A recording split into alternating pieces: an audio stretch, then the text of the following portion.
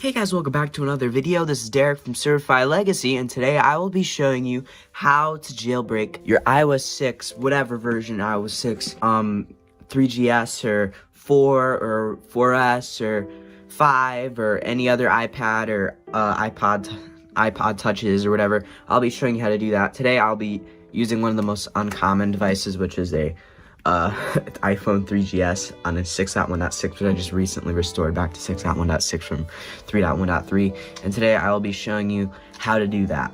This one's not activated, so I'll need to be jailbroken to activate this, so I'll be showing you the process on how to do that. We will be using Legacy iOS Kit today.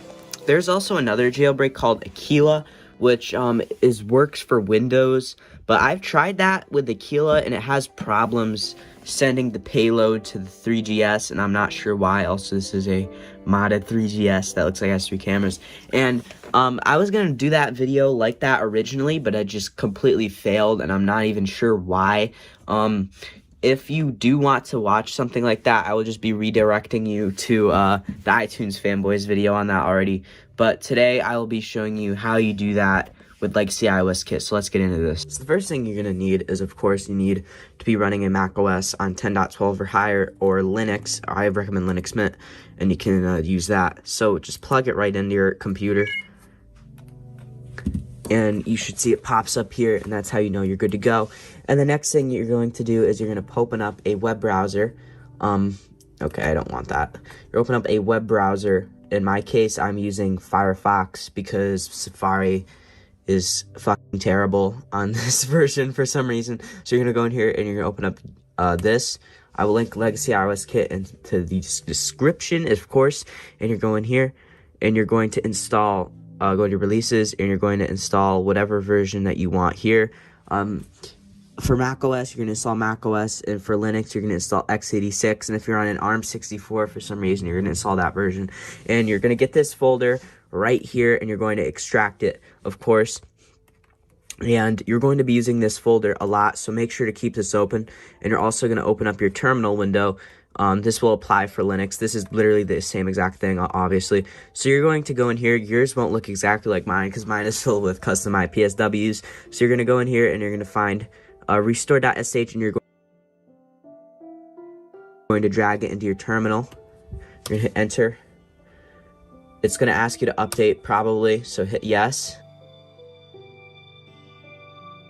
Okay, once it's done, you're going to go back and you hit restore.sh back into the terminal. And you can see mine is a 3GS, so you're just going to hit jailbreak. And it will be jailbroken using the RAM disk method as usual. So you'll be hit yes,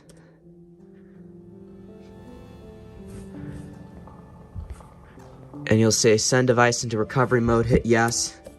You can also use PO6Pwn. PO6Pwn is kind of outdated, so I would not recommend PO6Pwn. You'll need Windows 7 for that. So Legacy iOS Kit is probably the best method in this case. So it'll be going into recovery mode in about a second. I'll also be showing you Hacktivation if you are curious about that at the end of this video, because that is the whole reason I'm jailbreaking this. So you can see it's now in recovery mode, and now I'll be showing you how to do DFU mode, but don't get intimidated. DFU mode is very simple.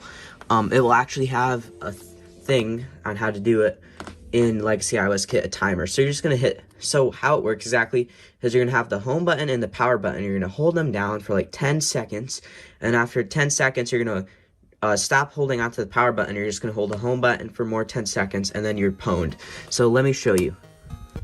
So it's going to get ready, and top and home button. And you can see it goes and turns off. Release it, and now you're holding the home button still.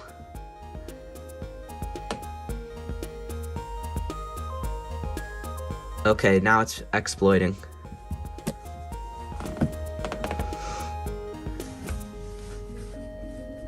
And as you can see, it's showing a blue screen on there, and it's going to be running the RAM disk to jailbreak it. It'll have a bunch of text on here,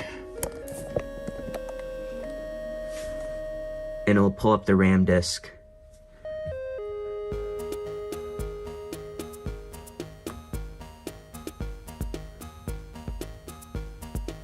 And now it's jailbreaking.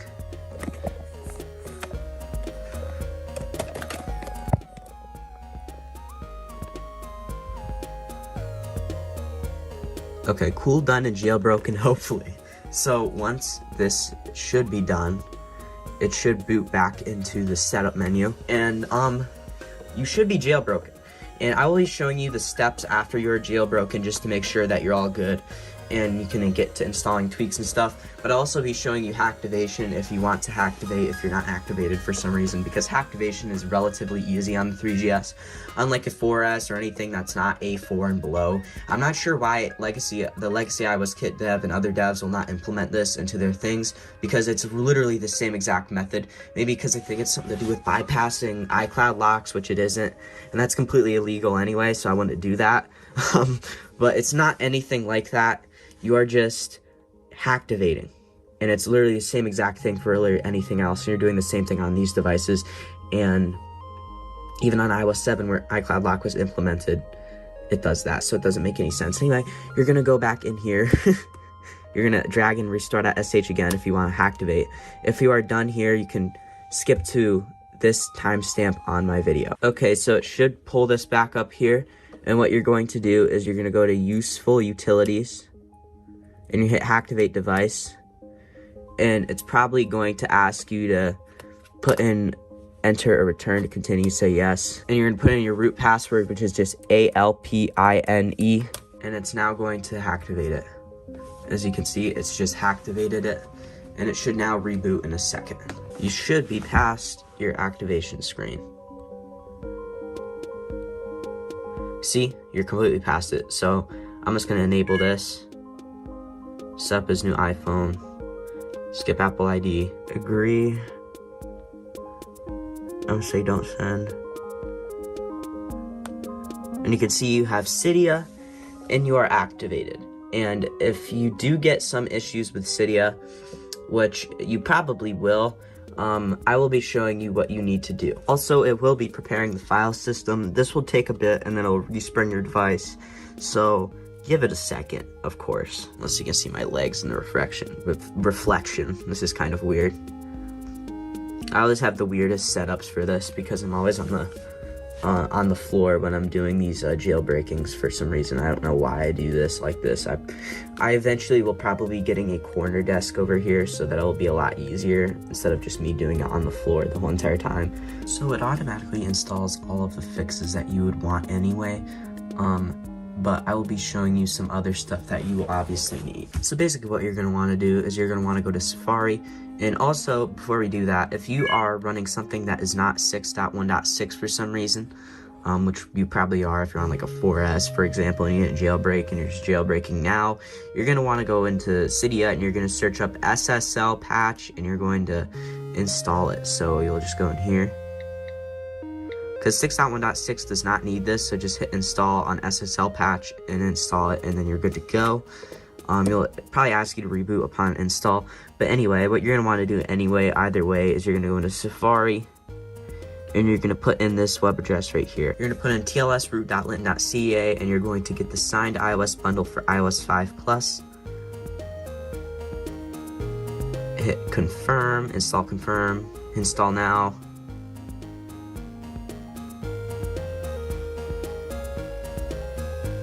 And now you are good to go to mess around on iOS 6 however you want to. So go do what you want with iOS 6. I have some videos on what you would want to do anyway. On iOS 6, mine is 32 gig 3GS, so I can pretty much install anything on here, and it probably won't run very well because it's a 3GS, but it's whatever. So go install whatever you desire. I'm going to put on a different wallpaper because I can. Yeah, and go ahead, install whatever you desire. I have a video on how to make the most out of iOS 6, so if you want to go see that, I will link that in the description as well.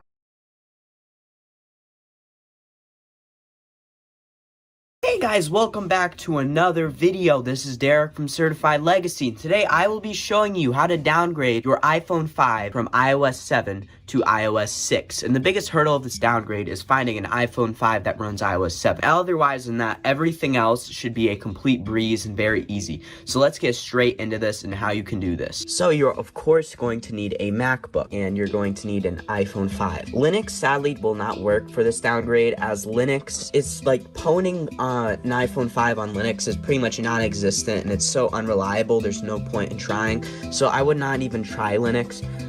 Just use a MacBook. They're pretty easy to find. You can find like a very cheap one, not very hard.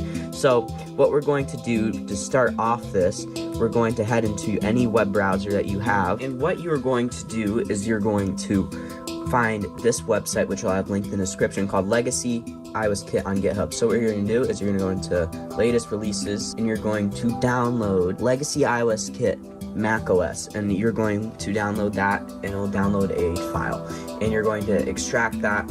And once you've extracted that, you are ready to move on to the next step, which is heading to ipsw.me.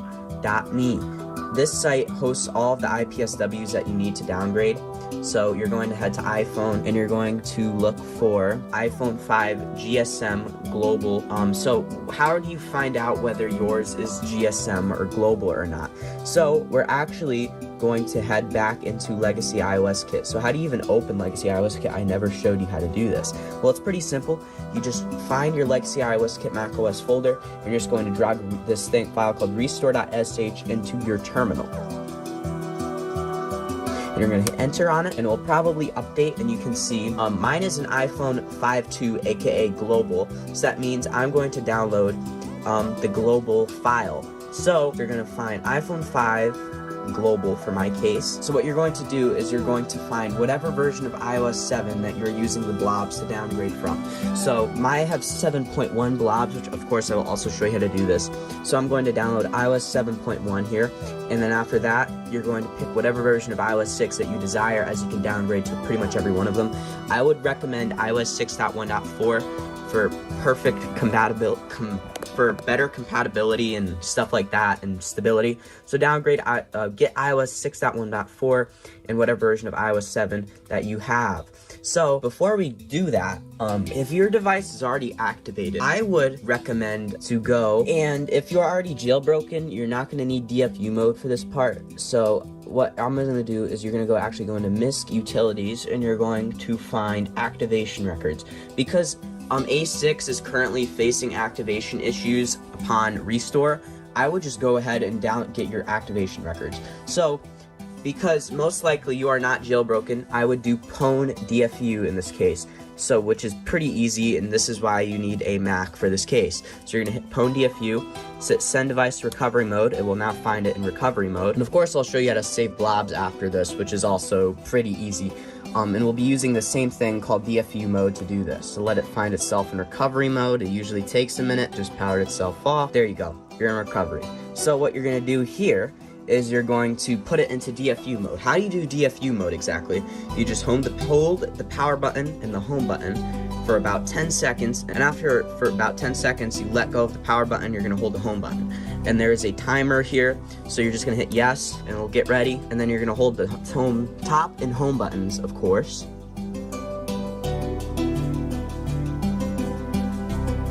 Okay, you can see there is a script in there that's showing the countdown. And now it's going to try to exploit with checkmate. And sometimes this will not work immediately. So here, it's going to go into RAM disk. I would just leave it blank and hit enter or return, which is the default version, so hit enter. It's now going to boot the RAM disk, and it's going to download the activation records. And it's going to send the RAM disk. And by the way, sometimes this is not very reliable, and it will fail a couple times before it will work. It will show code on here, and it'll boot up into RAM disk. So let it do that. And it's now downloading the activation records. And the activation record dumping is done, as you can see.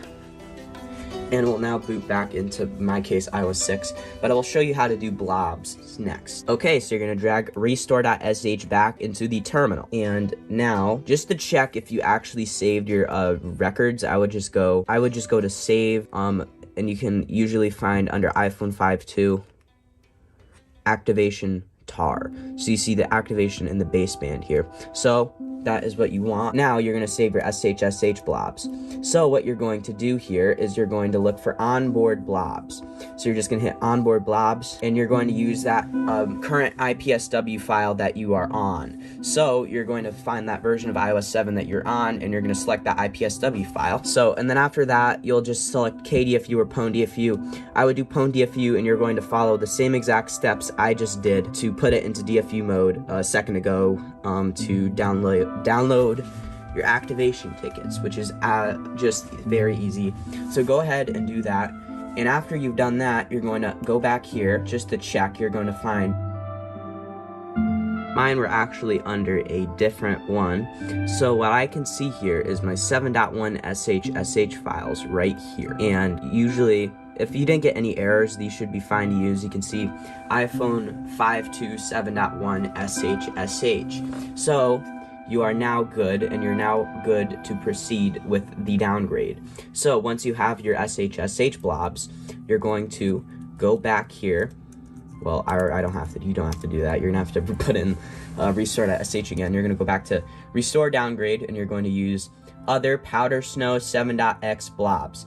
And do not fret, just because it says 7.x doesn't mean you can't use 7.1 blobs. I am using 7.1 blobs to do this, so it will be very easy. So you're going to select your target IPSW, which your target IPSW is the one that you're downgrading to. So it's going to find your IPSW files here, which in my case will be 6.1.4, so hit choose on there, and we'll get the version from the IPSW, and you're going to select your base IPSW, base IPSW. So you're going to hit base IPSW, and you're going to find the one that's on 7.1.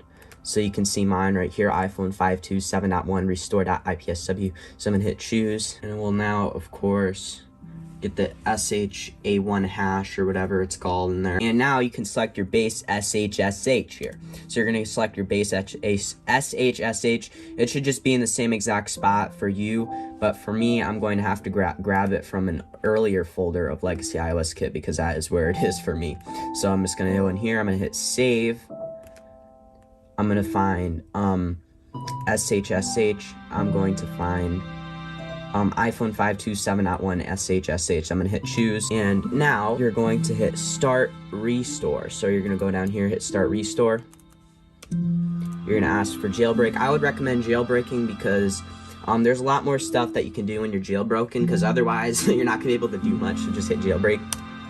Memory option, this depends on whether you have 8 GB of RAM or higher. So I don't, I'm gonna hit no. Verbose boot, that just shows weird code when you're booting. I would not do that if you want to keep it authentic. So I'm gonna say no. And now we're gonna do PwnDFU like we did earlier for saving blobs and activation records. So we're gonna find PwnDFU. We're gonna send this to recovery mode, and it's gonna do the same exact thing. Since mine's already downgraded to 6.1.4, it's just going to take a second to let it do that. It's now going to do boot and recovery. Okay, and now you're just going to hit DFU mode helper like you did earlier, and you're going to do the same exact thing.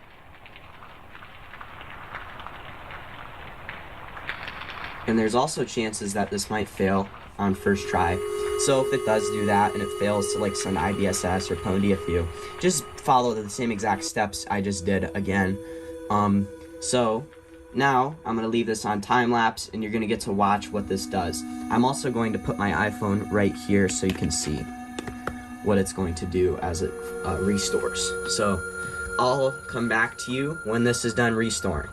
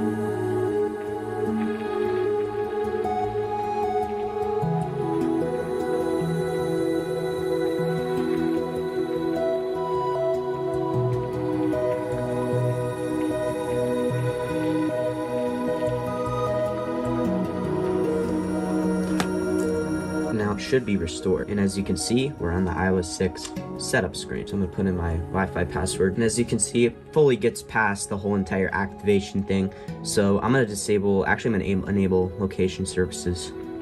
Skip this step because it won't work immediately. Agree. I'm gonna use Siri. I'm gonna say don't send. Say to start using iPhone. And you can see you are on iOS 6, you have Cydia. And just to prove to you I'm on iOS 6, there you can see iOS 6.1.4. Now you're basically free to do whatever you want on iOS 6. This is a full untethered downgrade, meaning when you turn it off and turn it back on, it will immediately boot back into iOS 6. But the sad downside about this downgrade is, let me show you. So when you power this off and you power it back on, it's going to show this white screen on reboot. Or if you have a black phone, it will show black screen on reboot, and then it'll boot into iOS 6. And the reason it does this is because it basically uses a version of iOS 6 and injects it into the iOS 7, injects it into iOS 7 basically with the blobs. And it makes the iPhone think it's running iOS 7, but in reality it is running iOS 6. So every time on boot, it will technically be booting into the iOS 7 Apple logo until it fully boots into iOS 6 and you see the iOS 6 Apple logo. So that is the downside of this downgrade, but you do get iOS 6. So yeah, that is pretty much how you do it. If you do want to do something native where you don't have to deal with that, you're going to have to actually find one that runs iOS 6, and then you're going to have to restore with it, or you find Cydia blobs because you found like a really old iPhone that was jailbroken or something and it has iOS 6 blobs. That'd be all other way that you get this to run native, but most of the time it will just look like this because closest you'll get is iOS 7. There's also dual booting methods, which I will probably make a video on in the future. I do not have any iPhone 5s rather, that are running 10.3.4, so I'm just not going to be able to showcase that currently, but I will get one in the future so I can show you how to dual boot and how to do that whole process. Hey guys, welcome back to another video. This is Derek from Certified Legacy, and today I will be showing you how to fix unable to load in Cydia, and not only that, I will be showing you how to patch iMessage and get it working on literally any iOS 6 or iOS 5 device. So let's not waste any time and let's get straight into this. Starting off with something that you will both need to fix iMessage and the unable to load error in Cydia. So what you're going to do is you're going to go to Safari and you're going to go in here and you're going to put in this site right here, tlsroot.litten.ca. And since you're on iOS 5 Plus, hit the signed iOS bundle. This is what you will need to actually get Cydia to load, and I already have this installed, and it should look like this, and forward you should be able to put in repos and stuff like this. So now let's fix iMessage, and also this will actually allow you to log into iCloud and everything, which is what we will need for this next step. What you're gonna do in here is you're gonna log in like you would on any iCloud on any new device, and it will prompt you for a verification code. So after that, it'll pop up on any other device that has your iCloud attached to it that's not your iOS 6 device, and it will just hit allow and say, oh, it's trying to sign in from some location. Just hit allow on that and it'll bring up the code on that device. And now in here you will also, after you put in your password, of course, so it might say like incorrect or something. After that, what you're going to do is you're going to put in your password, and then you're going to add the verification code on top of your Apple ID password in iCloud. And once you've done that, now we can move on to the messages step, because now you should have iCloud functioning. So you're going to go into messages and iMessage. So if you're using an iPhone, this should be different. Like you'll have like SMS and whatever, just turn that off because you're not going to be using that. You're just going to turn on iMessage, and you're going to do the same thing you did earlier where you put in your Apple ID password and everything. It'll also have you go to a different page where it wants you to actually log into your Apple ID on a separate page after that. So just do that. You should now have a function in iMessage, which is very cool. So let's test that right now. And actually, you want to know why it's doing this? It hasn't activated itself yet. It technically takes a bit of time for the iMessage to be activated, so let it do that and I'll come back. It also now most likely will pop up on your other iCloud device that a new device has been added to your account. So now let's try this again. So I'm just going to say Derek to myself. And you can see since I sent that to myself, it comes up twice. Hey guys, welcome back to another video. This is Derek from Certified Legacy, and today I will be using an iOS 6 iPhone 5 in 2025. So let's get straight into this. So here's the iPhone downgraded from 7.1 to iOS 6.1.4. So let me show you that. As you can see, 6.1.4. This also happens to be a 16 gigabyte white model iPhone 5. It's in decent condition, I'd say, and when I got this took like forever to ship for some reason.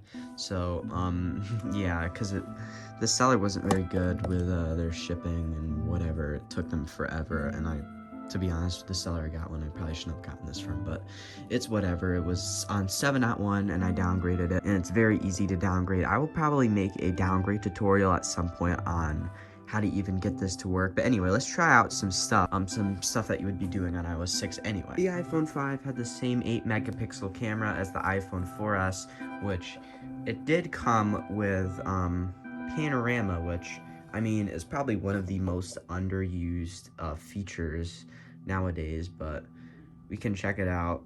It's basically, this was, I guess, revolutionary back in 2012, but I mean, I wouldn't be using this today, so just keep going. It's not even,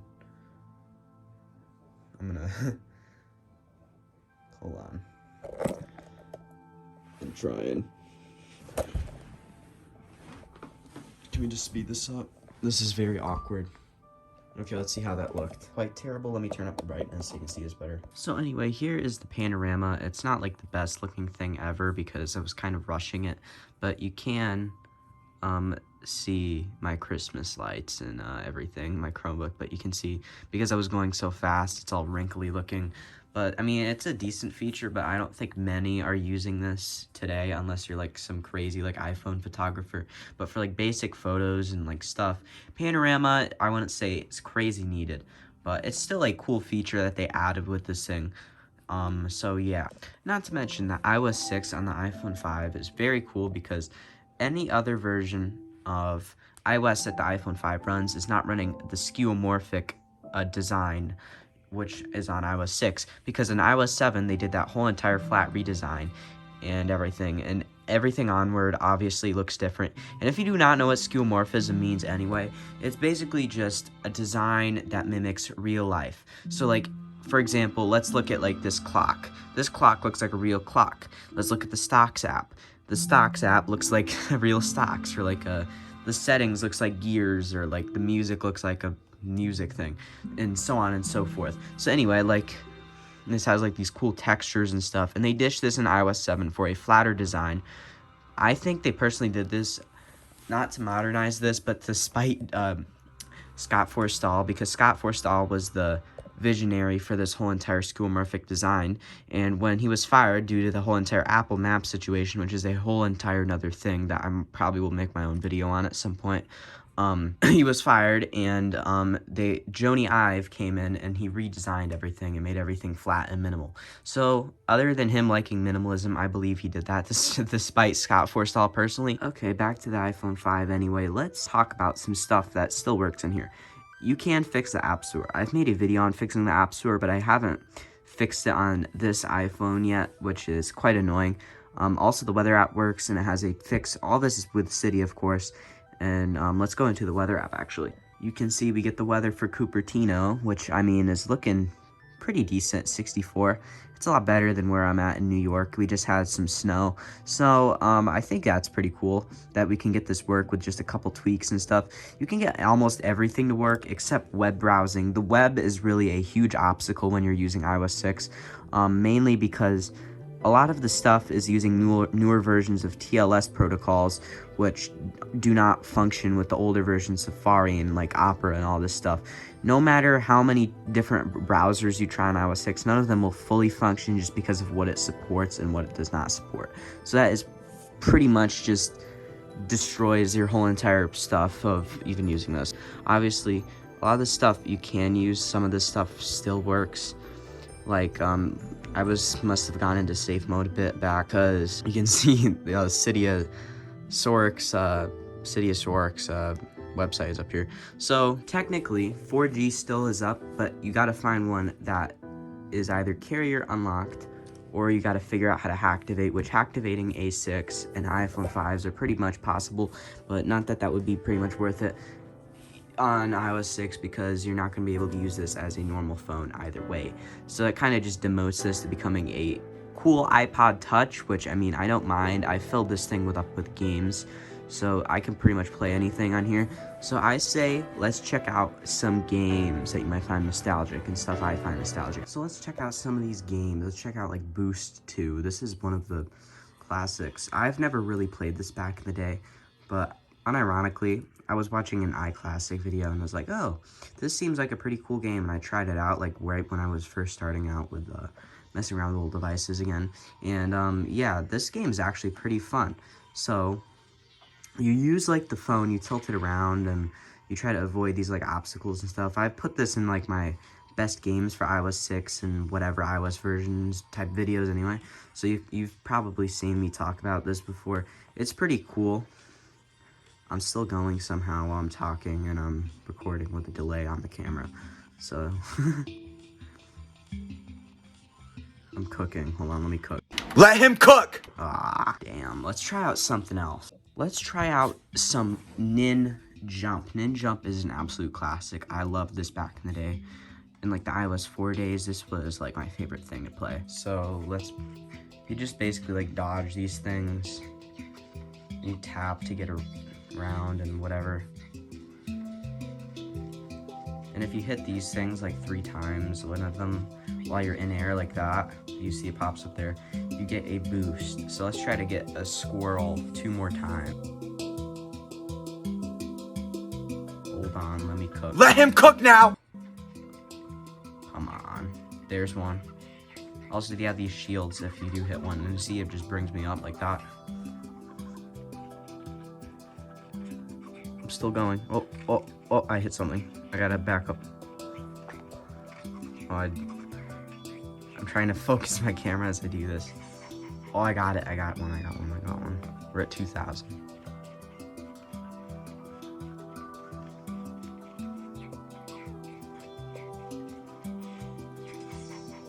Okay. Let's keep going. I didn't know I couldn't hit that.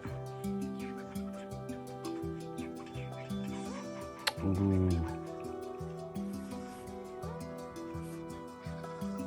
Oh, I died. Lastly, I think we should play some Paper Toss because this game is very fun. Another one I played back in the day a lot. So, let's do... I like this one the best, this level. Because you have this guy here and you can sometimes bounce the paper off of him to get it in. It's pretty fun, so. Oh, I put it in the fish tank. Okay.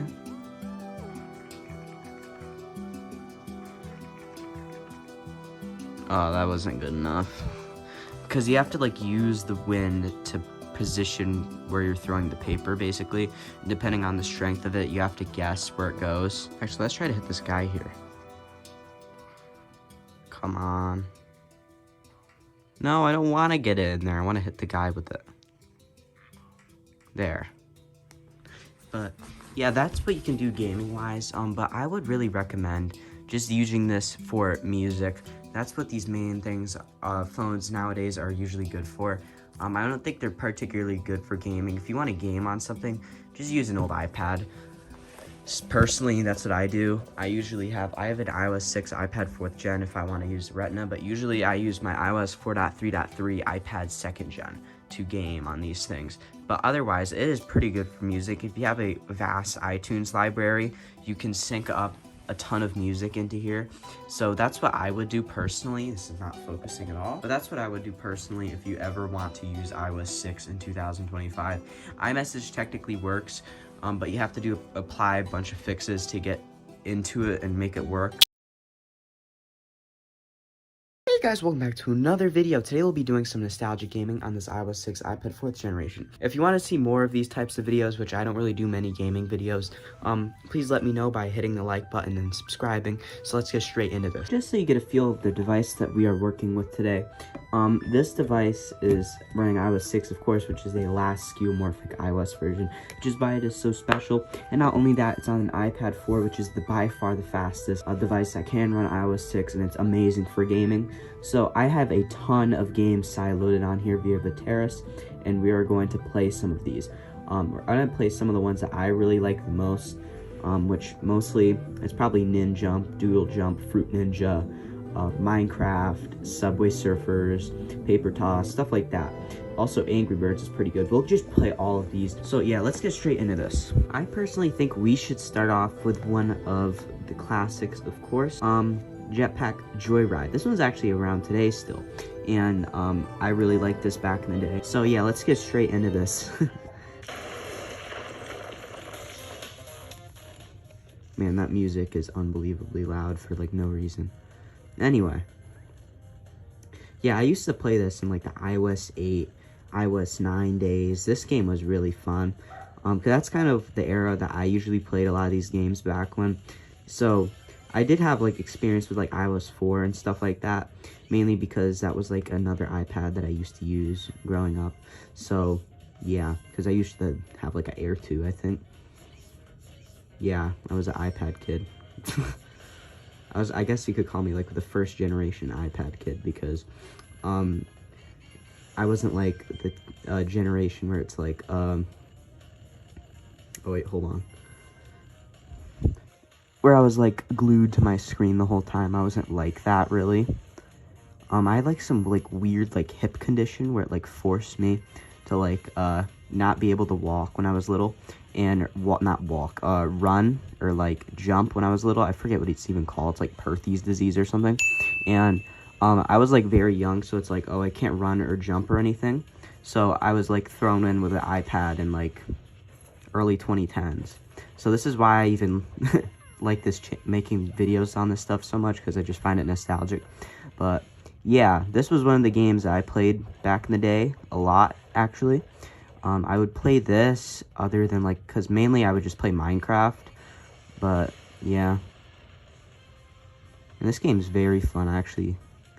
I do play this from time to time today, since you can still access it. I'm gonna die. Okay, there we go. Oh, I didn't realize I looked at my camera for a second. And it had these like spin type things when you, after you play a round or whatever. There we go, I got something. No idea what I got. Oh wait, I got a second chance. Oh, I thought I was done with that. Oh shoot. Oh, oh. Well, oh, maybe I can get another chance. Ah, you gotta be kidding me. Let's play a couple more rounds of this. And then we will move on to the next game. So let's play a couple more rounds of this. I will probably make this into a series if you guys really do like this. So I'll do more of this. But let's keep playing. Let me cook. Let him cook! Well, I think that's a good stopping point. We played this game for about 5 minutes. I'm going to try to stay on these games for like 4 or 5 minutes each. So let us move on to Paper Toss. We have, yeah, I do. This is the one I grew up with. This is when I used to use an iOS 4 iPad 2 growing up. So the one that I really like the most, which you've probably seen me play in like my best game series, is this one where you have like this guy over here, and you can sometimes hit it off him, or you chuck it in the whatever thing is called. I don't even know what that's called. I don't know why can't think of that. We have like, I have a fish tank. So you have to like chuck it against the wind and try to hit it in. I've kind of mastered this ever since I started playing this again. I started getting into legacy iOS device collecting. I'm going to disable SB settings so it keeps popping up when I do this. Hold on. Okay, now we are back. So, boom. Ah.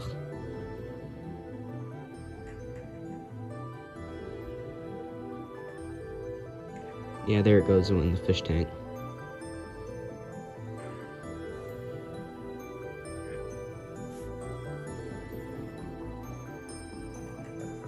kidding me? Come on. I thought I was good at this game, but apparently not. So bad. Wait, I almost hit it in this coffee cup.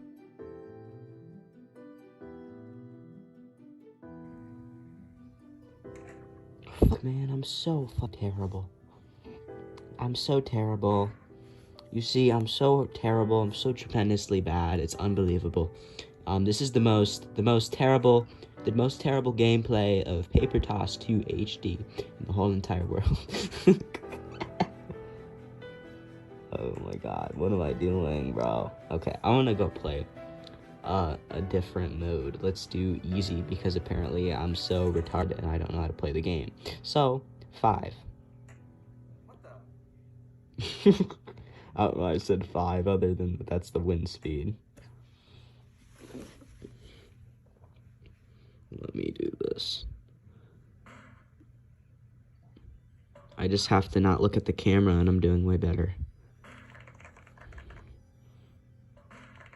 I thought I spoke too soon for a second.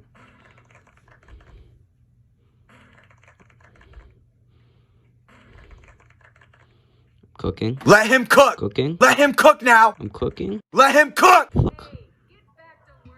Shut the fuck up.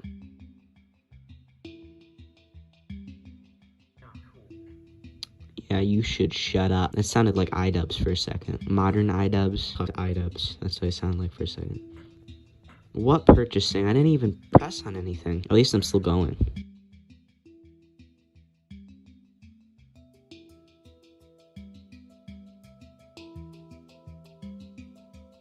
Fuck, bro. Okay. I think we've played enough of this. I've played around, like, 5 minutes at this point. We can check out, like, let's check out one more before I call it quits on this and I go to a different game. Let's do this one. This is by far, like, the hardest one to play, because you have to wait for this, like, ginger dude to come by and you have to, like, chuck it in there. And you have to be very quick with it.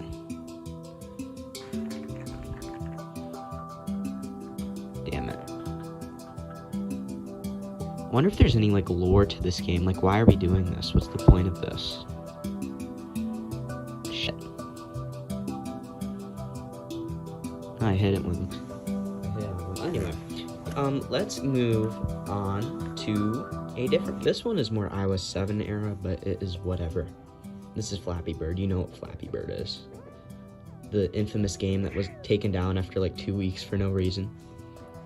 I don't even remember. There's some lore behind it, like the developer didn't want it to get so much popular. I could be completely wrong, and I'm just retarded and I don't remember anything, but I don't know. I'm super bad at this, though. There's like a fucking hair on the screen. Anyway.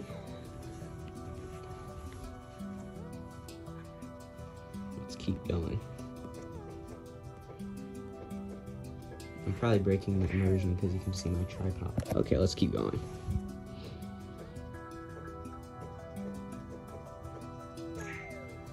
Bro, I'm so horrendous at... I don't even know if I can play this for 5 minutes straight. I'm so terrible.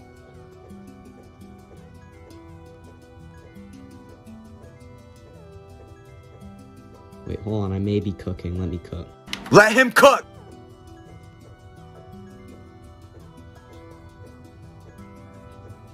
Oh, I burned the meat, bro. Fuck.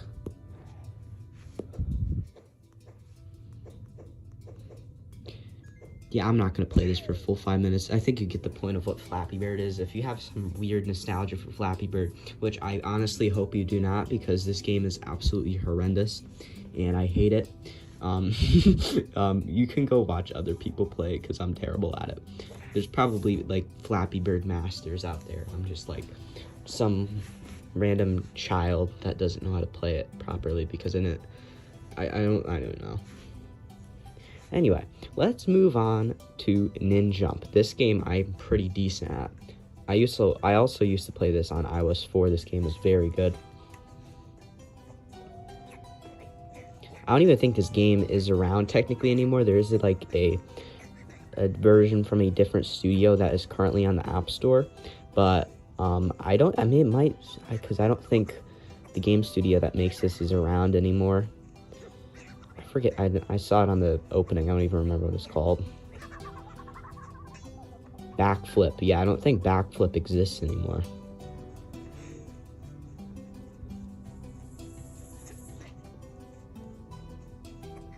But that's besides the point. I'm pretty good at this. I never understood how to play this back in the day, but now I'm pretty good at it, I'd say.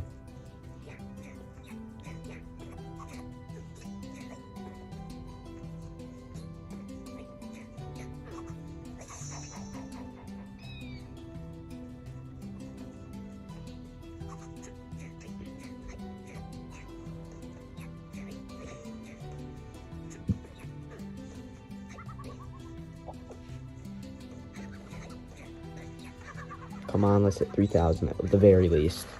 Oh, there we go. I might have just exposed myself by that being a high score, but I swear I play this on not on this device. I swear I don't play Ninja on this device. This device is not meant for iOS 4 games. I mean, it can run them, but like, I feel like it's more authentic to run it on iOS 4, in my opinion.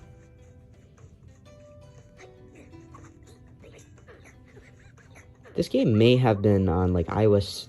I know this game is on like iOS 3, but it also might have been on earlier than that. I'm not even sure. But I know the HD version, I think, that actually this may be the iOS 3 version, because I don't think the iOS 4 version functions. I think I got this off iOS Obscura, this IPA at least. Boom. We're gonna hit 5,000. See, I told you I'm not completely horrendous. I just need another one of those shields. Come on. There we go.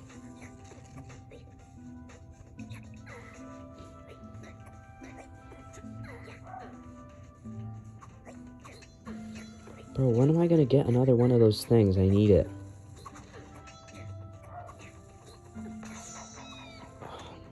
When am I gonna get a shield, bro? I'm going to die if I don't get one.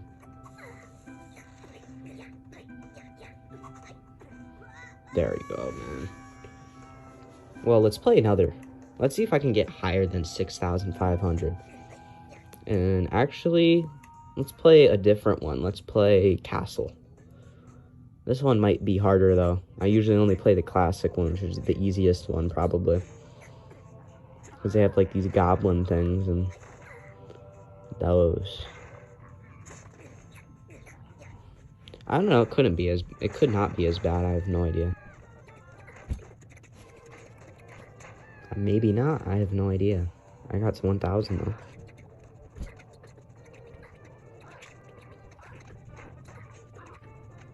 Also, I don't know why I was saying 5 minutes in each game. You will not see the full 5 minutes because I'm probably going to speed up part of this where I'm not talking. Okay, it's getting harder. Why is it getting harder? What even is that thing?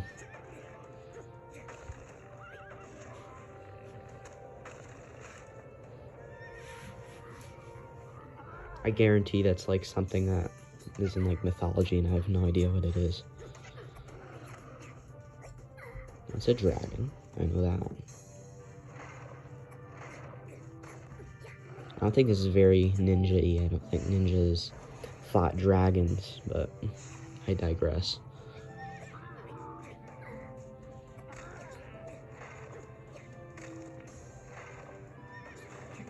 Fuck.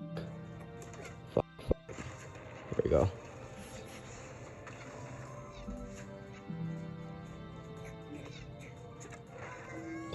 Okay. I played that one like way too long. That's way over 5 minutes in my time. So, I'm probably not going to get to Minecraft in this video, mainly because I want to hit on the other games. I could maybe even turn this into an old Minecraft series if you are interested in that, and make like a Let's Play out of that. But I really want to play is Fruit Ninja. So, this one's from Half Brick. Fruit Ninja is still around today. So, I really like, let's just do arcade. I like this one because this one's fun, I think, at least. That was a great explanation. I like this one because this one's fun.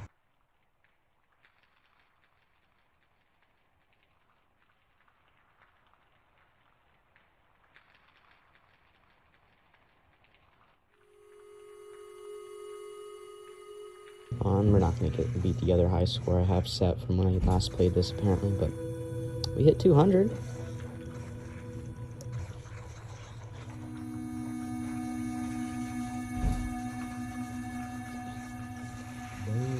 How much did we get on that one?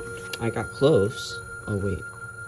41, but I got 41 goals. But that's okay. I saw 341. I went insane. I'm so unfunny. It's terrible. Let's go to classic. Okay, let's keep going.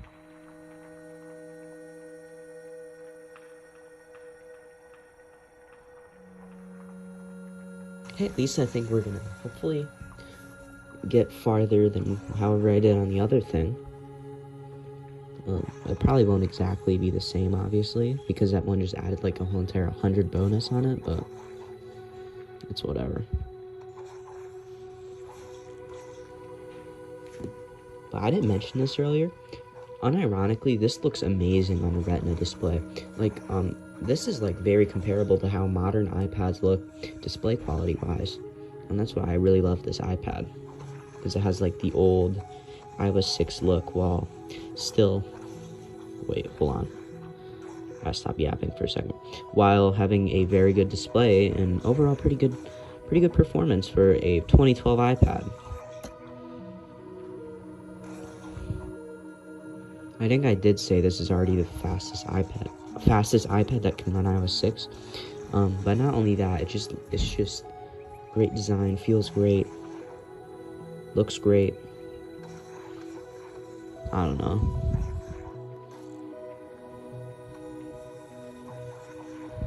Fuck, I just died of that. By the way, while I talk about this, I do want to talk about some of the upcoming videos that I do have planned. I have an iOS 5 iPhone 4S coming, so that will be a pretty interesting unboxing video, and I will be getting an iPhone 17 at some point, so I'll be doing like an unboxing and first impressions and probably a review, so for all of that as well, because that I think is shaping up to be a pretty good looking iPhone at this point, with how much they've put on a base model iPhone, when like they have literally like same stuff that they put on like pro iPhones on a base model iPhone, like the 120 hertz display, stuff like that. So I will definitely be doing stuff like something like that, because that will become my new phone at some point. Because right now I have a old ass 12 Pro Max that I hate because of how slow it is nowadays, because my dumbass updated it to iOS 26, which I probably shouldn't have. Probably should have kept it on 18, and the battery's very degraded on that one as well. I mean, it was better than the iPhone 11 that I had before, so there is that. I still have my iPhone 11 on iOS 26 beta, not like the newer beta, like 26.1 on like 26.0 beta, like previews. Maybe I should, hopefully they have a jailbreak for that in the future, because usually betas are like vulnerable to stuff, so who knows. But not that saying it's gonna happen. They already have the what is it called, I forget what it's called, mobile GSOL on iOS 26.1, and that's the current base iOS version that is not in beta currently. So that's also pretty interesting. I'm not saying that people are going to find a jailbreak immediately, because it doesn't work like that, but hopefully they do at some point. I'd be inclined to do a video on that if they ever find one. If they ever do find one, like in like 2 years or something, because I'm probably going to keep my 17 when I get it on 26 or 27. I don't know. I don't even know if they're going to keep that like weird naming scheme for next year. Maybe they do. I don't know. Wait, 6, 7.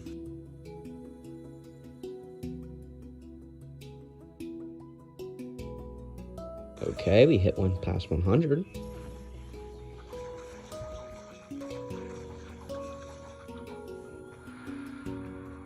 You can get blades. I don't remember that for some reason. I used to play Fruit Ninja a lot back in the day. This is one of my favorite games to play back in the day.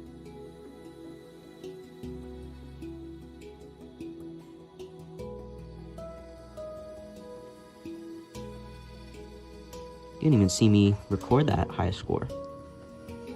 Also, I'm sorry I'm not doing a screen recording. I would, but it's just really hard to, really bad looking when I screen record on iOS 6. So I'm just not going to bother with that. So you're going to get 12 Pro Max video overhead recording. So you're going to have to deal with that. I know some of you are asking for screen recording, but it won't look that good. So, oh, man, we're at 110 off. You gotta be kidding. But yeah, this is the best you're gonna get. So I'm sorry. You're also gonna get weird blur. Let's end off with Bubble Burst, a non-HD optimized game. I think this is also from like the iOS 3 era, if I'm not mistaken. It lets me play.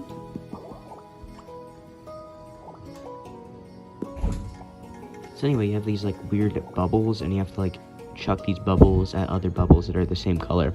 It's pretty simple. I played this during the iOS 9 era. I think, at least. Yeah, the iOS 9 era.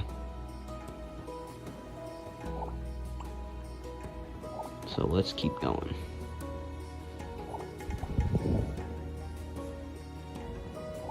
Damn it, bro, there's nothing there.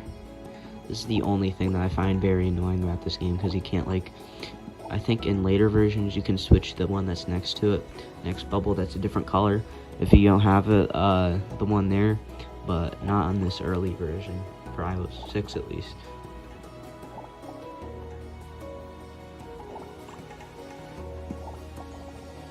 Okay, we gotta level up. I'm sorry if I'm unbelievably unentertaining. I'm doing my best here. I'm usually the weird tutorial guy that makes scripted videos, but not today.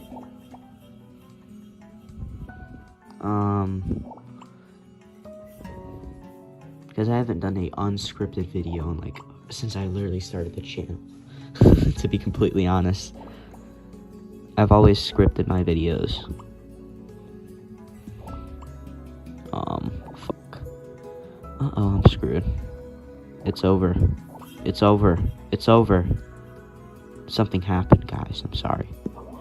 Okay, let's try again.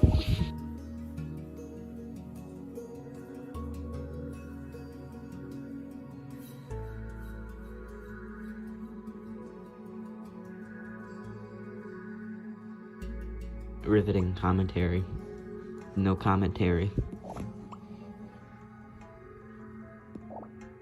There we go. Wait, I'm cooking. Let's go.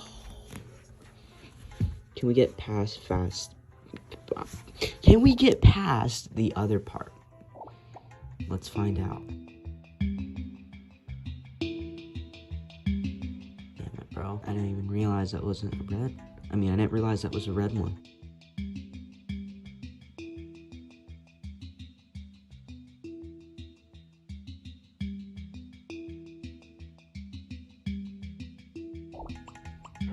Bro, why did it bounce?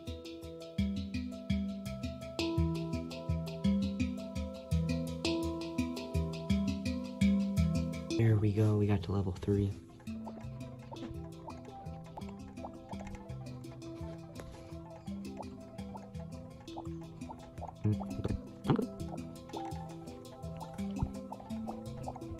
Oh no, I'm not cooking, it's over. It's Joe over. Hey guys, welcome back to another video. Today we'll be ranking all of the devices that can run iOS 6, of course. So, a lot of these devices are either not downgradable to 6, or if they are, they're dual bootable, which is not that bad, but it's kind of harder and more risky. And a lot of these devices, you're probably just better off trying to find one on its original version, like a iPad 4 or like a mini one, which I'm getting ahead of myself anyway. But yeah, but I will be showing you a tier list of the best and the worst, of course. So let's not waste any time and let's get straight into this. Okay, so here is my tier list. Okay, you see the iPod 4 here already. So I'm just gonna this is like the absolute worst one, and I'll get into that right now, why this is the worst one. So the reasoning I'm putting this at the bottom and giving its own tier is because the iPod 4 is unrepairable. It might perform slightly better than a 3GS, and it also might have a Retina display, but God, it's so hard to repair. Like, Hugh Jeffries, the dude that, like, the actual, like, phone repair guy that most people already know, is like a complete professional. He knows how to repair anything. He can't repair iPod 4 properly. I heard he had like I actually watched that video. He had a video on the iPod 4 where he was pretty much unrepairable, and some parts wouldn't even work no matter how hard he tried. Like power buttons, certain buttons wouldn't work, stuff like that. So mainly the whole reason why it's so unrepairable is because it has a ton of adhesive, it's very tiny, and the battery is soldered to the logic board. So if you even want to attempt to fix this, you're going to have soldering skills, know how to open it up properly, and you need tiny hands. So it's like, there's no reason to buy an iPod 4 unless, like, if that battery's swollen, you're cooked. There's no reason to buy one of these, or it eventually will in the future, because iPod batteries are horrendous. So that is the reason I'm putting this at the bottom. And the next one we're going to be going over is the iPhone 3GS. It performs worse than an iPod 4, but it is way more repairable. But on iOS 6 it is very slow, and you can just downgrade it to iOS 3 or iOS 4.1 very easily. You can downgrade it to literally anything that you feel like. It doesn't have a Retina display either, so that's another downside to it. And I wouldn't use this unless you on iOS 6 unless you intend on downgrading. So the 3GS is going in the F tier, and the next one we're going into the C tier is the iPad 3rd generation, which, I mean, the only way you can get a lower iOS version is through dual booting, and dual booting is quite risky, as I said earlier. And if you're dual booting, you can go as low as iOS 5, so there's absolutely no reason why you would want iOS 6 other than it looks cool or something. I have no idea. So I would not get this to dual boot it to iOS 6. So unless you find one that runs iOS 6 is what I'm trying to say. The iPhone 4 is also in the same boat as like the 3GS, except it runs faster on iOS 6. So there is like no reason to run it on here, but it runs a lot better than the 3GS, and it's just the iPhone 4, which is a lot nicer. So yeah, and now let's get into the next tier, which is the B tier, and I'm going to be dumping a ton of devices in here. So starting off with the iPod 5, which, yeah, the iPod 5 is fair to be put in here. So the downsides of the iPod 5, the iPod 5 is that, of course, it's an iPod, so everything is soldered together to the logic board, like the battery. So if this thing breaks, you're screwed.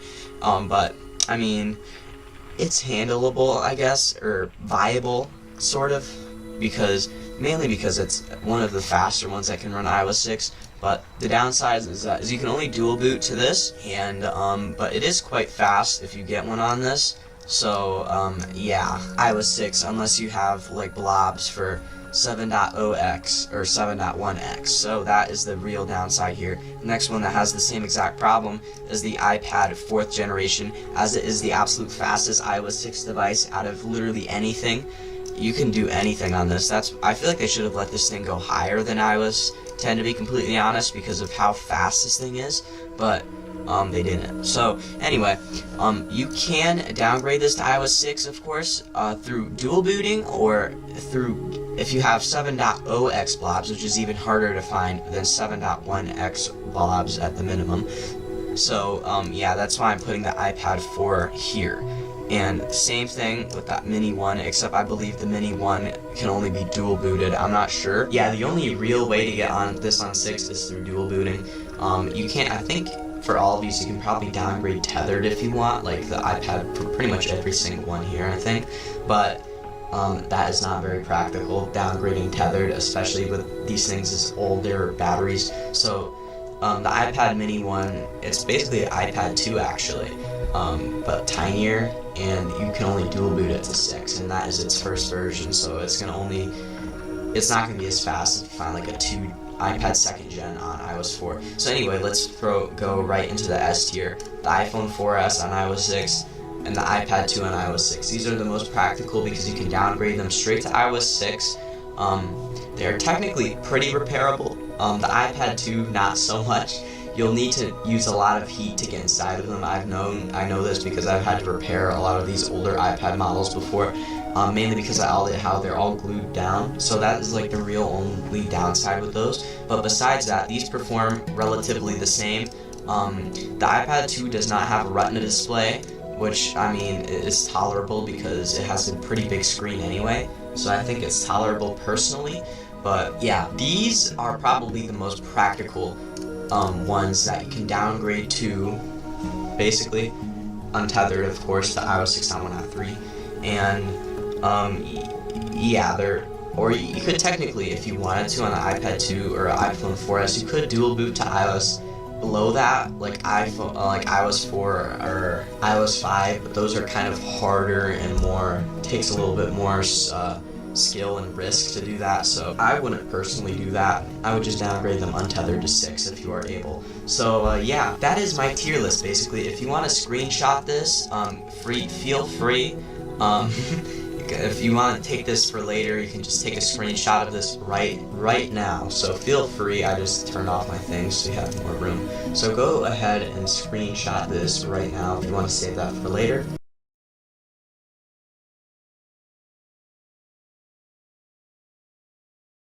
So you want to downgrade your iPad 2 or your iPhone 4S, this one's actually running iOS 5, to iOS 6. Well, let me show you how to do that today. Also, I'm sorry if I sound congested or if I look horrendous. It's because I got a cold.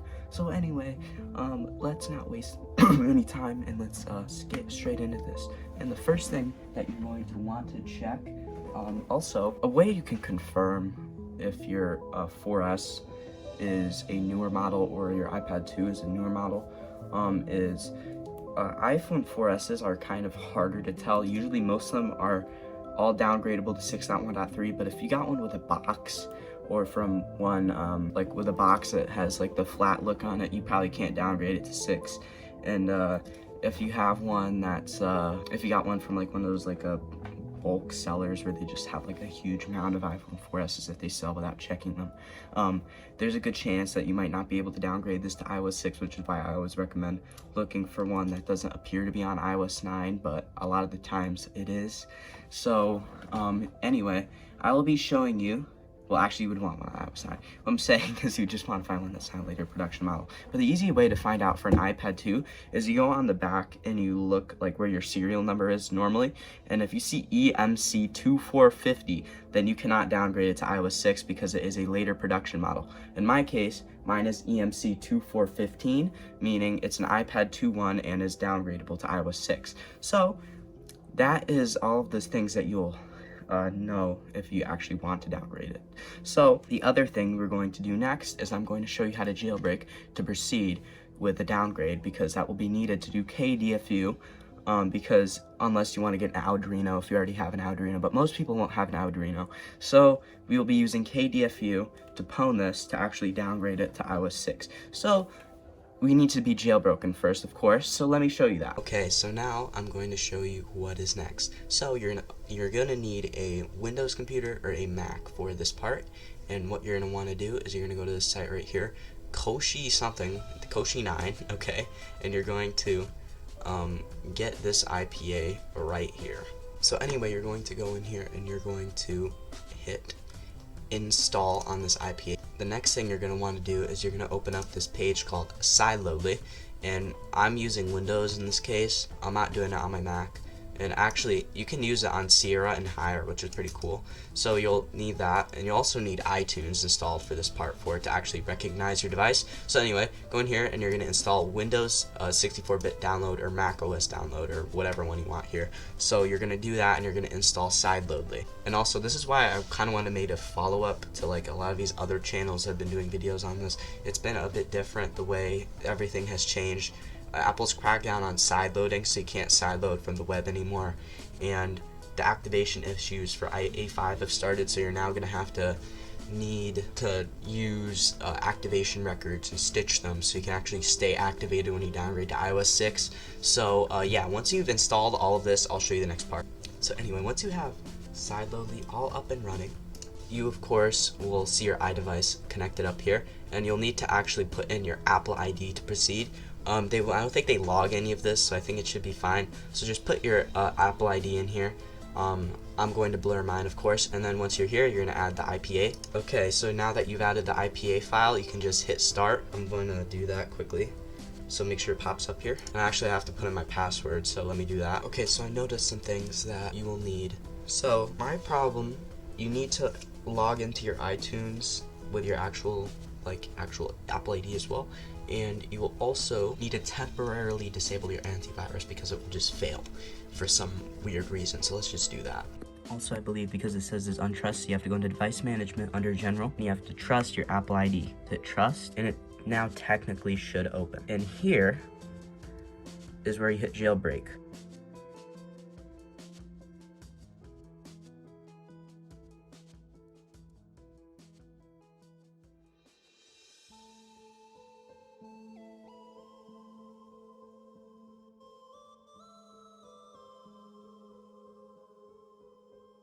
Okay, technically we should have Cydia now.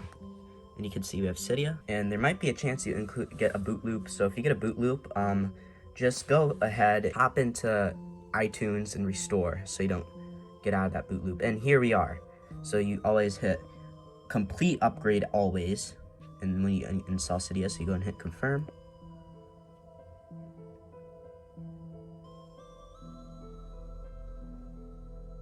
I'll come back to you when this is all done. You see, you are not done here. This is the whole reason we installed this. We're gonna go in here, we're gonna open SSH and Cydia, just search it up. And you're gonna hit install, confirm. And it will now install open SSH, so give it a minute.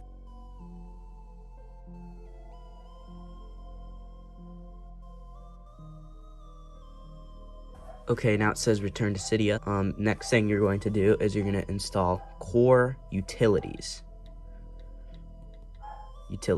So you're going to hit install on this.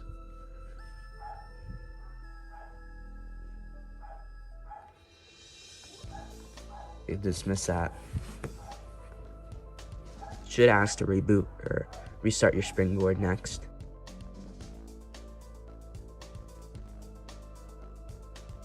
Okay, now it actually says return to Cydia. So there's no need to restart your Springboard here. We are all good to move on to the computer and give it a restore. So if you do not have it installed already, what you will need to do next is you're going to go and search up Legacy iOS Kit. I will of course leave a link for this down below.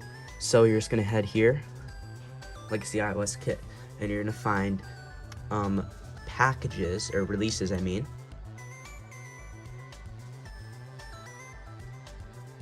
And you're going to give it an install. And once you've done installing it, and you're going to you're going to open up Terminal, obviously, and you're going to be using this folder a lot, so make sure to keep this open.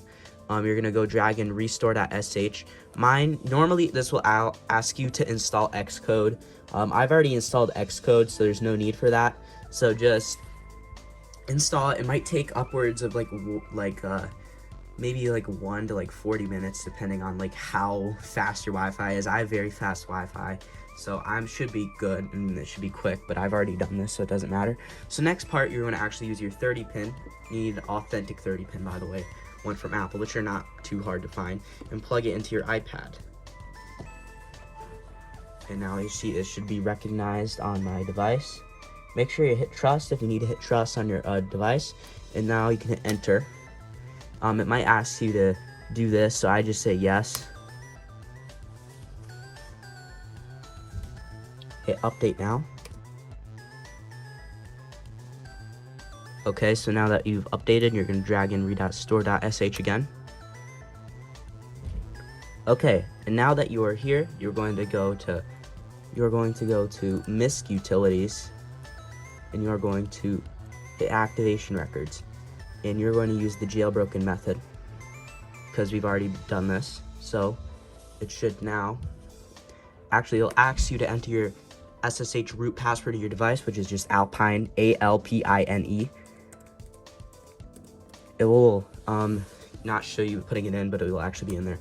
So hit enter, and it should go into KDFU in a minute. I'll just leave this here just to show you.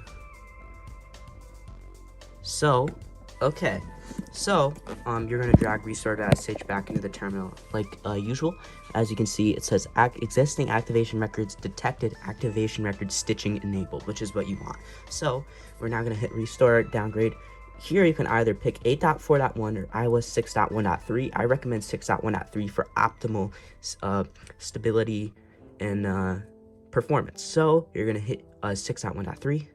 You can download the target IPSW, which I'd recommend, and it should take a bit of time depending on how fast your Wi-Fi is as usual. See, it's out of 794 megabytes, and actually, the whole entire reason this even happens, why you can downgrade to 6.1.3, is, funnily enough, Apple still signs it, and that is the whole entire way you can do downgrades.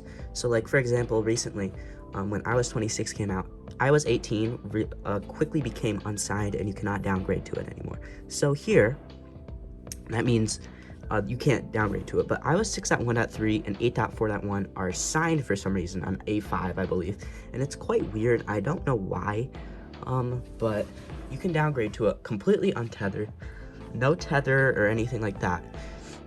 But that doesn't mean you can do it for every single other version, like 7 you can't downgrade to, or any other version of iOS 8 or iOS 9 you can't downgrade to. It's just because it's unsigned. Same thing for like why you can't downgrade to iOS 4, but you can dual boot iOS 4, I believe. Actually, I think Legacy iOS has it built in with the 4boot utility, but yeah, anyway, it's now going to get the hash from the IPSW here. Okay, and now you're gonna hit start restore. And here you're gonna hit jailbreak, which I would absolutely recommend if you actually want to use it on 6.1.3, so hit yes.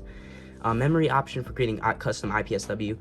This really does not matter. I think mine is not. It only depends on if you have 8 gigs or higher.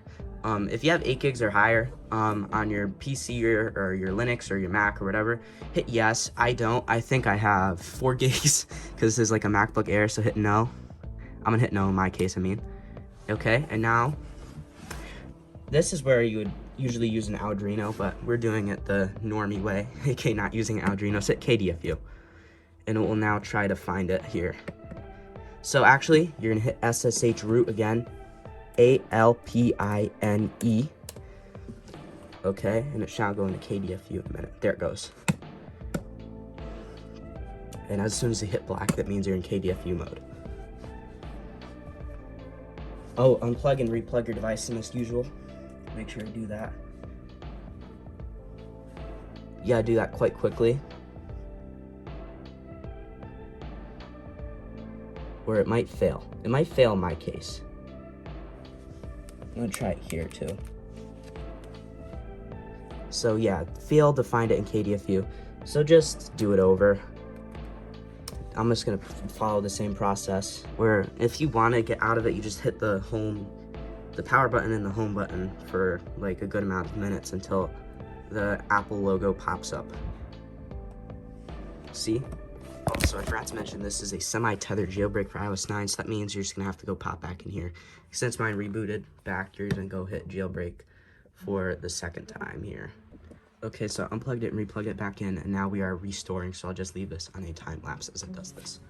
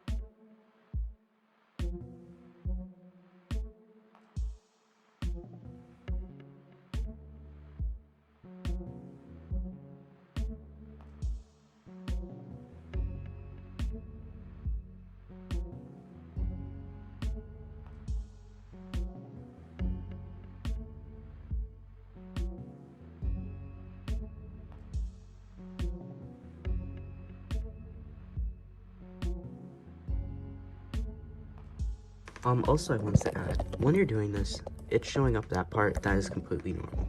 Anyway, like, back to the time lapse, by the way.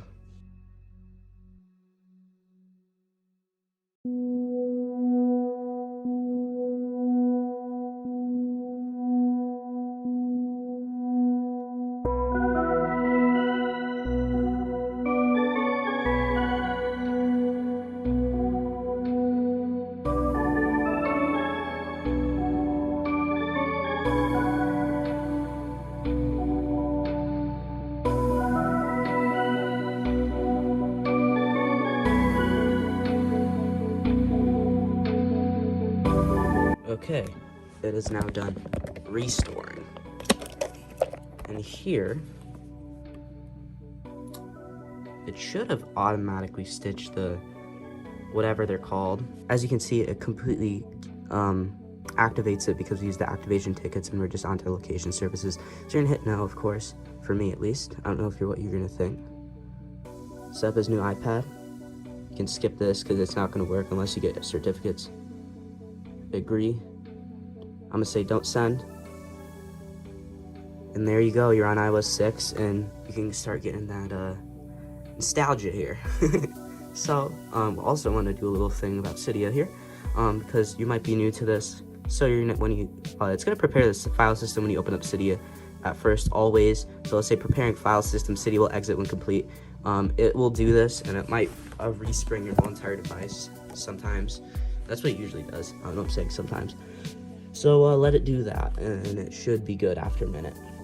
Okay, as you can see, it's rebooted, and Cydia should now work. Hey guys, welcome back to another video. This is Derek from Certified Legacy, and today I will be showing you the absolute best games for iOS 6, and let's not waste any time. Let's get straight into this. Star of the show today is my iPad 4th generation running iOS 6, of course, 6.1.3, and it's running natively.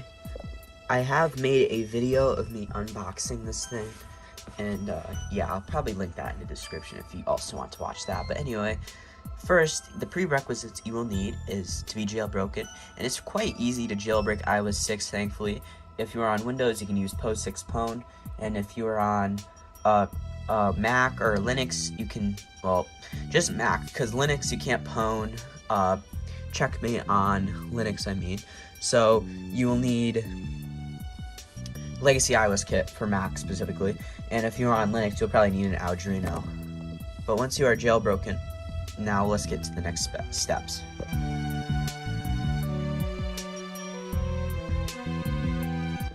So you're going to want this repo right here, Electimons Repo, yzu.moe/dev/.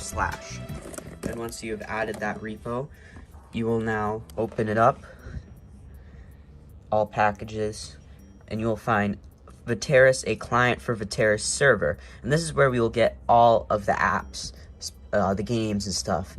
So you're gonna go in here and you're gonna hit modify and install. I've already installed it, and of course you will restart your Springboard and you are good to go. And now let's get into the best games.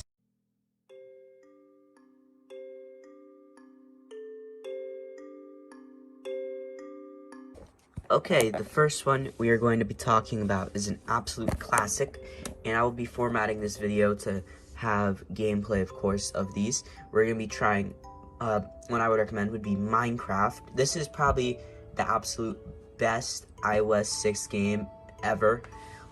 Minecraft is an absolute classic. There's a reason why it's sold so well and is so relevant nowadays, even to this day when it came out in like 2010 or something.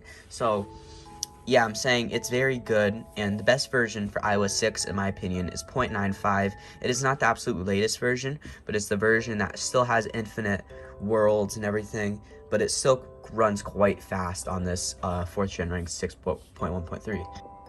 And of course, if you're on a nostalgia trip, MCPE Lite is also an option. What I was about to say before my phone ran out of storage is, if you're on a nostalgia trip, you can try out MCPE Lite, and it's just the free version, and I think there's only one version available, and it is 0.21 Alpha Lite. Okay, the next one we're going to be talking about is Subway Surfers, which is another absolute classic and is still around today, funnily enough. And yeah, so what is it? It's just a running type game where you run from the cops after you like spray paint something, and it's pretty fun. I still love this game to this day. I still play it on my 12 Pro Max actually, and I have it installed and everything. So yeah, I will be providing gameplay, of course, so you can see as I try to struggle to adjust my tripod. So yeah. And the best version for Subway Surfers is 1.4.5.0. Next one we're going to be talking about is another classic, and I believe it has been around since iOS 2 or 3, and it is called Doodle Jump, and this one is actually still playable today on modern devices running iOS 26, which is kind of funny. But it's just a little game that uses the gyroscope, which is essentially like the rotator thing in there that detects motion around your iPad, and it uses it to move around the character in the game and jump on these trampoline type things to go as far as you can before you die and fall and stuff. So yeah, that's what Doodle Jump is, and the best version, whatever works the best for you, HD or non-HD, and it just depends on which one works the best for you. But for my case, because I'm using the HD version, is 3.7, because a lot of them for the HD version do not work at all. But most, I think, for the normal ones, you can try whatever one just runs the fastest for you. Because I can't really tell you that one specifically, because I'm running, most of my iOS 6 devices are the top of the end, highest end devices that I run the fastest. So if you're running like a slower, what I would recommend is like if you're running like a 3GS or a Touch 4, get probably one of the earlier versions. If you are running a 4S, get like a mid to later version. And if you're running a 5 or an iPhone 5, a Touch 5, or a iPad 4th generation, get the latest. And for mid, also that would go for like the iPad 2, go get the mid-range version, and yeah, you get what I'm saying. And probably the same thing for the iPad mini 1st generation on iOS 6, because it's just using the iPad 2 chip. So yeah. The next one we're going to be talking about is Jetpack Joyride, which is another classic iOS game, which is actually still around today, which is kind of funny. And yeah, it is like a jetpack running game that's 2D. And it's similar to Subway Surfers, but with jetpack, and it's in 2D basically. And the best version for a Jetpack Joyride is 1.1. Next one we're going to be talking about is Nin Jump DX. This is another classic iOS game, and it has been around since iOS 2 or 3. This is one of my personal favorites, and I've loved this game forever. And it's kind of still does exist today, but it's not the same. And the best version for Nin Jump DX is 1.81.0. Next one we're going to be talking about are the two paper toss games. They're just games where you're just chucking paper into a bin, and they have a fan next to you, and it adjusts the wind every time you throw it and make it. So there's two different games you can try out. They both have, there's a second one that has more levels, and there's a first one that also has a bunch of levels. I prefer both of them, because you can just use both of them, because it's the same game essentially, but different like XP on the, I think, Paper Toss 2. But anyway, the best versions for Paper Toss 1 is 1.84.4, and same for 2, the best version is 1.3.0. Next one we're going to be talking about is Angry Birds. I'm not as much as an Angry Birds enthusiast as others, so I just like the normal version of Angry Birds, so that's what I'm going to be recommending. But there are plenty other versions of Angry Birds to try out. I haven't really tested them because I'm not like an Angry Birds fanatic, but I do like it. The best version for the normal version is 6.0.1, and if you're feeling nostalgic about being poor and you couldn't afford the $3 Angry Birds back then, the best version for the free version is 1.7.0. The next one we're going to be talking about is Fruit Ninja, which is a fruit slicing game, which is still around today. And the best version for Fruit Ninja on the HD version is 1.8.4, and the best normal version of Angry Birds is 1.7.4. Next one we're gonna be talking about is kind of a hot take, and it's a quite underrated game. I literally had no idea it's been around this long. It's called Plague Inc., and it's a plague survival game. And it is like essentially you have your plague and you infect everybody with it, and you try to keep certain ports open to infect said country, and it gets quite strategic. It's like a strategic plague spreading game, and you also have to make it survive and stop a cure and everything. And the best version for Plague Inc. is 1.3.1. No, other versions are not in English. Get the later ones if you want Russian for some reason, because I think it's from a Russian developer. Next one we're going to be talking about is Geometry Dash, a very frustrating game, and I do not like it very much, but a lot of people like it. It has its own community and everything. And what I'm saying is it's been around forever, and it's also compatible with iOS 6, and it's good if you want to rage. The best version for Geometry Dash is 2, for the normal one specifically, is 2.0.1, and the best for light, if you're feeling nostalgic, is 1.0. The next game we're going to be talking about is iBeer. It's not really a game. It's like a virtual beer type game where you tilt your device and it like drinks the beer. It's nothing special. The best version for iBeer is probably like 2.03, I think. Next one we're going to be talking about is Flappy Bird, another classic game, specifically from the iOS 7 era, and it's also compatible with iOS 6. And the best version for Flappy Bird is 1.2. It's very frustrating, like Geometry Dash, and it was only around for like 3 weeks, specifically on the App Store, before a bunch of copycat games for Flappy Bird came out, because I believe the developer didn't want it up. There's a bunch of videos on why Flappy Bird got taken down. I don't remember the exact reason why. But yeah, anyway, it's a pretty frustrating game, and yeah. Next one we're going to be talking about is Pac-Man. I don't think it needs any explanation. It's an absolute classic. You have it on your arcade cabinets and stuff. And the best version for Pac-Man is 1.0.4. The next game we're going to be talking about is Boost 2, like a little fun, abstract, like moving using the gyroscope type game.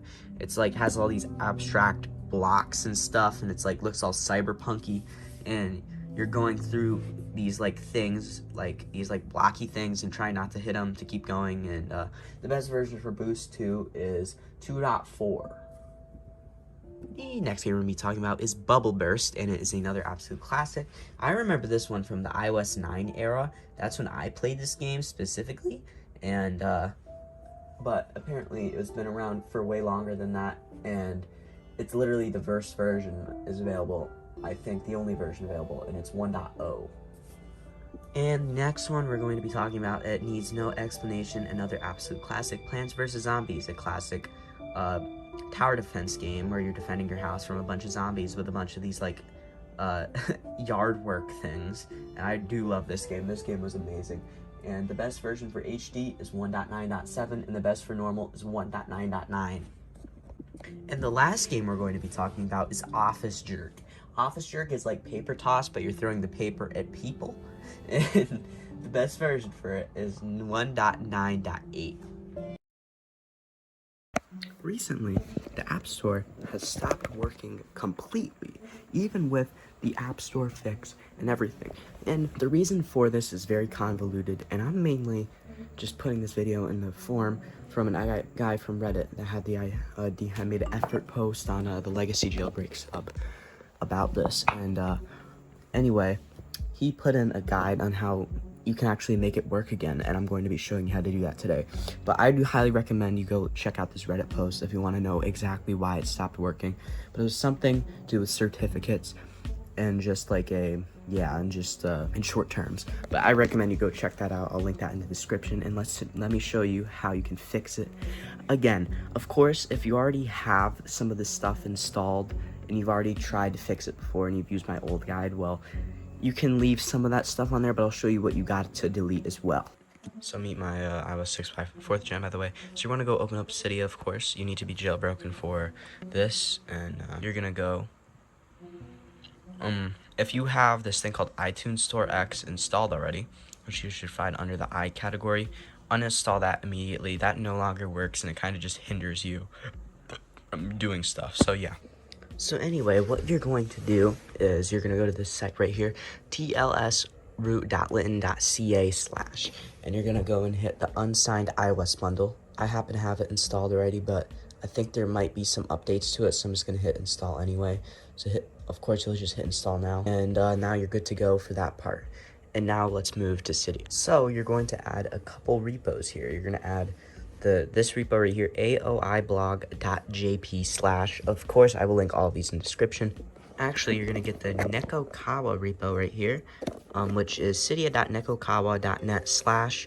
And then next one you're going to get is the IPG Cydia repo, which is cydia.invoxyplaygames.uk/.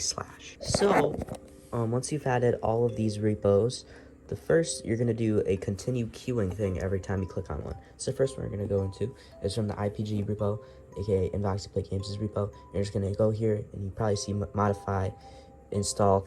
Instead of that, you do continue queuing, and then the next one you're going to queue up is the one from the AOI repo App Store fix, and you're going to queue this one up as well. And the last one that I would recommend is store SSL fix from the nekokawa repo, of course, and you're going to hit continue queuing as well. Sometimes it may bug out and it might not literally, it might just look like the iOS 5 one, and sometimes it will work when you hit store layouts fix. I'd recommend to install this anyway, and sometimes it just will look like the iOS 5 one anyway. There's nothing you can really do about it. The sad thing about this is only a partial fix anyway.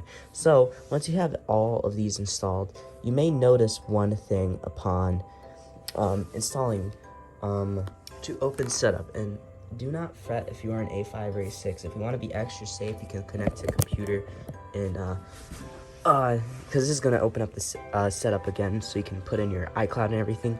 So just if you want to, which I would probably recommend anyway, I did it because I feel like I needed to, just go into Legacy iOS Kit and save your activation tickets if you want to be completely safe that you don't go into an activation loop after you do this, even though it should stay activated, even though it's opening up the setup to add your iCloud back in. And I'll put me doing this in there as well.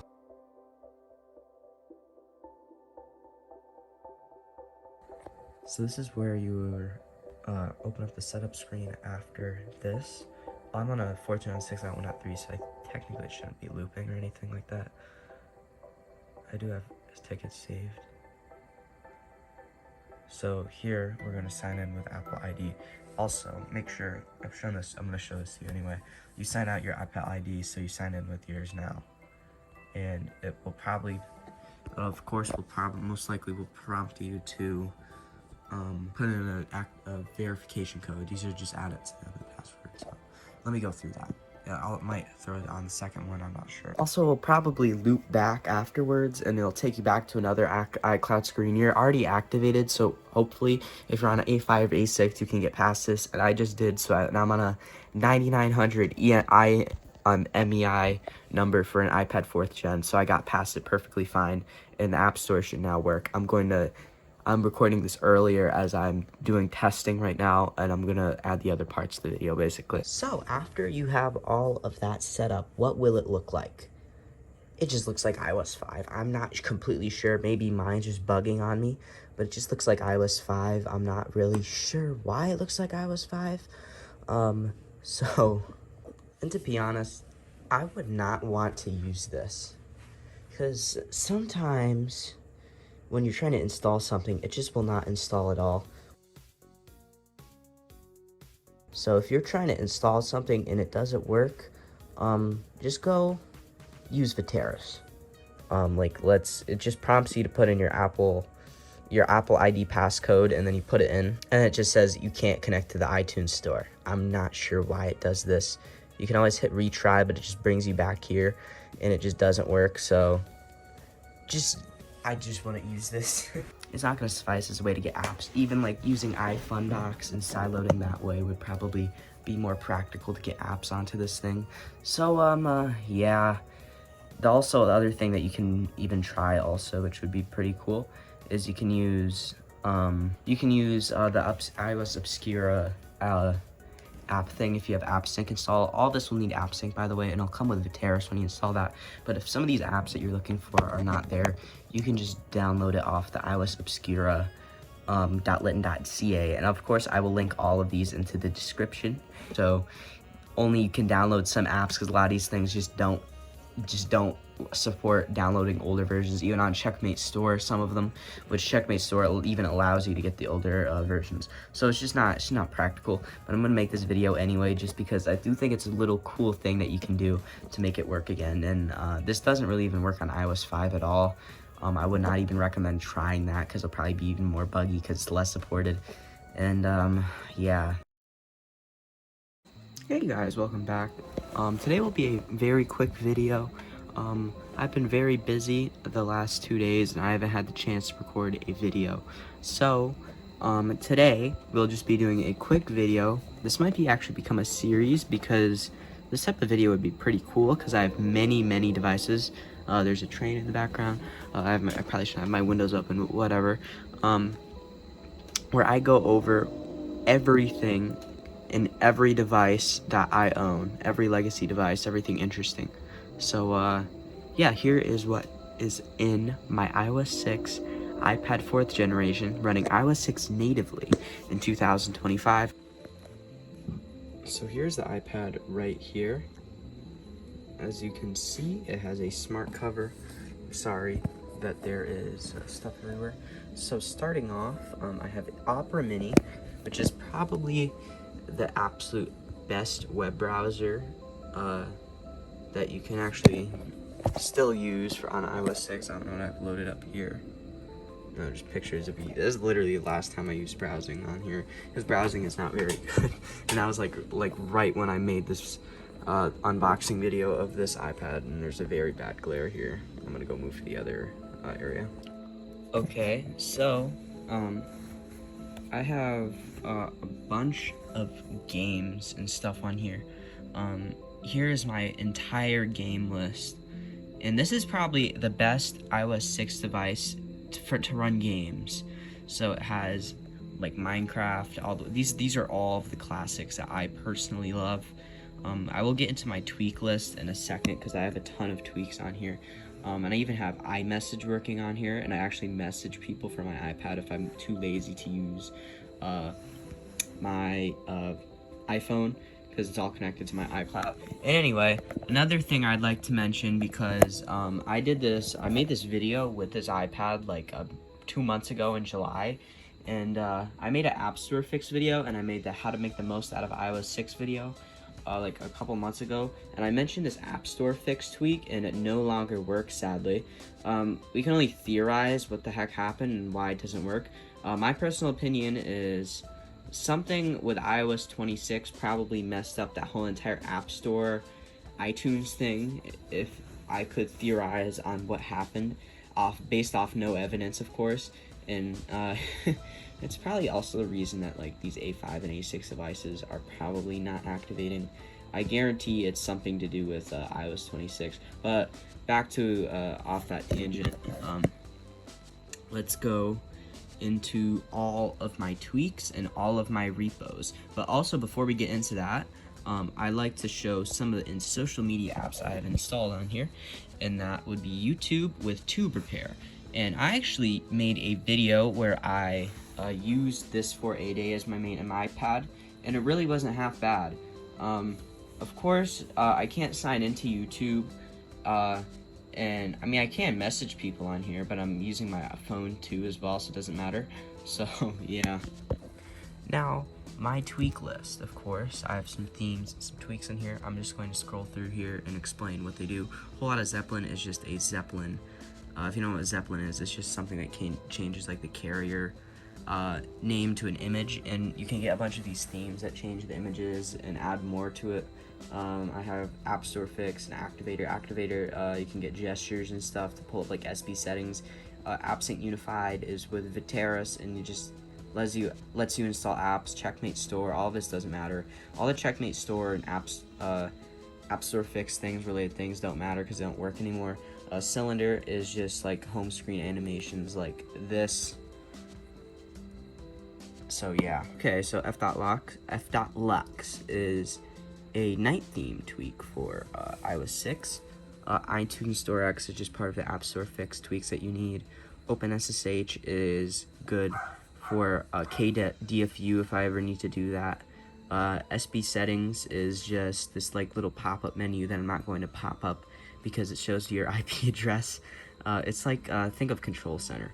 I have serious SB settings. This is just like themes. Software update killer to kill all of the software updates so I don't get any of those things where it'll just update on its own. I don't want that to happen. So I have software update killer. I have spring optimize 2 from the Hack Your iPhone Repo archive, since you can't really get this anymore, I don't think, but anyway, it's just from this one archive. I'll go through my repos in a second. I have SSL patch, which is just a tweak that fixes a vulnerability. StockX, which just fixes the stock app. This is substrate safe mode, it just comes with it, with the jailbreak I use specifically. Tube repair, it speaks for itself, it fixes YouTube. More Zeppelin carrier logos, Viteris, alternate app store for iOS 6 and 5, WeatherX, fixes the weather app, Zeppelin, I already showed you Zeppelin, and just a bunch of these other things in here. And let's go to my repos. This is the repo that you get App Store fix from. This is the Skyglow Cydia repo, mod MYI that just comes with it. Invoxy Play Games is repo. The Hack Your iPhone archive from Calvink. This guy actually makes videos, I'm pretty sure, but he archived the whole entire Hack Your iPhone repo, which is now down, and it has a ton of tweaks that you can't really access anymore in there. It has Electimons Repo, this is where you get Viteris, and the rest is just stuff that comes with Cydia. I did sync some music in my for my iTunes library. I'm going to gatekeep as long as I can because I do have some classic. I mean, I do have some classics in here, but it's nothing really interesting. I guess I wouldn't say I'm gatekeeping because there's really nothing interesting in here. It's just like a bunch of yeet that I bought on iTunes. So I have like Instagram in here, but I don't bother logging in. It barely works anyway, but it really doesn't matter. To be completely honest, I do not use Instagram on here, so. Hey guys, this is Derek from Certified Legacy. Today we're going to be going over the most practical legacy jailbreak device that runs iOS 6 in 2025, but there is a catch. You gotta dual boot this if you want iOS 6, or you gotta get 7.0 X blobs if you want iOS 6, or if you find one on iOS 6 and you can get it. So, what am I even talking about? Why is this the most practical device? We'll be going over that today. I will also probably make a challenge video where I use this for a day. It is this iPad 4 that runs iOS 6. So we're going to be going over that. Also, I already made a video of me unboxing and jailbreaking this iPad. So if you are interested in that video, I will leave a link in the description for you to go watch this first, and then come back to watch this video. So let's get into it. So why is this device the most practical? Well, there is a couple reasons. First reason is it runs an A6X chip on iOS 6, and this thing goes right through iOS 6 like butter. Even with like tweaks and stuff, man, this thing is so fast. Look. So let's like open up the videos app. Look how quick that opens. Look how quick it goes. It's very smooth. Go to the music app. Look how quick that opens and closes. Look at how quick it opens the newsstand and closes the newsstand. What I'm trying to say is this is probably the fastest iOS 6 device other than the iPhone 5, and it has a good amount of RAM, so you can run any games if you want to run on this thing. Plus, it has a very beautiful Retina display. So, if you know what the Retina display is, let me explain to you. So basically, Retina display is a display that is so high resolution that you cannot see the pixels at all from your eyes, with your viewing distance and stuff. And these Retina displays are so good, and they hold up so well nowadays, that if you go look up the resolution of the newest iPad and compare it to the iPad 4th gen, for example, the resolution is it's very close, and I promise you will not notice a difference other than the fact that this is LCD, obviously. But man, these things do look really good.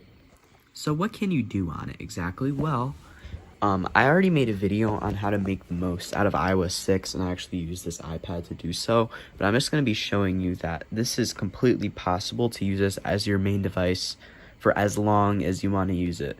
So let's go into that. You can do FaceTime, you can message people, because it's all over Wi-Fi, obviously. You can use this as a YouTube and streaming device. You can play games, but I'm getting ahead of myself, so let's go right into this. You can also drop music on here, so yeah. So, like, let's go into YouTube. With a tweak called Tube Repair, you can make YouTube work again. And there's plenty of stuff you can watch on here. Like, let's look up one of my videos.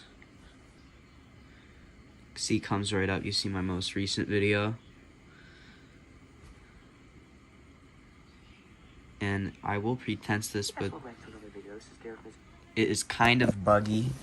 Sometimes these will not load and it'll take a little bit for it to load, but overall these usually will work very well, and you can definitely use this as a YouTube device. But there's also another caveat. You can't sign in, which is a little thing with Tube Repair currently. Eventually they'll probably come out with something where you can actually sign into YouTube and stuff, and yeah. Some other things you can do on it, such as like get music on this. It's pretty easy to get music on this. You just gotta sync with iTunes, and you can drop a ton of music on this thing. I haven't done this with this iPad specifically. I've done this with some of my older iPads that I have, but yeah, I will also do this with this one. I'll probably drop some music on here. And another thing that you can do on here, you can also message people. So let's test that. So as you can see, I've just messaged myself on iOS 6. Another note is you can technically message people on an iPod still, like an iPod Touch 4 or 5, or so you can still technically message people over Wi-Fi on these old devices. It's just, this is probably the best way to do it, in my opinion. If you even want to do that, I'd probably just use an iPod. Well, not iPod, what am I saying? I would just use an iPhone, so yeah. You can also still technically FaceTime people, I'm pretty sure. I've tried this before. I'm still not completely sure. You can even get Apple Maps to work in 2025 with a tweak called Maps X. And same thing with like the weather app, for example. But when I jailbroke this iPad, it loaded Weather Map, the weather app onto here, and I'm not really sure why it did that. I just did that. It happened with Legacy iOS Kit. I don't know if it'll do that for you, but it just loaded that weather app on here, so let me show you. So you can see Cupertino is on here, and it works perfectly fine, so yeah. Also, mail does work. I am not logged in on this iPad, but I have tried emailing people before on this, and it does work, kind of. It sort of works, but I mean, if you're trying to daily drive this is probably still not the most practical thing, but if you want to daily drive iOS 6 as a challenge or for fun sometime, I still do think this is probably the most practical iPad. Like, you can get the App Store to work. I'm not going to show you that. I've made videos on that before, so you can actually go check that out. But you can also get, like, stuff from iTunes and stuff. You can do anything on this, basically. You can sign into Game Center, but I wouldn't recommend that. You can sideload a ton of games on here, play a ton of old classic games. You can take pictures. You can even make reminders on here. You can drop in videos. Your contacts will show up if you've signed into iCloud properly. And yeah, this is quite practical, actually. And also, I want to also preface this by saying most of the stuff I show here only work with tweaks and stuff. Like, you can't even sign into iCloud without certificates. You gotta be a little bit techie to figure out how to do any of this and jailbreak and stuff like that. So, yeah. But once you've jailbroken, you can pretty much get everything to work. So, technically, what you can do, you can message people, you can FaceTime people, you can watch YouTube, you can play video games, and you can, the most optimal way to get video games are through Viteris, which is, I'll show you.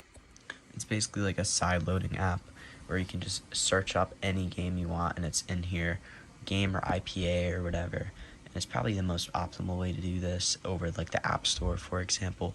So yeah. And also this has a lightning port, so you can pretty much use this with any new charger you want, and it will be super fast charging if you use any of the newer bricks. But obviously, like a USB-C to lightning, but obviously USB-C to lightning will not work connecting this to like iTunes and jailbreaking and stuff like that. You'll have to use an actual USB cable. USB to lightning cables is what I'm trying to say, but like, and like I'm trying to say is like all of these games will like be as smooth as butter and everything, and you can do any of this. I mean, I'm saying if you're looking for something cheap, an affordable option, I think the iPad 4 is definitely a good option. It's probably not the most optimal options. There are probably better options out there, but if you're looking for something that runs iOS 6 or can run iOS 6, is very fast, and can use YouTube or use message people or FaceTime people or play games, then this is definitely a good option. And yeah, that's about what the iPad 4 can do in 2025. I'm not completely sure about other streaming services that you would. What I was going to say before I drop my phone is I am not completely sure about what streaming services other than YouTube you can try on here. I know you can use other social medias. I know there is Retrogram, which is like a revived version of Instagram, which would also be pretty interesting.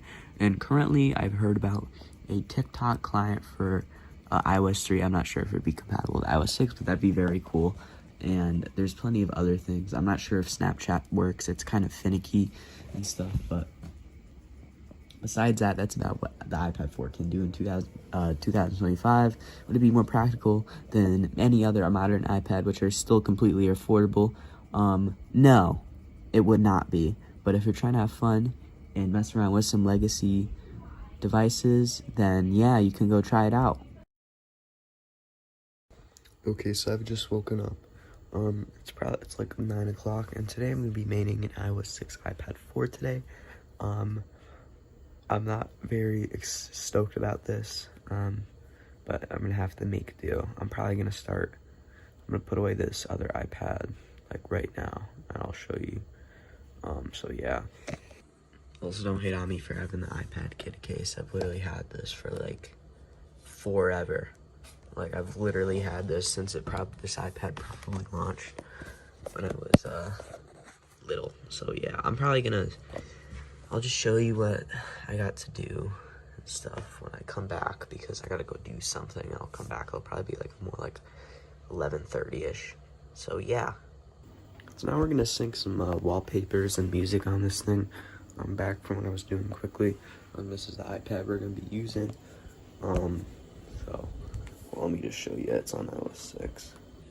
Also, I would like to mention that this is running iOS 6 natively, which is very cool. Natively just basically means no downgrade or dual boot or anything like that. I got this thing on 6.1.3 and it was like $90 off eBay. I don't even think the seller knew it was rare or anything like that. I just told him not to update it. Boom. So I loaded my music and my wallpapers on here. So yeah. Also, I got YouTube working on here, so this is gonna be like a YouTube device for a day, some gaming and stuff like that. So yeah. So currently I've been just watching some YouTube. This is just the recommended tab. I haven't watched any of this. I was watching the Black Ops 7 reveal trailer, and it low-key look quite average. I can't even lie. If there's anything else I can watch, I gotta find that. If there's anything new, because this is not like a normal YouTube where it just pulls up like what you find interesting. It's just like, it's old YouTube, so it's just random stuff. Like, YouTube is like expecting me to watch Skibidi Toilet 79. Amazing. Yeah, I'm probably gonna do some gaming, and I'll do like a tour of what I've did when I'm done gaming or whatever. So yeah, I'll show you what I've done already first. I'm just playing some Minecraft, because that's usually what I did. Like, I dug out this little underground basement thing which is pretty cool, and I just made a house out of it. I'm probably going to add on to this somehow. I probably should just screen record this, that'll be way easier. But this is the same thing. This is all the way down here. I built whatever this is, and it's pretty cool. I'm just messing around with Minecraft and stuff. That's what I've been doing. I'm going to probably continue to mess around in this Minecraft world. I'm probably done with this little house thing I built. Like, this is pretty cool as well. Let me go all the way back up there. As you can see up here.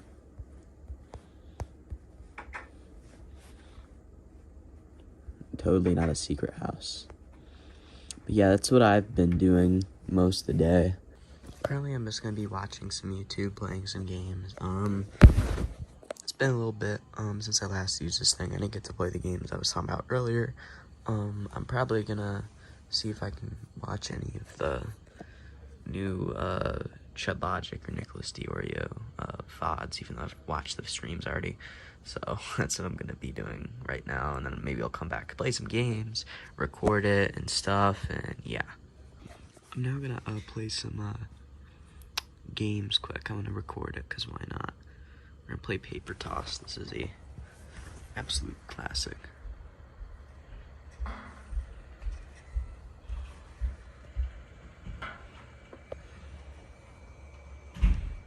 Okay. We go.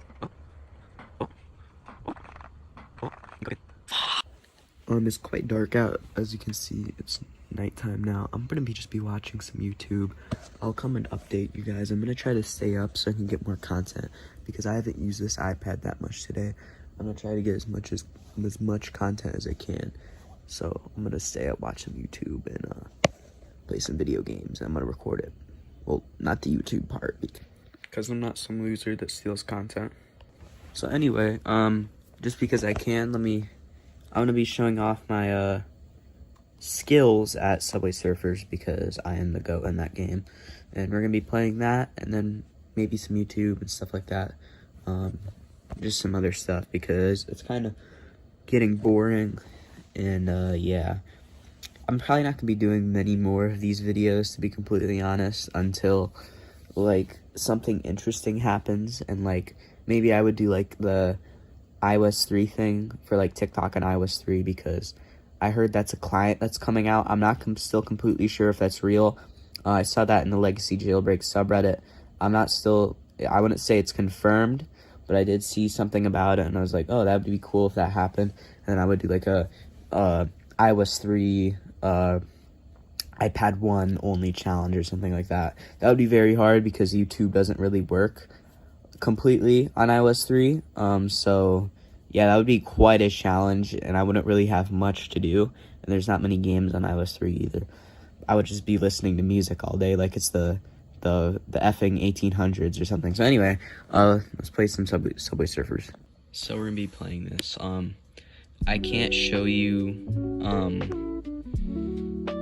the music for obvious reasons. I'm gonna grind out. I'm doing this with one hand, by the way, so this is gonna be, well, in a camera. So this is gonna be very awkward. I gotta keep my hand steady while doing this, and that's what she said.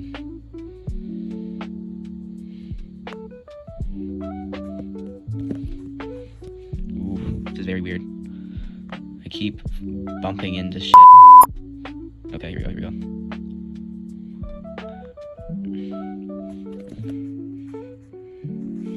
Okay. We made it to 5,000.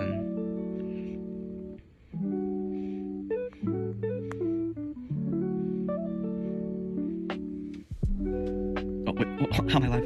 I'm sorry, I have no commentary. I'm trying to lock in. I'll probably put music over this.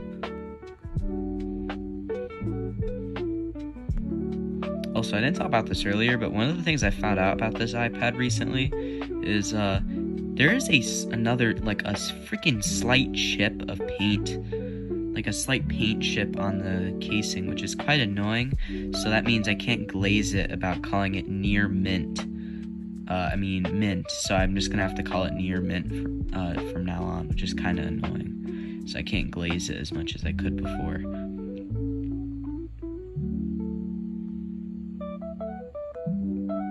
Okay, alright. Cool. But yeah, maybe I'll be able to show it to you. It's very hard to see. I'm trying to get it on there. It's literally, yeah, you literally can't see it. I think I'm still gonna call it mint, even though technically it's probably near mint, but it's pretty close. It's close enough. But yeah, I went and took a break, and then I watched some more YouTube, and now it's time to go to bed. So I'd say I've finished the challenge, because I'm not gonna be doing this again tomorrow, because I think that'd be more than a day, technically. I'm not saying like, oh, it's an exact 24 hours. These challenges, it's just how much a day is, like how long I'm awake or something, if that makes any sense.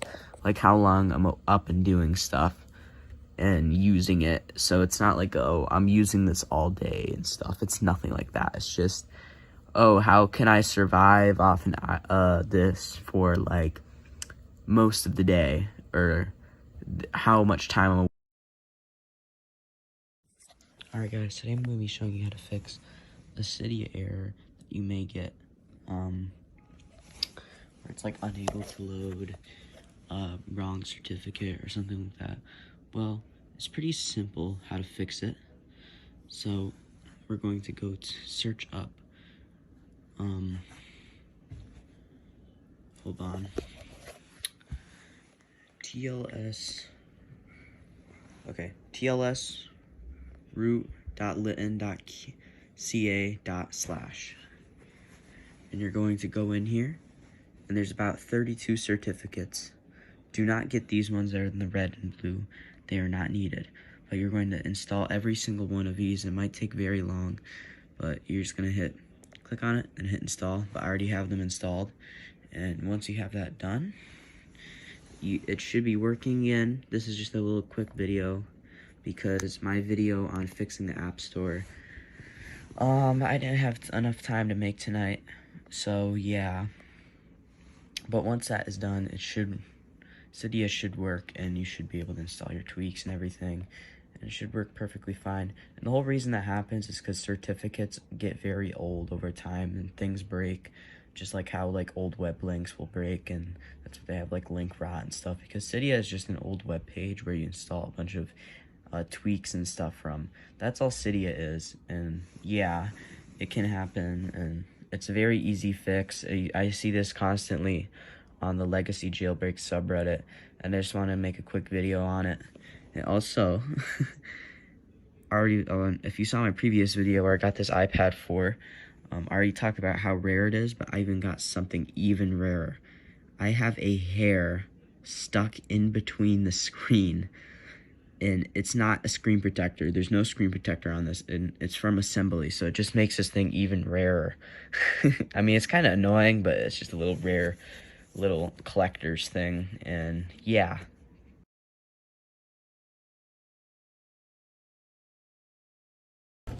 Hey guys, welcome back to another video. This is Derek from Certified Legacy, and today I have something special. Today I'm going to be showing you how to make the most out of iOS 6 in 2025, and I will make another video like this, but for iOS 5 coming up pretty soon. But for 6, let's get into it. It's just going to be a couple tweaks, a couple things that make this iOS 6 experience usable, and you can have the full experience. And yeah, so anyway, let's get into some prerequisites before we install any of the tweaks. So obviously you will need to be jailbroken, which is very obvious. You need to be jailbroken to get tweaks and stuff. And you will need certificates. So let me show you how to get those certificates. So yeah. So the first thing you're going to want to do is you're going to search up tls root.litten.ca/, and you're going to put in and this is where you'll find all those certificates. And this is probably needed for sometimes, because sometimes Cydia just doesn't work first try without certificates, and you'll get errors and stuff. So yeah, you're going to want to install every single one of these certificates. It might take a while, but it's definitely worth it. Get all the ones that are in white. The other ones are not needed. You just tap on it, hit install, and then hit confirm, and or you can return. You can do it a bunch of times. At the end of this, you will have about 32 certificates, and once that is completely done, let's show you how to get the other ones. So how do you do that? Well, it's pretty simple as well. This time, instead of that, you're going to search up Apple, Apple PKI, and it comes right up for me. And here, you can still access the site if you've installed those certificates. So here, you're going to get Apple IST-CA2G1 and Apple IST-CA8G1, and you're going to install both of these. And it might ask you to confirm that, like, oh, it's going to change your system settings. It'll be fine. Confirm, install, all that. And once you've got everything installed, well, now we can actually get into the good stuff. Well, we're going to need some tweaks and some repos and how to get those. So let me show you. Ow. Oh, sorry. Great timing. This always happens for Cydia. So now you should have Cydia up and running. And another prerequisite I recommend is installing SSL patch. This is completely optional, but because there's like security vulnerabilities on iOS 6 and iOS 5, primarily for this video, iOS 6, I will also put that in the next tutorial for this. Yeah, so get SSL patch, and if you do not know and you're a complete beginner, so search it up in Cydia, because you don't need a repo for this. And sorry, I already have it installed. Modify, hit install, confirm. It'll ask you to restart your springboard, so do that. And yeah, and another optional thing, completely optional, it depends on if you're running a rare version of iOS 6 or if it's you just downgraded. I would recommend installing software update killer and doing that as well, but completely optional. This is not recommended, but I would do this just so you can preserve it without, yeah. So you just won't be able to update, which is what I would recommend. Stay on iOS 6 because it's, for this iPhone 5 specifically, it's kind of rare for it. I don't want it to update to 10, and yeah. So just do that if you want to, but yeah. So now let me show you how to get into the meat and potatoes of this video, which is the first one we're going to do is fixing the App Store. So let me show you that. I also forgot to mention this also fixes the iTunes Store. So that's another cool thing that goes along with this tweak and all that. So let me show you. If you're also a complete beginner, if you want to find out how to add a repo, you hit edit, and then there should be add right here, and then you'd put in your URL right here, and then you'd hit add source. So that's how you get a repo, but we're going to need some repos. So the first one you're going to want to get is aoiblog.jp/, and once you've got that installed, you're going to want to get cydia.skyglow.es/ is the next one you want to get, and then you want to get InvoxyPlayGames' repo, which is cydia.invoxyplaygames.uk/. And once you have every single one of these installed, now let me show you how to get the tweaks. So the first one we're going to want to do is the one from AOI blog. And you're going to get App Store Fix, and you're gonna hit modify and continue, and where you'd hit install, it would be like continue queuing. So once you do continue queuing, you'll be able to install the other ones, and you're going to do this for every single other tweak that we get. And the next one you're going to want to get from InvoxyPlayGames' repo is Checkmate Store, and you're going to hit modify, continue queuing, and you're going to want to go to Skyglow's repo, and you're going to want to go here, and you're going to get iTunes Store X, and then you're just going to hit install, and it's going to install every single one of these tweaks at once, and it's going to restart your springboard, and now you should have a working App Store and a working iTunes Store, and it's pretty cool. So you're going to want to get another repo, and you're going to get Electimons Repo, yzu.moe/dev/, and once you got that, you're going to open it up. Anyway, you're going to want to get Viteris, modify install, and yeah. And then you have Vateris up and running. And how do you use Vateris exactly? Well, it's basically exactly the same as any normal app store. It's like a little tweak store, basically. You can search up whatever you want, and it even has like a featured tab. You can find some games and stuff in here, and yeah, like you got Kick the Buddy if you want to play that. But yeah, you can get a bunch of applications from here, and this is the easier way of sideloading without iPhone box, which I would not recommend for iOS 6 specifically. But yeah, I will probably make a video because sometimes Vateris does not have specific apps, and yeah. But all of these you see in here are all sideloaded from Vateris, including like YouTube and stuff like that, which is a great segue to the next little tidbit of this video. Tube Repair, which is basically a fix for the old YouTube app.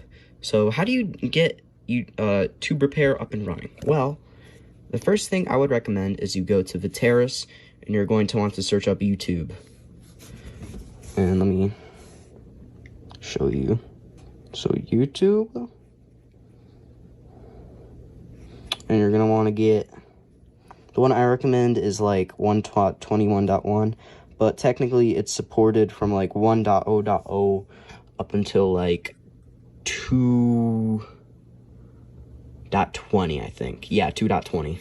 But they don't have 2.20, so through Vateris, you'd get it from like 1.0.0 to 2.0.0. So once you have that installed, now let me show you how to get the tweak working. Well, you get it from a similar repo that, yeah, hold on, let me show you. So, you're going to want to, you also use Cydia.skyglow.es / also known as Skyglow Cydia's repo, and you're going to go in here, and you're going to install Tube Repair. And once you have that installed, you are not done. So you'd hit in here, modify, install. You are not completely done and everything. And that is not the whole story on how to use this. So you're going to need a URL to input in here. So let me show you that. So in here, you would go to settings, and then you'd find Tube Repair. And in here, you would input a custom URL to get this to work. And yeah, so you're going to use, for like iPhones, I would do https s-//tuberepair.uptimetrackers.com/, and for iPad, I would do /1080. This will give you standard 360 on an iPhone, but on iPads, this will give you 1080. And yeah, that's how you do it, and it should be working. If you open this already, and it won't work immediately, but there is a actual quick fix that is also another feature that I want to show you how to get on iOS 6, and it's called SB Settings. And SB Settings essentially gives you a little tweak menu, kinda. Tweaking, jailbreaky, menu, whatever. It's basically the control center. I don't know what the heck I'm saying. Yeah, so and how do you get this? Well, it's also another built-in repo in here, in Cydia, and you're going to search up SB Settings. I keep doing this completely wrong. What the frick is wrong with me? So SB Settings, modify, install. It's going to install a bunch of other things alongside it, like Activator. So once you do that, you're going to, it's going to take a little bit because you have to install a ton of crap for this. So you're going to go to Activator now, and you're going to go to Anywhere, and you're going to find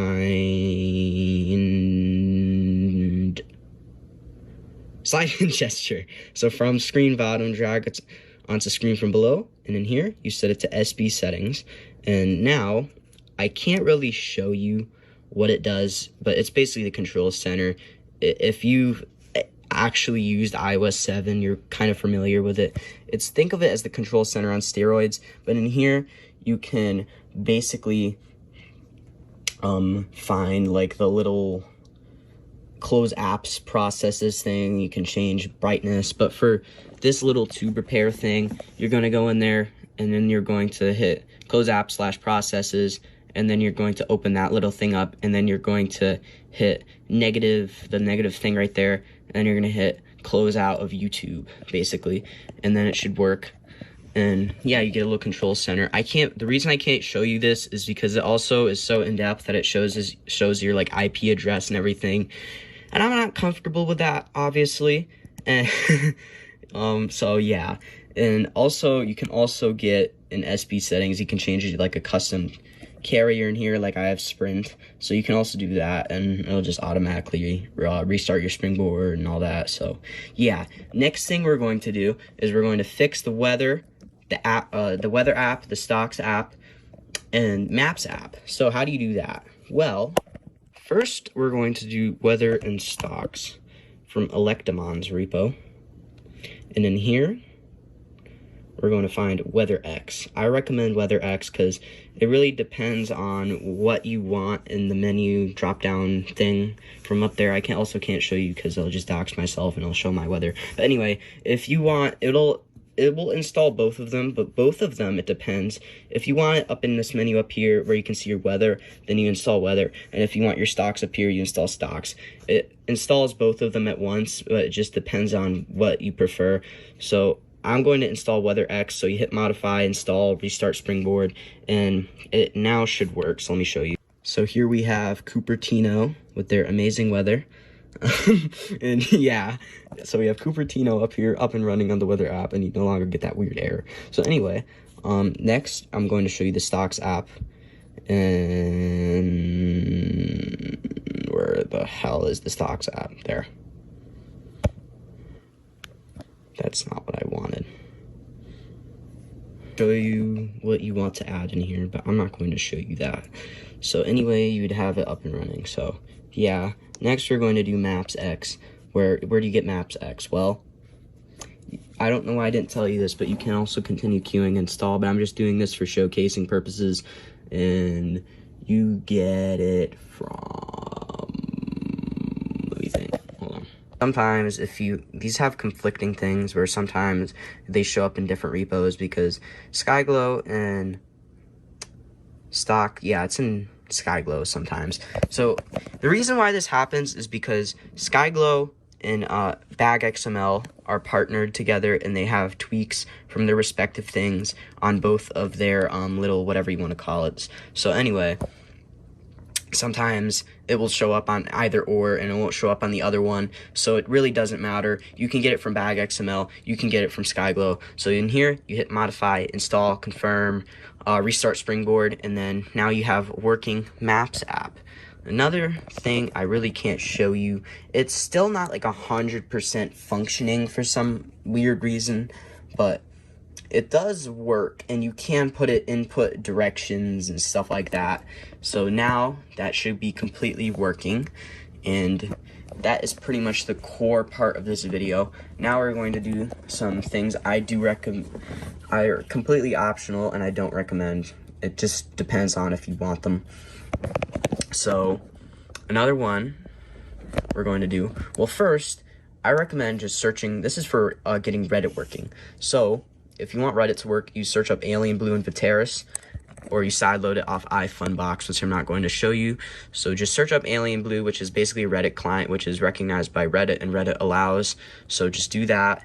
And if it does not work, you will need a tweak called AB Media Fixer, which is in the BagXML repo, if I'm not mistaken. So in here, AB Media Fixer. I don't need this, but if it doesn't work and it doesn't load Reddit or anything, then you can go in here and it will work now. But sometimes you don't even need that, sometimes you do. But I don't really recommend that if it just works and you can sign in and stuff like that. But here we have like working Reddit and everything. And yeah. So anyway, there's some other optional things like Instagram and Snapchat. Those do work, sort of. Sometimes they work, sometimes they don't. Instagram does kind of work. Like, you can't really load posts, but you can post stuff on here, technically. But you can't load other people's posts, which is sort of annoying. And Snapchat goes down and sometimes works. But anyway, guys, that is completely optional. So in here should be the rarest thing I've ever gotten. This is a iPad 4 Even comes with a smart cover.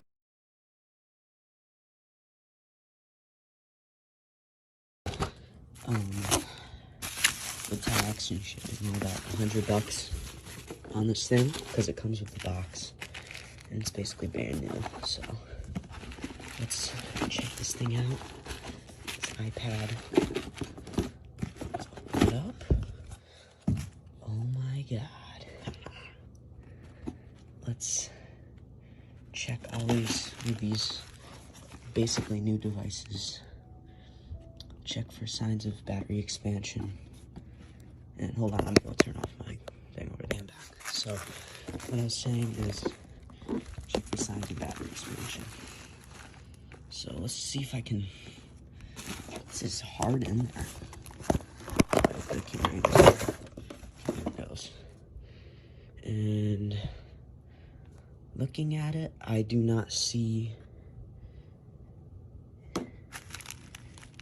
any expansion. I don't think I do.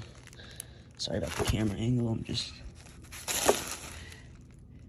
making sure we're good. And I think we are, so let me go check further. So I do think we're good. Now let me show you what else is in here.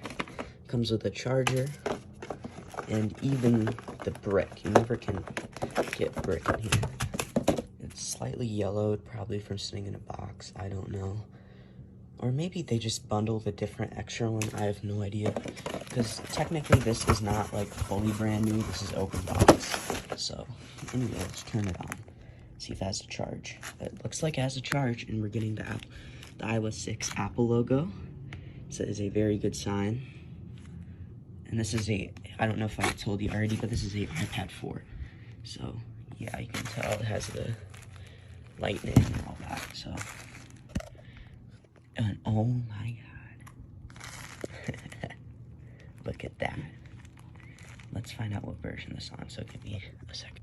So it's on the latest version of iOS 6 for this iPad, or it's not, I don't know. It's either like 6.1.4 or 6.1.3, but that is still good. Let's change the wallpaper to make it a little more stylish, shall we? I really like this wallpaper. And yeah, here we go. And I can add that to my, sorry, my screen, a collection of whatever this generation you'd call Apple devices. So this came out right after the iPad 3, which there was a bunch of controversy because this released directly after that, and consumers were very angry with the fact of that, and that like it came out I think like a couple months before in early 2012, and then this released in late 2012, and they were annoyed that they bought one early 2012 and then another one came out which was way faster. So anyway, let's check out this camera. So shall we flip this around and just show you my face? Cool. So yeah, this is a very cool find. I think it was worth the $100-something because it's basically mint and brand new. It's maybe slightly dirty, but there's like no signs of bad battery or anything like that. So yeah, I think it was worth my $100, and this is a unboxing, and I will get into the jailbreak in a minute, so I will probably come back in maybe like actually a couple hours before I do this, and I might see me in a couple hours and I'll add this to the video. So yeah, so through this I just want this manual to show the other goodies that came with this, like this manual thing right here, and some stickers. Even got like a little, I don't know where I placed it. Where'd it go? The SIM card thing as well. I don't know what you'd call this, but it's for a SIM card. Because this is, if I'm not mistaken, it's either CDMA or GSM, but it has a SIM card. So let me put this all back together. I'm going to use these stickers because this is actually pretty cool. And obviously the charger, something. And let me show you the smart cover, which was a cool thing that came with the iPad 4, and I don't remember what it does exactly, but I know it, like, I don't know. Yeah. I think it's like if you put it on somehow. I was trying to show off before I exposed my address, because they put the paper in there when you buy something off eBay, obviously, was how the smart cover works. So you close it, it turns off the device, you open it, it turns it back on. So just to show you like a little finesse to see how it pops on, and see, very cool. So yeah, I'll get into the jailbreaks and stuff. So yeah. So I messed up and I forgot to record me jailbreaking it, but I did with an legacy iOS kit, and some problems I had with it. There were some problems I had with it, but it ended up working out all fine. And yeah, so there's that. Hey guys, this is Derek from Certified Legacy, and if you're curious about what are the best themes to use on iOS 6, well, today I will be showing you some of my favorites on iOS 6. So, yeah, first we're gonna start, well, this is just a little example of one of them. We're gonna go through some prerequisites. First, you'll need to be jailbroken, obviously, because that's how you get themes, and you'll need Winterboard, which you can just download by searching it up in Cydia.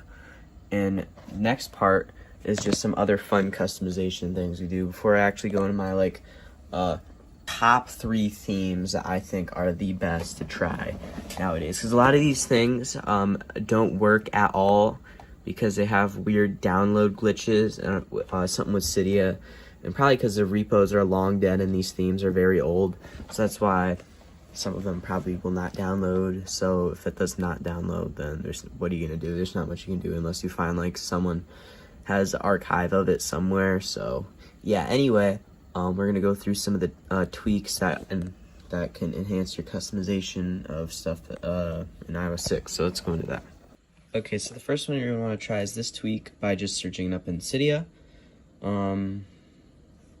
It's called Cylinder, as you can see right here. And you hit modify and install, and once you've got that installed, now let me show you what you need to do and how you can customize with Cylinder. So it should just be in this tab down here in your settings, and so Cylinder, and you hit effects, and you can pick between any of these, and what they essentially do is on the home screen you get these little moving effects, and they're pretty cool. You have a ton to choose from. Let's try a different one. Let's undo spin. Let's try shrink completely. And you can see it shrinks. And there's a bunch of other cool things that you can try in Cylinder. So the next one is going to be Zeppelin, which is also in Cydia. So, as last time, you just go in here and you just search up Zeppelin and you modify and install it. I'll just show you it. And right here, modify, install.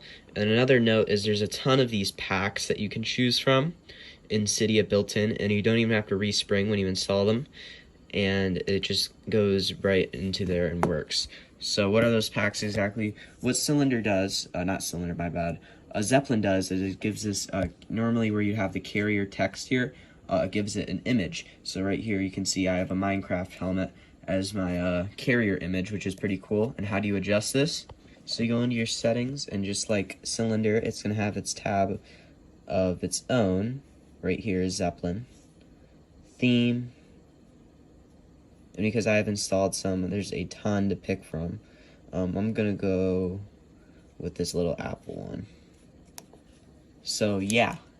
And another thing we're going to be trying is something called f.lux, which essentially gives you night mode on iOS 6. So you go into Cydia as usual, and you search up f.lux. You hit modify and install. Hit confirm. It will now run the install script for f.lux. Return to Cydia. And in here, in f.lux, it'll ask you to use your current location. And I'll say yes. I'm not going to show you because I don't know if it'll show me your location or not. But anyway, you can adjust your lighting for day, night, and day, and it'll say like at night and daytime. You can adjust that. So let me show you. It'll just look a little bit warmer since it's nighttime. I don't know if you can tell the difference, but my screen is definitely a little bit warm colored. So anyway, let's get into the actual themes. Okay, the first one you should try, in my opinion, is macOS X HD for iPhone 4. I know this is an iPhone 5, but it does work. So let me just show you, and let me switch it on. So essentially, you switch it on and select themes after you've installed it, and then you hit respring. And now, as you can see, it is currently respringing, and it takes a minute for it to respring completely. I'll just show you. I don't know if you can see that. It now has Mac OS X icons on here.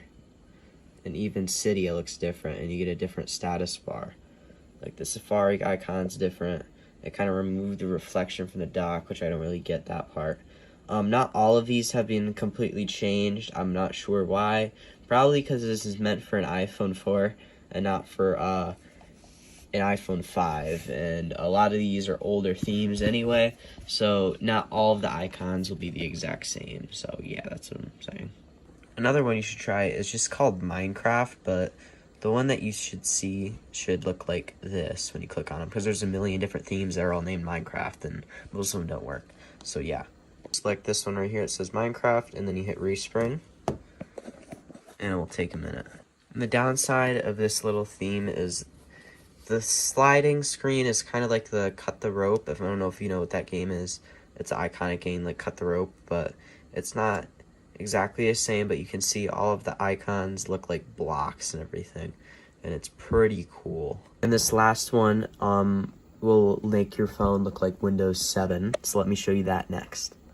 Also, a little note I wanted to show you is in Cydia, it even looks like this, and it has like a little Minecraft theme on it. Okay, so you're going to want to install this one right here. It's just called Windows Theme, and it's 1.0. So unswitch Minecraft, switch on Windows Theme, restart your Springboard. As you can see, it's kind of, this is one of the worst themes, that's why it's 3, but you can see it kind of looks like Windows 7, and you boot it up, and you get some of the Windows 7 icons. This is the one I had on in the beginning, and it's not the best looking one, but this is literally like the only Windows theme that works for some reason. Hey guys, welcome back to another video. This is Derek from Certified Legacy, and I am joined by my cattle dog in the background, Maggie, and today we're going to be talking about why iOS 6 is one of the most overrated iOS versions, and why I don't think it's the best ever released, and there are better ones. And I'm not, in this video, I'm not going to I'm not saying that iOS 6 is a bad iOS version, and I'm just going to be talking about the reasons why people overrate it so much and think it's like the best version ever released, when in reality it isn't, and there are better versions out there, especially for Legacy Jailbreak. And it's mainly supported by Legacy Jailbreak devs just because it's like the last iOS version to have the old skeuomorphic design, which designed by Scott Forstall before he got kicked. So anyway, I just want to say that this is all my opinion, and you can agree or you can disagree. And today, let's go through why I think iOS 6 is the most overrated Legacy iOS version. In 2012, Apple released a brand new Maps application replacing the old Google Maps app, which was built into iOS in iOS 5 and below, and it was a complete disaster and completely destroyed the reputation of iOS 6 at its launch. The thing is, Apple completely developed this. I don't think Google had any hand in this, and like everything went completely wrong. So let's go over what went wrong exactly. Apple Maps featured a 3D view in a satellite mode. The 3D view looked like a PS1 game at times, with all the polygons that they put in all looking buggy instead of how it's supposed to look. And in the satellite mode, sometimes whole entire towns were obscured by clouds. This all culminated with Tim Cook apologizing, but Scott Forstall was asked to sign his name at the end of the letter too, but he did not. And with no one to vouch for him in his designs and his developments, he just got fired. Because beforehand, you had Steve Jobs as the CEO of Apple, and we all know he died. Ripped Steve Jobs. And Steve Jobs and Scott Forstall were big fans of skeuomorphism, which I've made videos on before, what skeuomorphism is, and in layman's terms, it's a design that looks like real-life objects and is based on real-life objects. And next year you got iOS 7, and it was completely flat, just probably to insult Scott Forstall. At WWDC 2012, Scott Forstall claims that there were more than 200 new features in iOS 6. But in reality, other than the integration of Facebook into iOS, the Passbook app, and Apple Maps, there was not much innovation to iOS. Also to mention that they just changed up Siri a little bit, so it was a little bit more intelligent, and that was all the innovation they achieved at launch for iOS 6. And to be honest, with only like a couple changes like that, and all these other 200 features that I don't think there was anything major with all these 200 features. And to be honest, the reason they said this, if you go back to WWDC 2012, they only cover 10 of them, and probably because all of these 10 are closer to major. Because like if you compare that to what you got with iOS 5 the previous year, iOS 5 you could set up your phone with no connection to iTunes, and you could update without connecting to iTunes, and you got all of these apps, like the iPod app, completely separated into multiple apps to make it a lot easier, like the music app, videos, and you got a ton of this innovation. But iOS 6 wasn't really much of an innovation, and I guess you could call it like maybe a little bit of more like a stability update, but that's not a lot for like a brand new iOS version.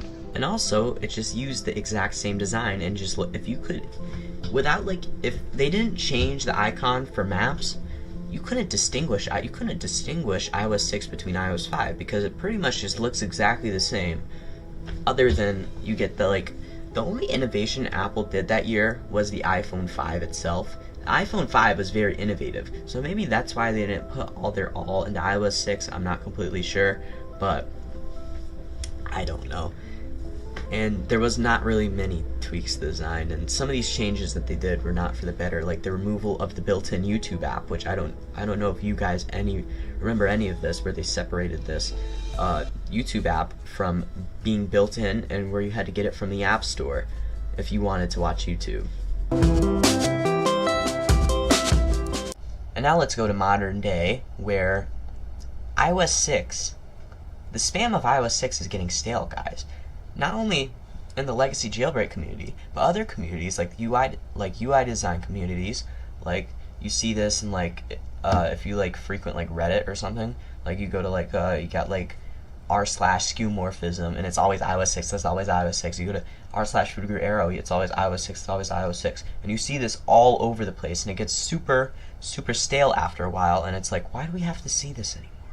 Can we look at the other ones that came before? Like, why does no one mention iOS 3? Why does no one mention iOS 2? Why does no one mention iOS 1? Nobody mentions those. They only care about iOS 6 just because it was the last iOS to just have the old design. That is the whole reason why everything is so supported for iOS 6 today. That is why you have a bunch of these devs working on it just because of that. Just because it's the last, and quite frankly, it's just the last version to have old design. And it's super mainstream nowadays, like in the legacy jailbreak community. In recent years, a lot of beginners flock to iOS 6 for the Touch 4 and the 3GS, which are pretty much the last versions they run, and these are the most common devices in this community, tending to make this iOS version seem even more stale than it already is. And I make iOS 6 videos just because they do well, because the beginners want to see my tutorials, and they want to see me talk about iOS 6, and it's getting boring. And I haven't been making YouTube videos on this channel for long, and I'm getting bored of iOS 6. And it just comes to show that this is one of, I guess you couldn't say it's overrated, but I guess you could. It's just boring. It's getting very boring to cover iOS 6, and I'm kind of getting sick of it. I'm still going to cover it because there's always something new coming out, and that's how I mentioned it's so supported. Like, there's a bunch of new tweaks coming out probably that we don't even know of yet, new updates to tweaks for legacy jailbreak devs, and we don't even know about it. So I'm gonna cover it, of course. I'm not saying I'm going to stop covering iOS 6, but I do find it pretty boring, I guess. Hey guys, welcome back to another video. This is Derek from Certified Legacy, and today I will be showing you the absolute best games for iOS 5. And today, I will be showing off all these games with my iOS 5 downgraded from 7.1 4S. So okay, so let me show you how you even get these games in the first place. So you're gonna head into Cydia. You need to be jailbroken, of course, and you're gonna want to get this repo right here, yzu.moe/dev/ aka the Electimons Repo. So once you've installed this repo, edit and add in Cydia, you're gonna go down here and you're gonna install VTRS. You're going to be using this to get every single one of these games, other than another tool which is called the iPhone OS Obscure Repo, or repository, or whatever you want to call it, project. So anyway, it's going to install AppSync, which is what's going to be needed for the other thing. So you're just going to hit modify, install, and it's going to install this thing called VTRS, which is basically a alt store, but for legacy iOS, that's what it is basically. And you can get anything in here. There's a ton of old apps in here that haven't been used in forever, and you should go try them out, and games and stuff. So that's what we're going to be using.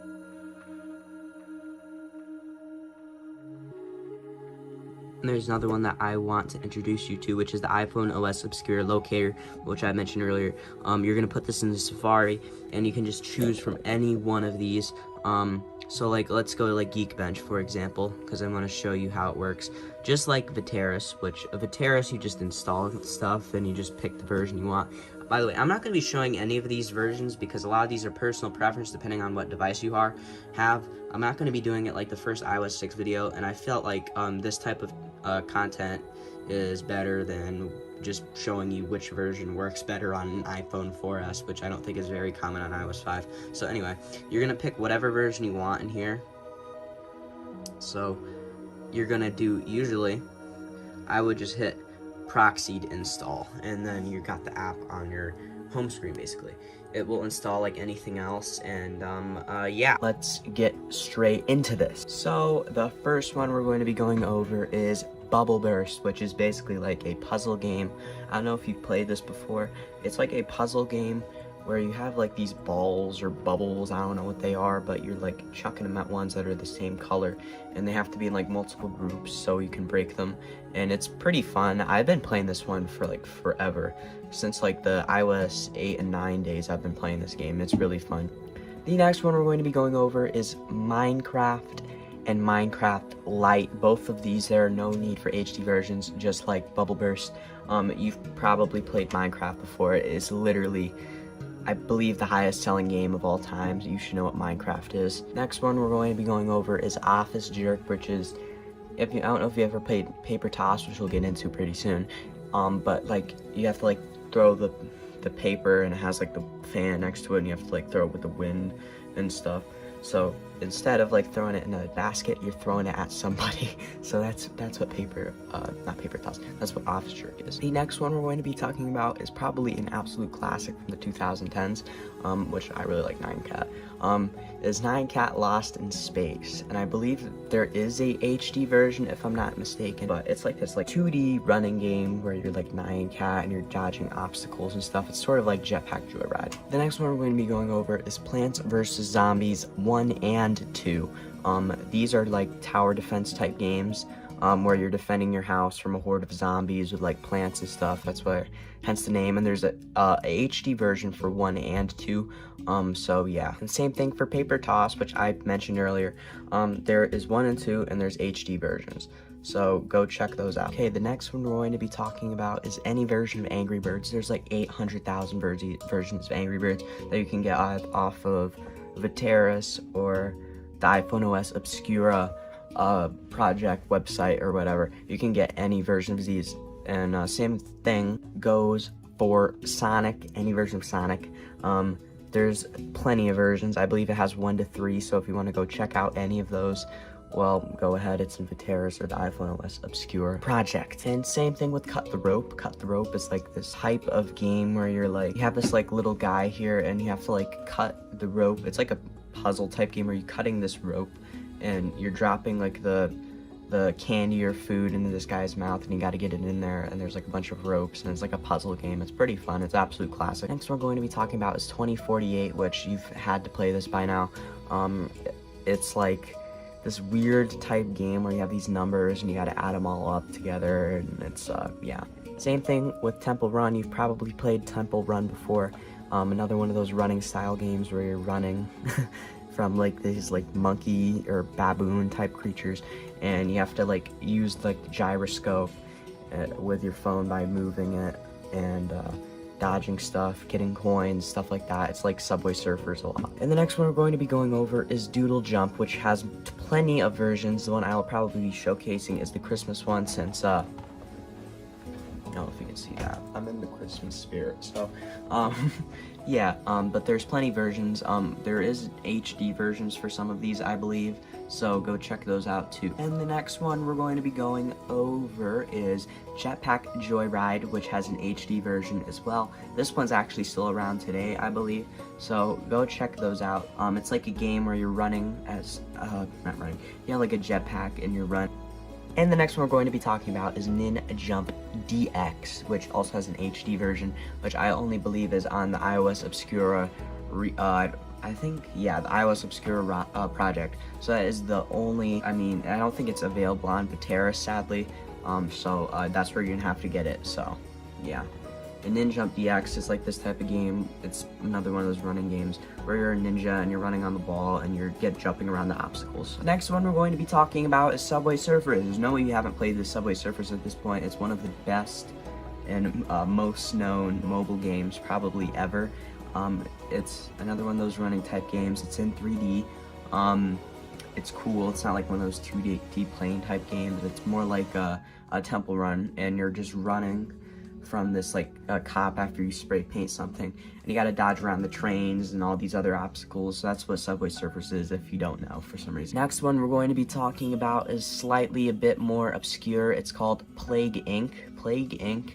is this like plague survival game where you have to like infect the whole entire world with your plague and stuff. Alright, and the next one we're going to be talking about is Fruit Ninja. There's normal, you've probably played Fruit Ninja before. It's a fruit slicing game. You throw up the fruit, you slice it, and try not to hit the bombs, basically. So anyway, you've probably played this before. There's an HD version and there's a non-HD version. And same thing for Geometry Dash, except there's a light version and a normal version, and it's like a type game, another one of those obstacle type running games where this one's actually very hard. It's very frustrating. I've been playing this one for like at least since like 2014 or something like that.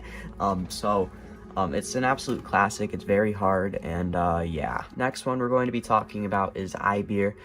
It's not really a game. It's more of this like virtual beer game type thing where you're like you tilt your phone to drink the beer. Next one we're going to be talking about is Boost, which there is plenty of versions. There's also Boost 2, but I believe the one that I'm showcasing is the first version of Boost, and there's HD versions and non-HD versions. And the last one we're going to be talking about is Ninjago Revenge of the Snakes, I think it's called. I played this one way back, and I think it's pretty fun, so you should go check it out. Of course, you will need to be jailbroken, and to this part, I'll be showing you iOS 5 to 8. And last part, I will be showcasing for app sync and stuff on an iPad 1 and an iPad 2. Okay, but besides the point, you will need to be jailbroken for this part, and so yeah, you're gonna head into Cydia. There are plenty of methods to jailbreak on iOS 6. They're very easy. So just open up Cydia, head to your sources tab in Cydia. So you're gonna add this repo right here, yzu.moe/dev/. And if you're a beginner and do not know how to add a repo, hit edit, hit add, and then drop the repo's URL in here, and you just hit add source, and it'll prompt you to return to Cydia. So anyway, you're gonna go in here, you're gonna click on Electimons Repo, and you're gonna hit all packages, and here is where you add Viteris, and you're just gonna hit modify, and you'll hit install, confirm, and then it'll prompt you to restart your Springboard or reboot. So go ahead and do that. Once you have done that, you will now have Viteris on the home screen. So you're just gonna hit Viteris, and mine won't look exactly like yours because I have the theme on it. You can actually change themes in here if you hit settings. But anyway, the point is get to apps. So here is all the apps you can list. They have listed in here. If you're searching for one, like, let's do like Subway Surfers. Just search it up like a normal app store. It just pops up right here. And then you can click on this and it'll just select the version. So yeah, so where it will pop up afterwards, it'll pop up in the queue right here, and it'll show the apps where it's installing, and then wherever you had the app installed, it will show up. Mine's in a folder, so you'll see it right here. And you see, yeah, this is how you sideload for iOS 5 to 8. Hey guys, welcome back to another video. This is Derek from Certified Legacy. Today, I'm going to be showing you how to make the most of iOS 5 2025. So let's get right into this. Now first, we need some prerequisites. Well, now we're on iOS 5. Instead of like iOS 4, you can install certificate bundles in tlsroot.lin.ca/, which you can put into Safari. And also, before you do this, make sure you're jailbroken. It's pretty easy to jailbreak. You can use Legacy iOS Kit. This is a iPhone 4, so it was fairly easy to downgrade this to iOS 5.0 and downgrade and jailbreak alongside that. So it's one of the later 8GB models, so 4 is not an option, sadly, but I would have gladly done that. But it's way easier to get apps on iOS 5.0 anyway, because it's just iOS 4 with some extra steps basically. So you're going to want to get signed iOS bundle, iOS 5.plus, and it's going to install every single one of these. So you're going to go install it, and once you're done installing this, it's simple as that. It's done. Because like compared to like 4 and below, you're going to need to install every single one of these manually, and it's quite annoying. So yeah, now let's get into the real stuff of this video, which is installing Vateris. How do you get Vateris? It's pretty simple. So let me show you. So you want to get this repo right here, yzu.moe/dev/, and once you installed that repo, you're going to go in this repo, and you're going to go here, and you're going to get Vateris. Modify install. It's going to install AppSync and Vateris helper alongside that, so don't worry about installing that. And once that is completely installed, you basically have the App Store. I'm not going to be showing you App Store fix in this video because according to you guys, it is not very reliable on iOS 5, so I will not recommend that. And I noticed, because I'm on 5.0, I can't even really test it because the tweak doesn't work on 5.0, sadly, for some reason. So I can't really test it that much, so yeah. That's how you get Vateris. Next one we're going to be doing is WeatherX. How do you get WeatherX? Well, I'm getting ahead of myself. What does WeatherX even do? Well, it just fixes the Weather app and the Stocks app. And before we get into this, we're going to be choosing between WeatherX and StockX. If you want StockX in this drop-down menu up here, then you pick StockX. If you want Weather up here, you pick Weather. So, how do you get WeatherX? Well, you're going to get cydia.skygo.es/. Once you have that repo installed, you're going to go to all packages, of course, and you're going to find WeatherX. I'm going to be installing WeatherX because I want it up there. So you're going to hit modify install, and once that is installed, let me show you what the result is. We have Cupertino right here. Amazing weather as usual. It's a bit colder right now because it is currently nighttime there, most likely, or later in the day.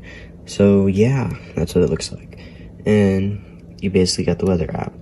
Next part, we're going to be showing you how to fix the YouTube app. So, how do you do that exactly? Well, it's also very simple. You go to Cydia. Hold on, let me load this. Okay, and you're going to go also for the Skygo repo, cydia.skygo.es/. You're going to get to repair. So modify, install. And once that is installed, you are not done, buddy. You're going to need to go into settings for something. So go into settings and find the to repair tab and input this URL right here. HTTPS, whatever that is, //to-repair.uptimetrackers.com/. I'll give you a minute to put that in. And once you put that in, now the YouTube app should work. And I'll show it to you. So, oh, even got the new Yeet song up. So that's pretty cool. It's working. And I'm not going to play it because I don't want to get copyrighted, but yeah. And the next one we're going to be going over is how to get a custom carrier. And this is onward, this is pretty much optional.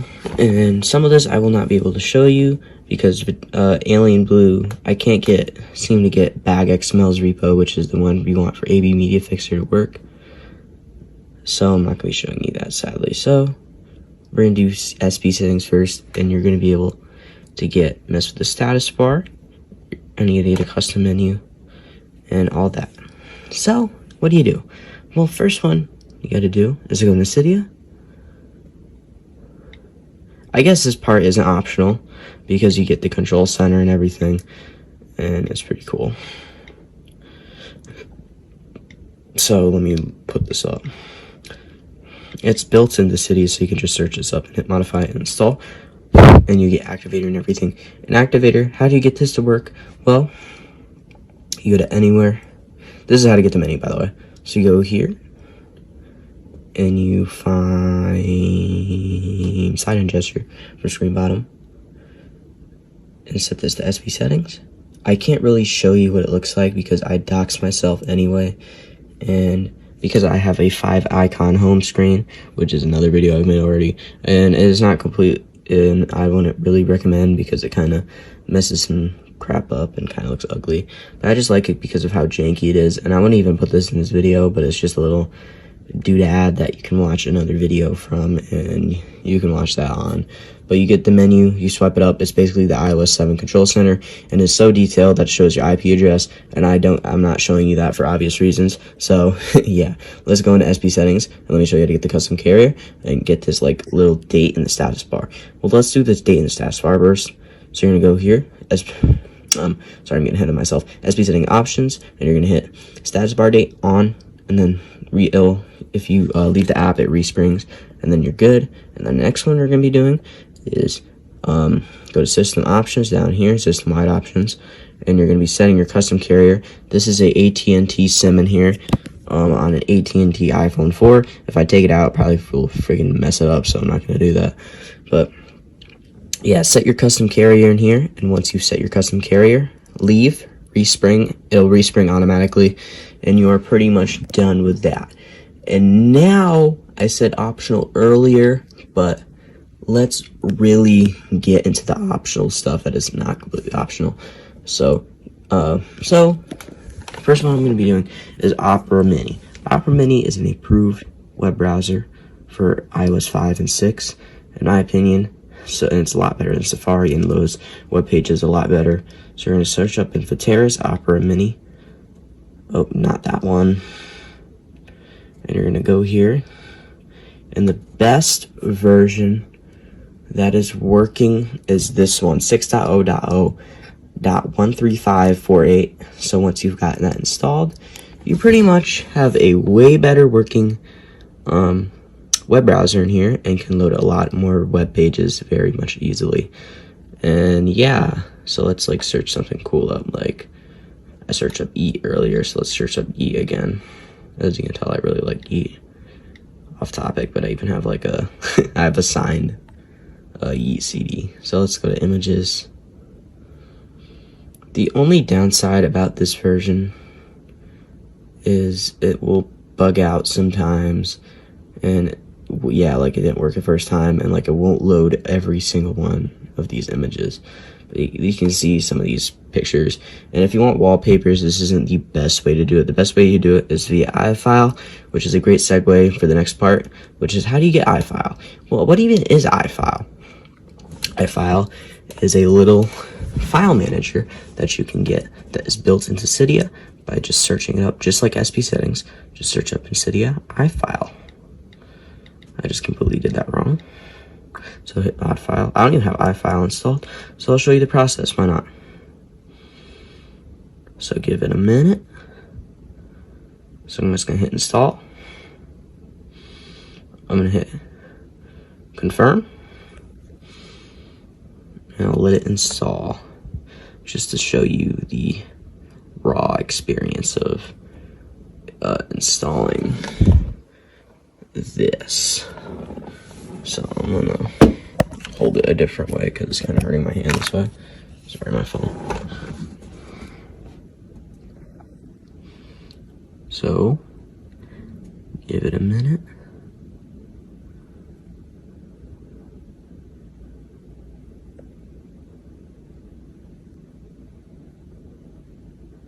And it should just say, return to Cydia. I don't know what it's doing. There, return to Cydia. And I'm not gonna go into it, but it's basically, oh wait, it's bugging. It's bugging out. Hold on, let me. Anyway, I can't figure out why the icon is loading. Sometimes it does just bug out like that, and it's very weird. This iPhone 4 is kind of messed up. It has a really, I want to say the battery's kind of bad, and it's, you can tell that it's, going down very quickly. So, anyway, because of that, hold on, let me hold this better. Let's continue the video. So, yeah.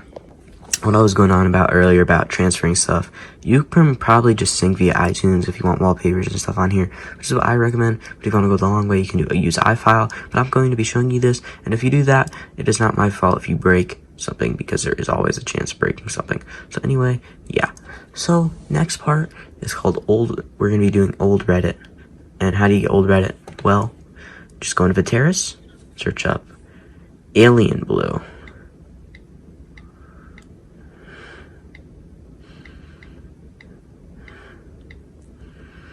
So you're gonna get Alien Blue. If you want iPad, Alien Blue, then you get Alien Blue for iPad. But I'm on iPhone, so I'm gonna be getting this. I already have it installed, so I'm gonna be getting the latest one, which is 2.7.1, which doesn't work the best without ABB Media Fixer. But for 5.0, there's some weird bug with SSL on 5.0, and I can't seem to get the repo that is needed. And I'll just tell you what the repo is, which is cydia.bag-xml.com/ and you're gonna put that in Cydia, and you're gonna be getting AB Media Fixer and respringing. And once you're respringed, Alien Blue should work, but for me it does not work first try, sadly, because I can't get the repo to load. But these next parts I'm just going to be explaining quickly to you. I'm not going to be showing you. Like Instagram, you can get Instagram from Pwnage. It sometimes works, it sometimes doesn't. You can get Snapchat from Pwnage. It sometimes works, it sometimes doesn't. Instagram, I guess, semi-works. You can't load posts, but you can post, so there's that. And Snapchat, sometimes go down, sometimes it doesn't. So, yeah. Hey guys, this is Derek from Certified Legacy, and I want to welcome you guys back to another unboxing of Jailbreak. You can see the box off in the far corner, and today, I'm going to be unboxing the absolute rarest iPad that you can find, in my opinion. I've been searching for this iPad for literally over like a couple months. It's been like 4 months, and I haven't seen one of these iPads show up before, and if they do show up, they're at a horrendous price. And what is this iPad anyway? It's an iPad 3rd gen running iOS 5. And in my opinion, this is probably the worst iPad, but it's still a pretty good iPad, and it's quite exotic. It has a bunch of wallpapers on this specific version that cannot be found on newer versions or even other versions of iOS 5. So this is why this thing is so special. So let's go unbox this thing. I'm gonna go bring it up, and I'm gonna move my camera. So yeah. So here we have the iPad, the box. So let's unbox this thing. This is gonna be pretty annoying. Man, I just hate how eBay boxes are, to be honest. I'm probably the worst unboxer ever.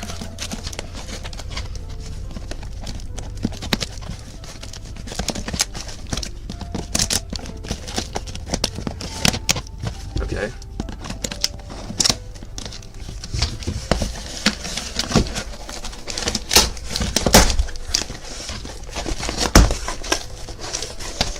I did open this backwards because I don't know how to have my address on the other side.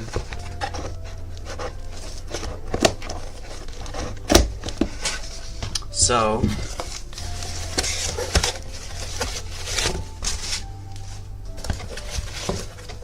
boom, and it should be in here.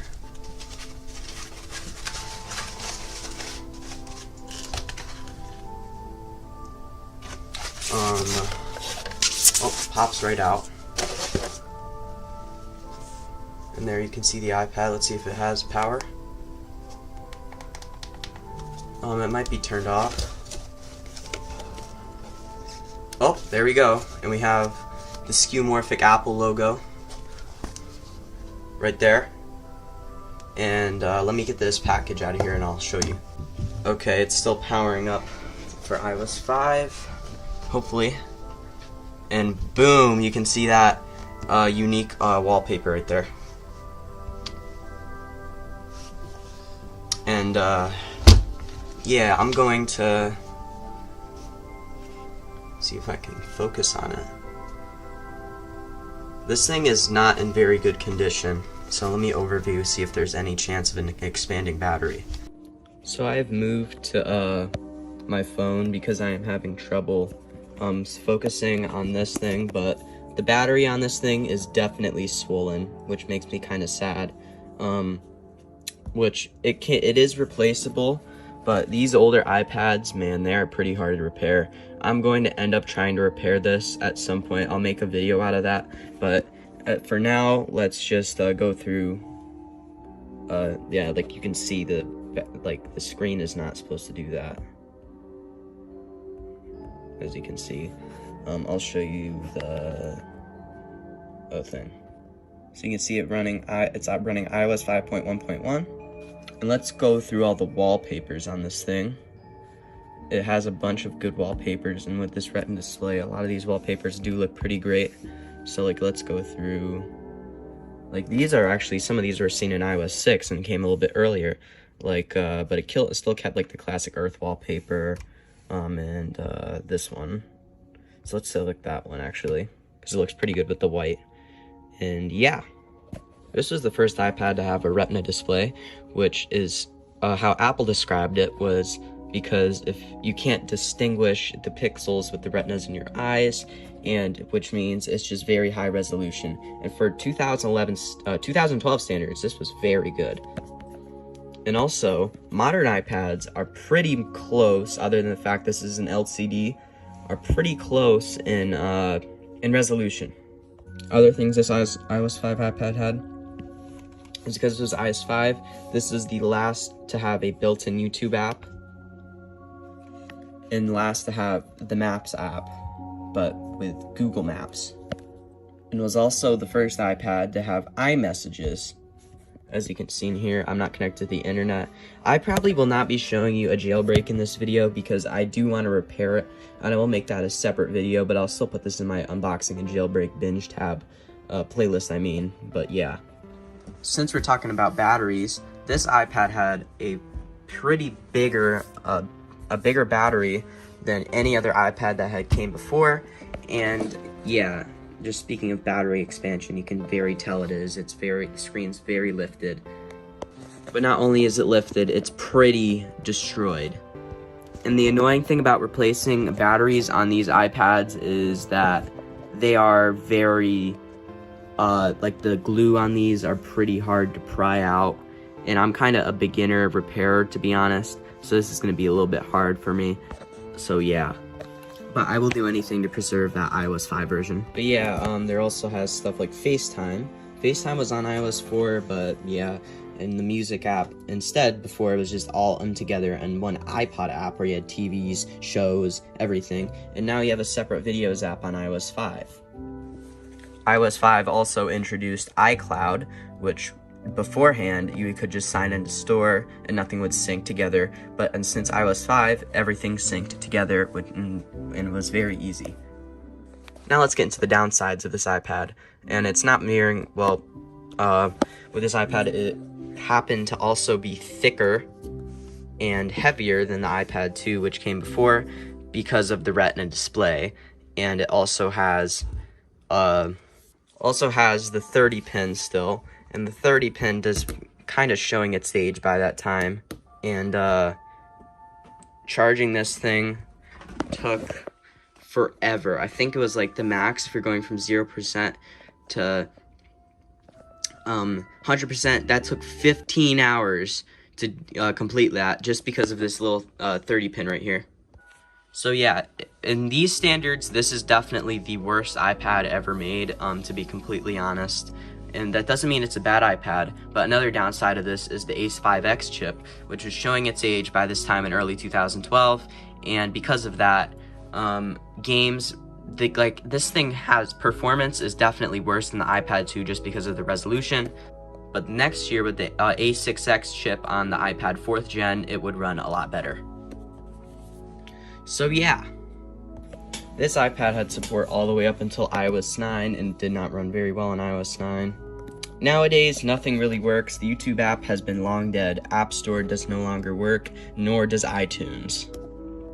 But I promise you guys, I will have a well, I already did the unboxing part. I will have a repair and jailbreak out pretty soon because I do want to preserve this version and I don't want this battery being in here, which means I can barely use it or charge it or do anything like that. So yeah, I will also, right after this video I'm done recording it, I will be looking for a battery and I will be searching for one and probably like an iFixit kit and everything because I'm a beginner.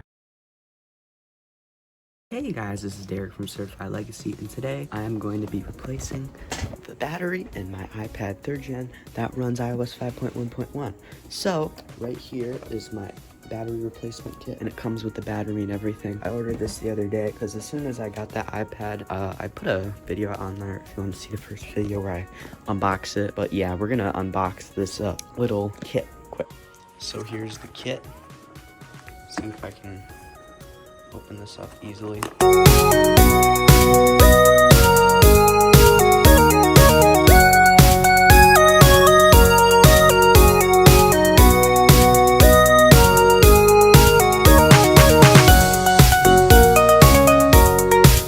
This is not coming out very easy. Hold on, let me get this out.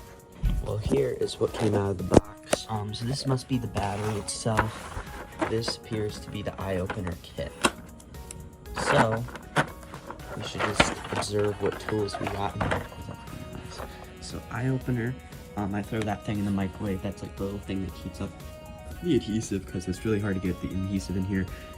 Bit driver, integrated SIM eject tool, angled tweezers, battery blocker, suction handle, spudger, opening tool, opening picks, plastic cards, Phillips 00, flathead 2.5mm, and sorting tray. Okay, so I say we open this and just see what we got in here first.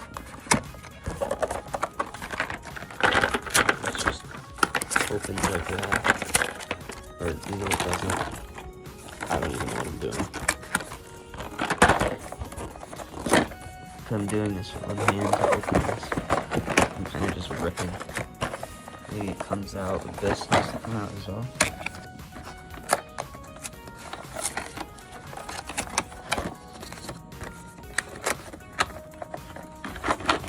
Hold on, let me get open.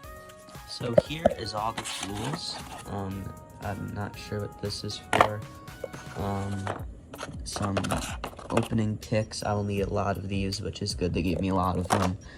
This is the eye opener itself. This is like a little heat pad thing that goes in the microwave. Microwave the eye opener for 30 seconds only. If necessary, reheat for 30 seconds only. Wait 10 minutes before reheating again. So that is what opens up the adhesive, and I think you use these picks to get inside there. This is... Oh, they give me a second screwdriver, which is nice.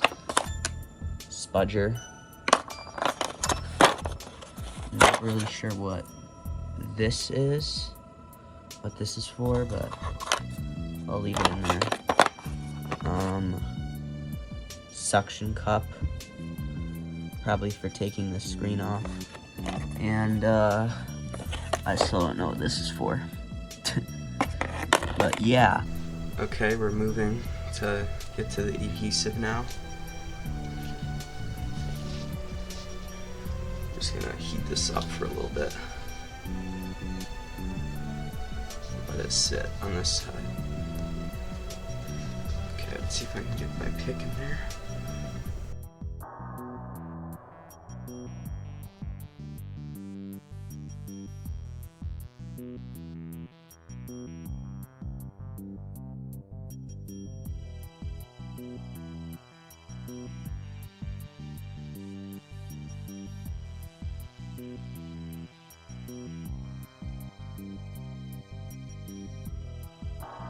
Okay, we got a little bit in there. I'm gonna warm this part up more. Surprised how well this works.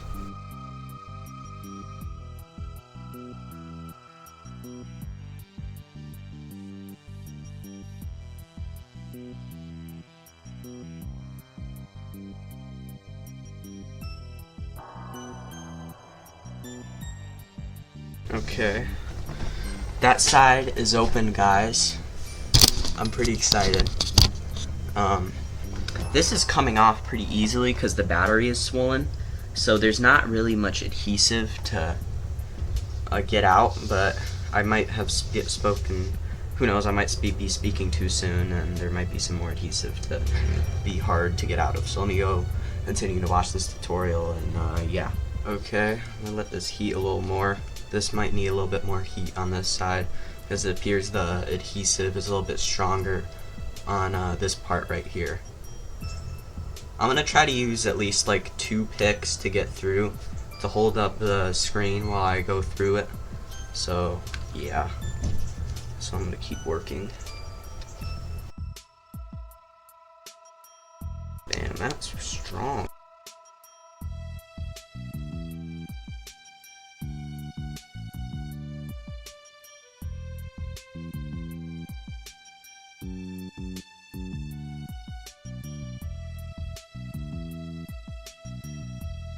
Okay, that part is raised up. Let me continue to watch this tutorial quick. So I ended up making a little bit of a mistake, but I just quickly corrected that since this part is still kind of heated. I'm going to move to the next part. Apparently, because I'm kind of a newbie, to be completely honest, when I'm doing repairs and stuff. So I'm supposed to put the pick in between the screen and not the black bezel part of it, or just the bezel. This is white in this repair at least. I'm supposed to put it in between that, so yeah, at least I know what I'm doing now when I'm moving forward. Okay, I'm just gonna continue down this path, since I'm already in there.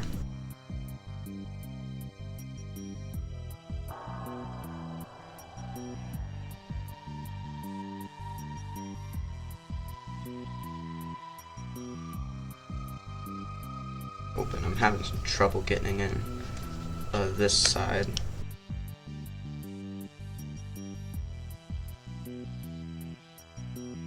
This might need to be heated a little longer, so I'm gonna let it do that. I'll come back to you. Okay, I'm still struggling to get in this part. Maybe I should go from a different side.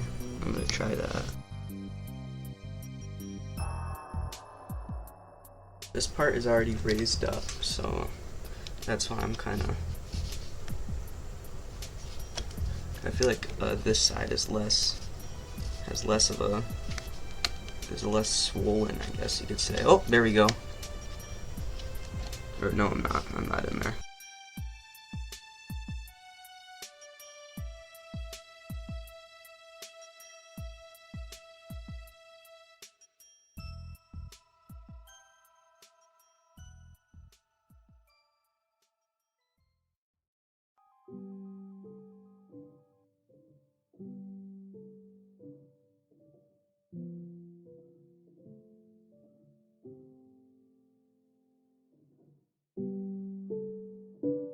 Alright, I'm gonna leave that there and heat this part a little more.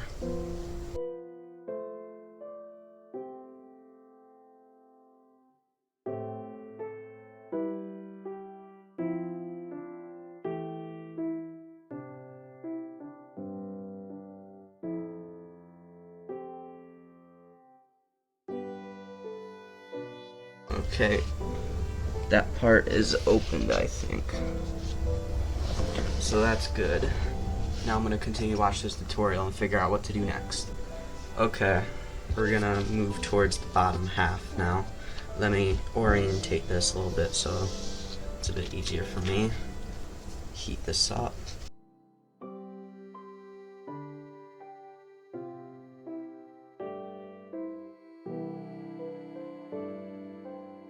Hopefully that's heated up enough where I can get in here.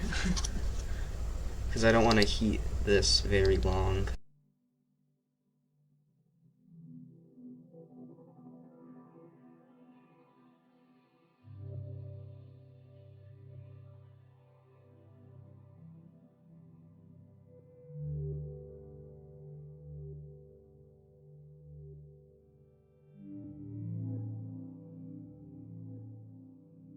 like this here, and I'm gonna heat this a little more. This part at least. I forget what was the part where they said there's like a, yeah, we're past that. Hopefully I didn't damage it. It's like the Wi-Fi antenna or something.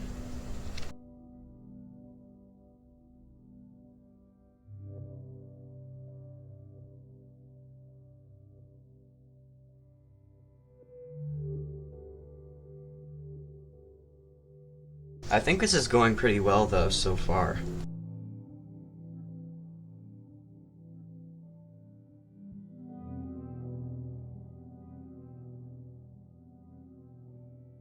Boom. That's that half. Now to the half, the left half, which is gonna be a little more tricky because there's like a wire or something on the side. So yeah. All right, guys. Heating this with the eye opener. I think that's what they call this pad thing. And we got one pick left to use, so we're going to use that carefully. And maybe come from this side this time.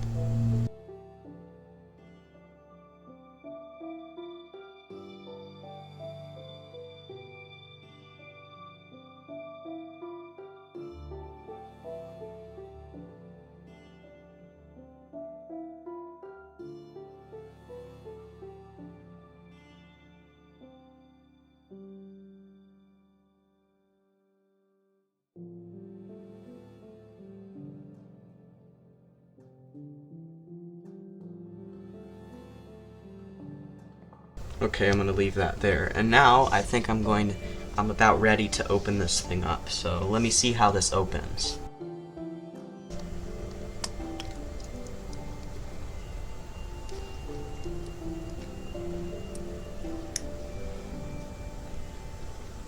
Okay guys, here we go. We're inside the iPad. Let me get all this junk out of here. Okay.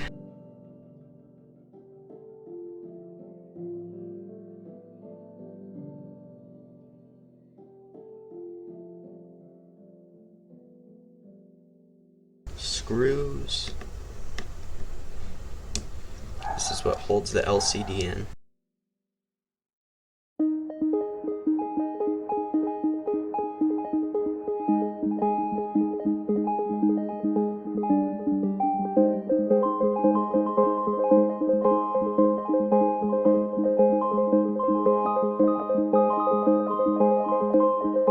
Okay. Okay guys, that is the battery. I don't know if you can see it. It looks slightly swollen. It's not crazy swollen. Let's compare it to this other battery I have, but it was definitely lifted up on there. The battery that I got. You can see it. Let's compare. But anyway, that's besides the point right now. We gotta get this battery out immediately. I don't know if you could see that, but I just disconnected this cable. It took me forever to figure out how to do it. But anyway, that's the LCD. I just took it out. Up the retaining flap on the LCD ribbon cable. We did that. Took out the LCD. Flip the retaining flap on the digitizer ribbon cable. ZIF connectors. I'm gonna see if I can just use tweezers again.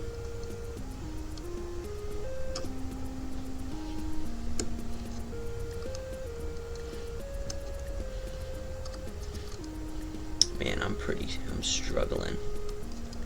Try not to damage this, it's so tiny.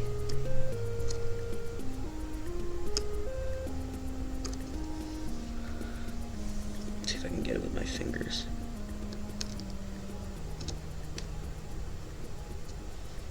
How about this one? I'll try this one first.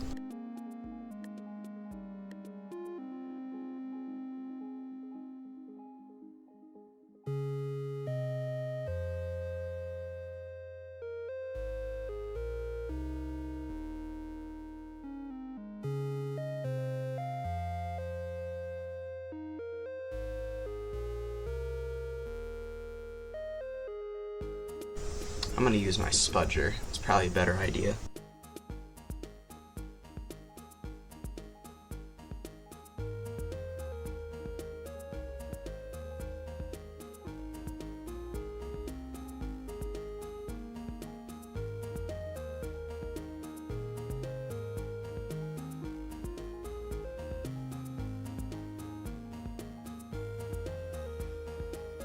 really struggling here. Try this end. There. That's it. There. Flat end of a spudger to loosen the adhesive under the digitizer ribbon cable.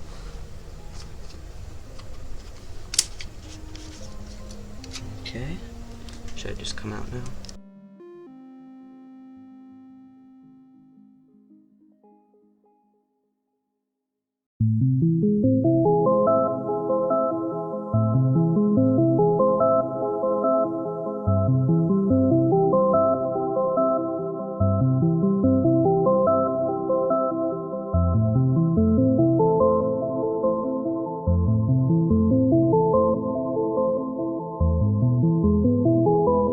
I flipped both of them up. It won't want to come out. I'm not really sure what I'm doing wrong.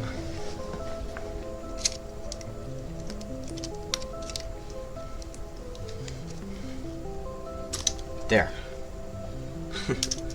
God, that took forever.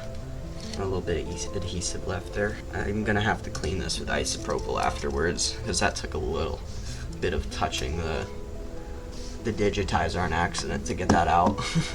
Okay guys, I just took out this little bit of tape on this part here, wherever this is. Now I gotta flip this part up here.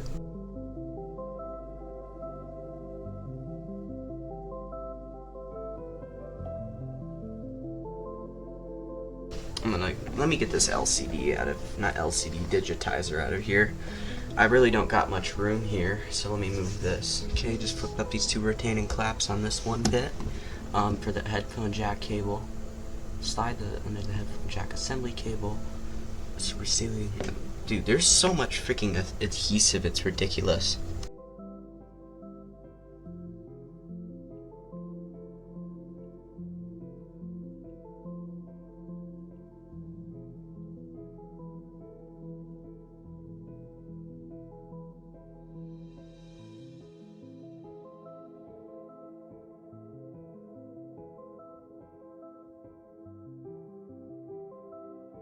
There. That took quite a bit to get that out.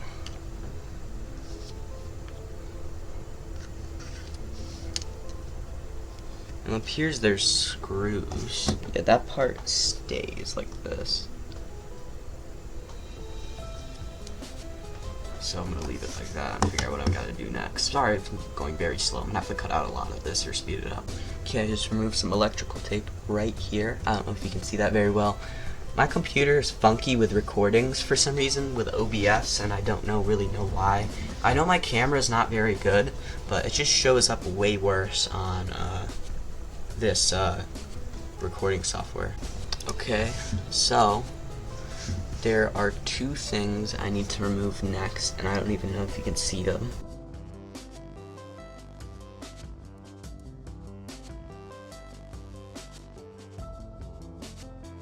I didn't record it, but I got those cables out, so yeah, I gotta figure out what I gotta do next.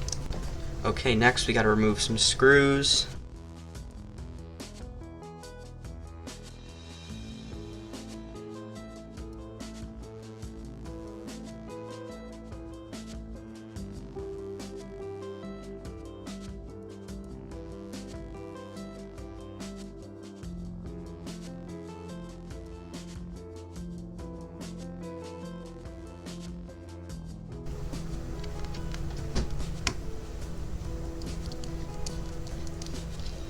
Oh, there we go.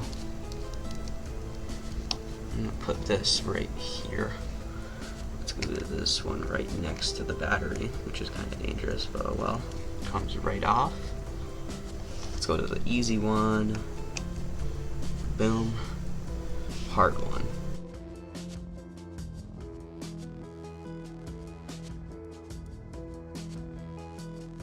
I keep stripping this one. I'm not sure if I can get that out. See if I have anything smaller to get that out. Well, after like 80 different methods to get that strip screw out, it finally came out, and it took forever. So, next thing is to get this battery out somehow. I'm sorry that this is continuously getting more dirty in here, but this is where I'm at right now. I've taken out the battery, and it's time to reassemble the whole entire iPad, which is going to be very, very annoying. This took me forever to remove it, and doing so, I ripped the battery in half.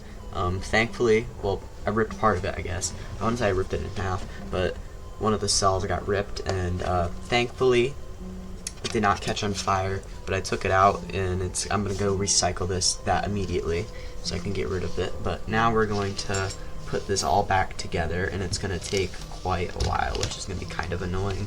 I'm gonna try to finish this today. I'm not sure if I can, but I'll do my best. Okay, here is the new battery. It's getting very messy in here.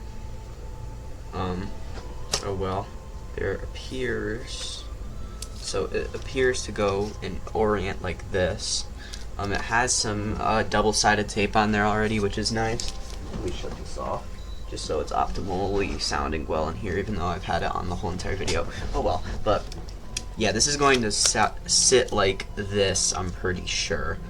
And it will connect to something. I forget what it connects to. I think it connects to the logic board itself, if I'm not mistaken. One of the screws is stripped so badly where I'm not going to use it for the logic board, so I'm just going to use 3 of them. I think it'll sit in there fine. I'm always janky like that, where I was always jank something out, and it literally was with whatever I'm working on. It doesn't matter. It could be where I'm working on my actual like gaming computer itself. I don't know if it can do that, but man, that thing has a bunch of spots where it's like a couple screws are not there, stuff like that. So it's fine, but we'll deal with it. And like I do that with like even before I upgraded, because I'm just gonna yap a little bit before I get into this. I had a case before this, and it was like one of those crappy pre-built cases. And I had to drill a hole in there for the radiator to fit in there beforehand, and eventually I just got a new case. And so I'm just saying this is fine, and it's janky, whatever, we'll deal with it. But anyway, let's get right back into this repair. Okay, I've taken off all the plastic and whatnot.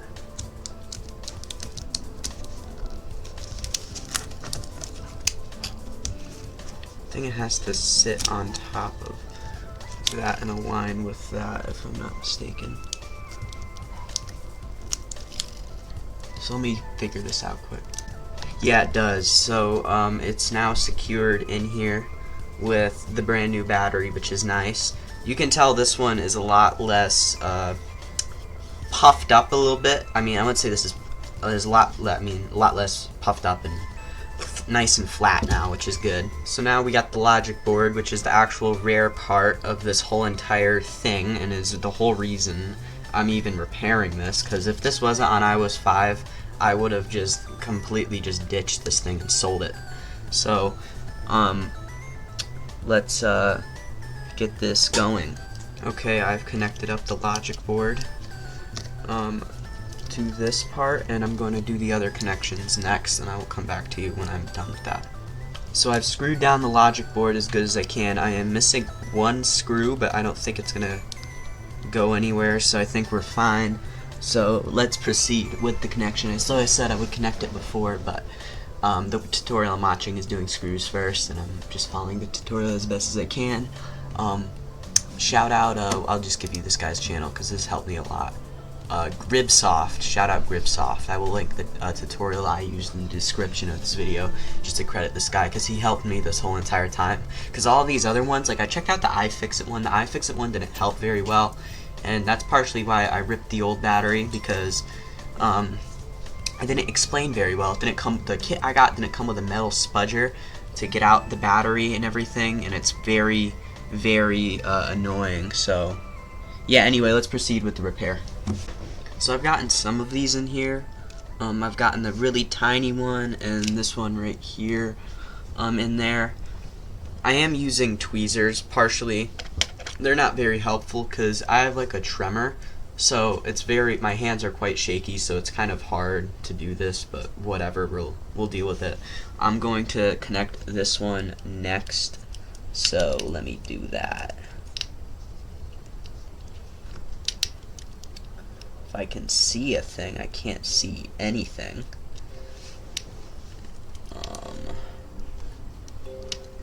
How will this connect?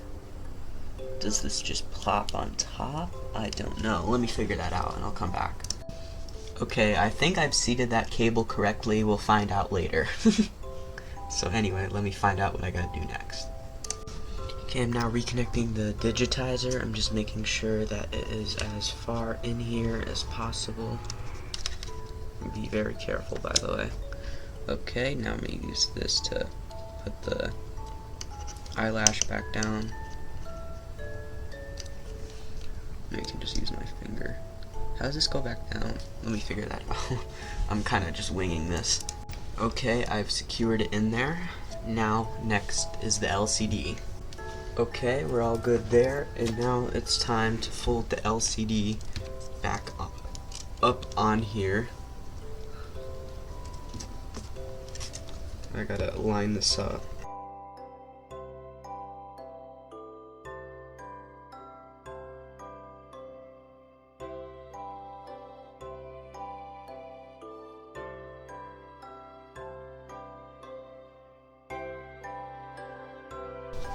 Just make sure if I flop this back up, it will be fine.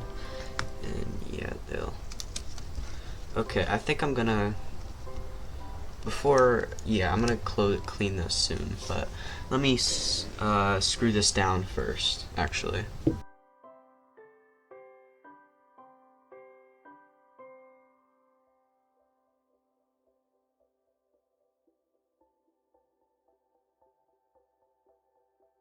I almost just dropped it back inside the iPad.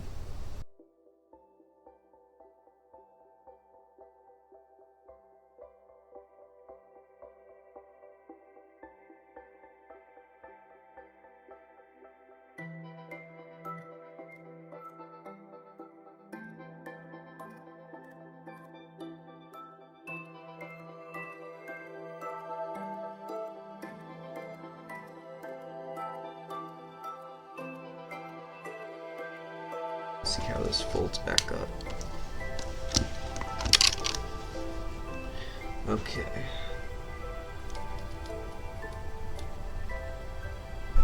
So sorry I'm going slow.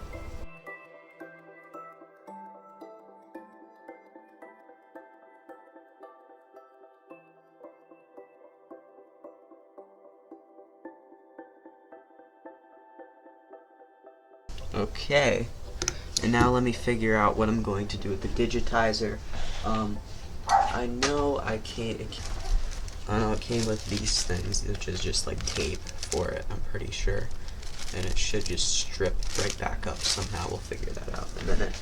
But yeah, let me continue to figure out what I'm gonna do. So now I'm going to clean my, what do you call it, LCD. I'm going to pour this alcohol over here. Hopefully I do it right. Okay.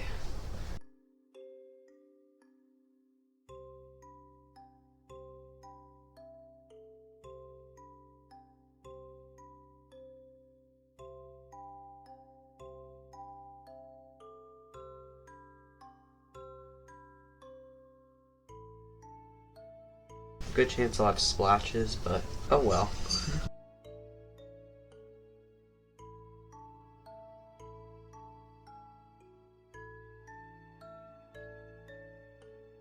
Let me go over that one more time. I'm sorry it looks very dirty in here. This is just how I work.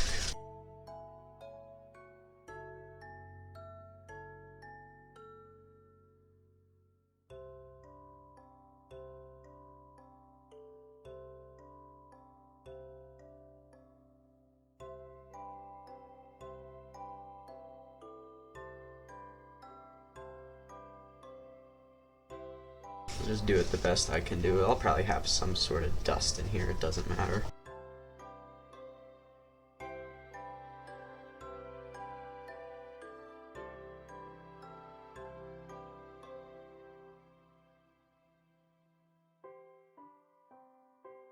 I'm not going to be sitting this down yet, so I'll try to get as much dust out. I gotta test it in a second, so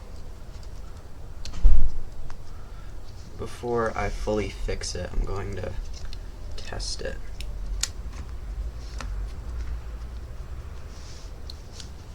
Just make sure it works correctly.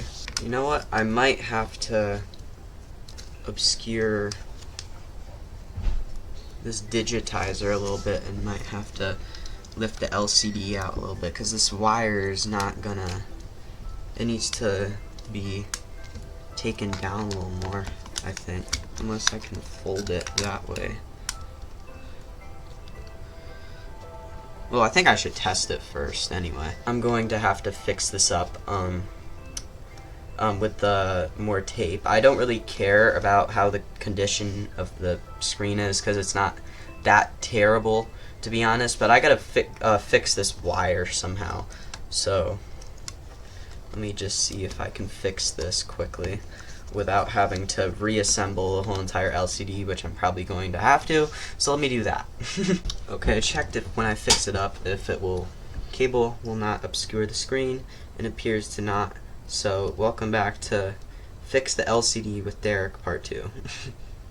So hold on, because I'm terrible with my hands, to be completely honest. So let me see. I'm trying to do this without plopping it into the screw into the hole of the thing, which I don't know why I'm not. I'm just gonna do that. Except they are way too tiny, so that's kind of what my problem is, why I'm doing that in the first place. I'm just doing it with my hands.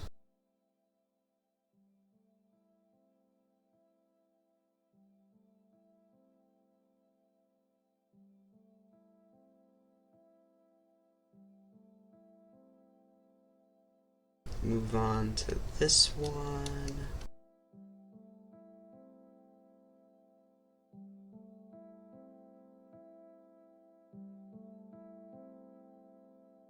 And okay, we've fixed the screen back up. I just want to see how this will fold for the second time, which I feel like the wire will not be obscuring that, which is good. So it's time to do the taping, and thank God we have plenty of tape here. Where does this go exactly? That's my issue. I gotta figure that out. Okay, so we have to figure out where this goes on the digitizer. Before that, I'm going to clean my LCD for the second or third time, however many times I've done that already. Okay.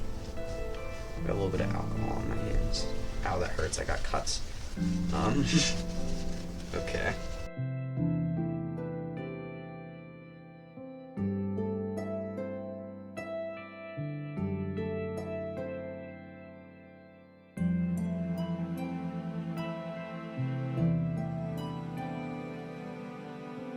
Get a fresh paper towel. Then I just dropped them.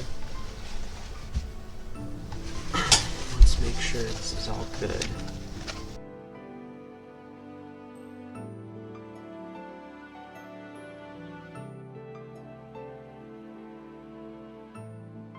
Let's make sure there's no fingerprints. That's all I care about personally.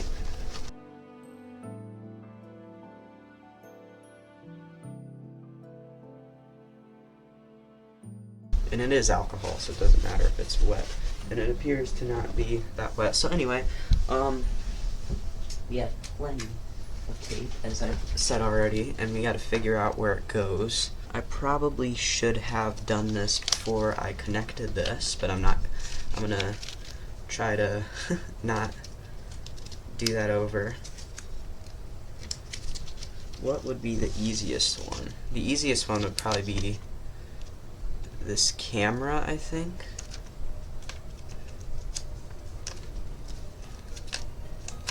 If I can open it.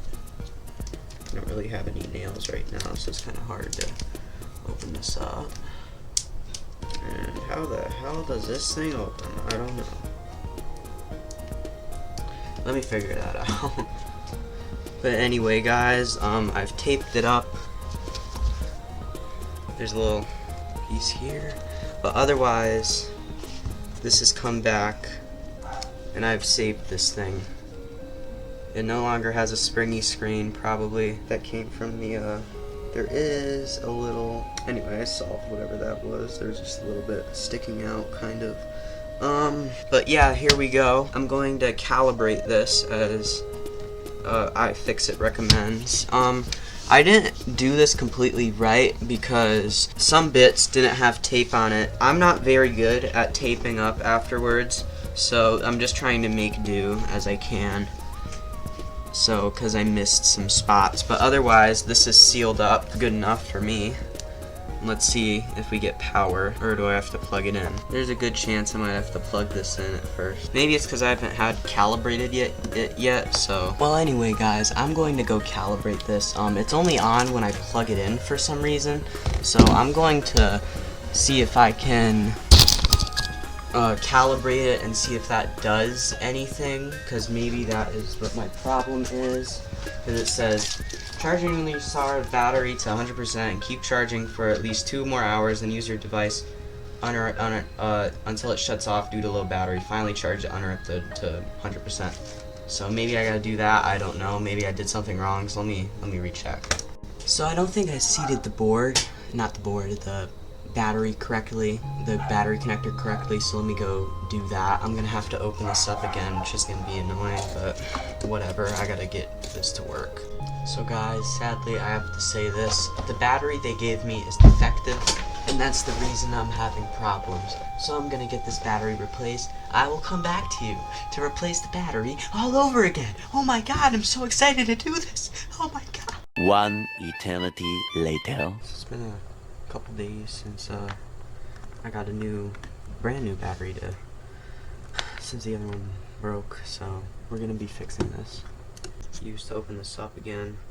I shouldn't really, because the adhesive I used is very little, so it shouldn't take a lot to open this up. Bro, I just ripped my digitizer cable, I think. Shoot. Well, we're going to get this out anyway, even though I just ripped the digitizer. It's just gonna prolong the process even more, which is amazing because I have to find a new digitizer. But I need a new LCD anyway, so I'm just gonna get new everything for this iPad because this thing is very damaged.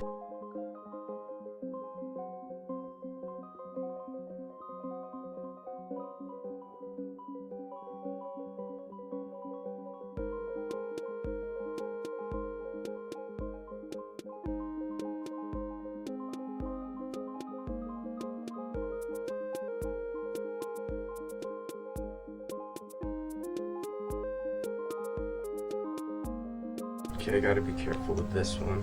It's because I opened it the wrong way. That is why. I should have opened it up this way, I'm stupid.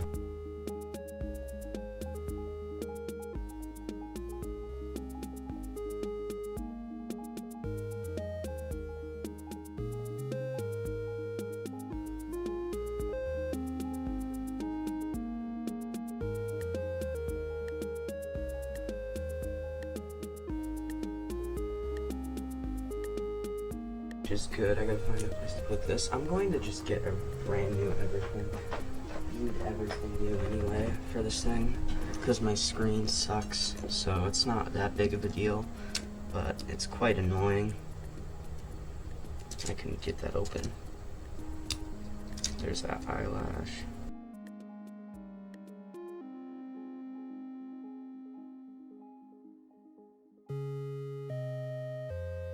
Yeah, there you go. Oh, that's quite annoying. Yeah, that's completely unfixable. This looks like it's a crappy Chinese digitizer anyway, so I'm probably just gonna redo the whole thing anyway. It's not that big of a deal. Okay, well, I've disconnected all of the cables towards this thing. And the next step is to remove the logic board, and yeah, so let me get to that.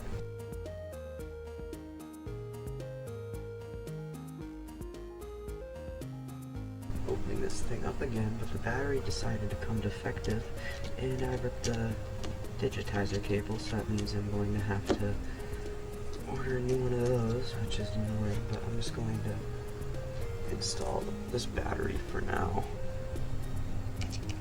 And we'll worry about everything else later.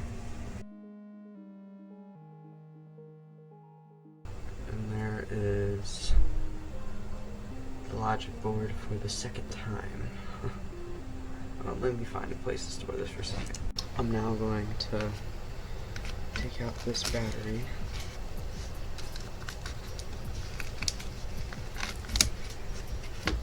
Thankfully the adhesive is not as nearly as strong.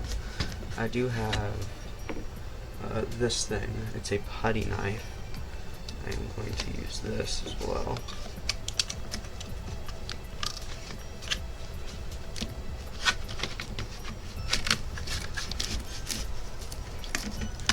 And just like that, that's the battery. Can't believe this thing came defective. I'm so annoyed. Okay, I'm now going to install the brand new battery. So, how's the way to do this very easily?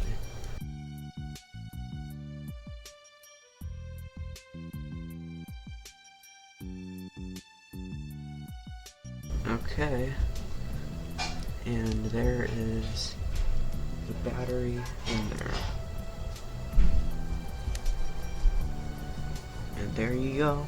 Okay, now for putting in the logic board again.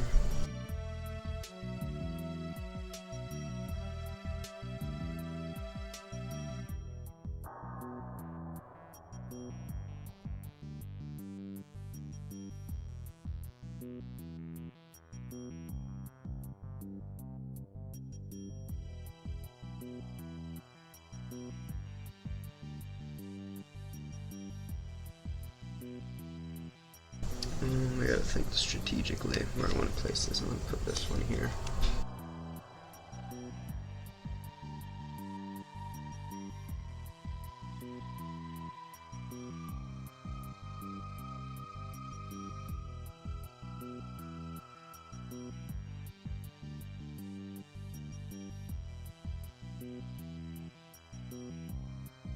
And there is the logic board in there, which is just how we want it. And now let's reconnect the, whatever you call it, cables, the ones that are needed right now. Because I gotta wait for the LCD and the, because I wanted a new LCD, because I don't know if I showed you before when I first got this thing. The LCD was all messed up and stuff, and it looked terrible. So I really wanted a new one despite that. So let me just reconnect everything here. So this one's very hard because it's so tiny, and like not even tweezers can get it, because if you use tweezers there's a good chance you can rip it, so I'm not gonna do that.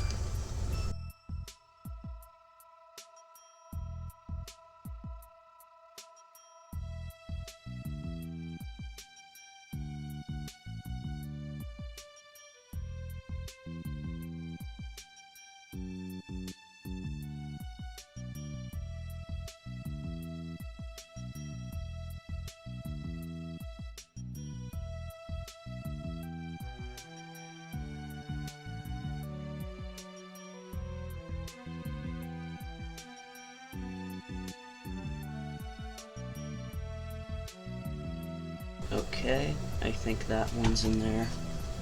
Just make sure it appears to not be moving. So I think we are good there. And now this one.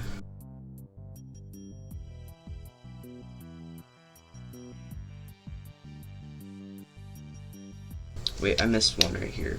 Gotta do this.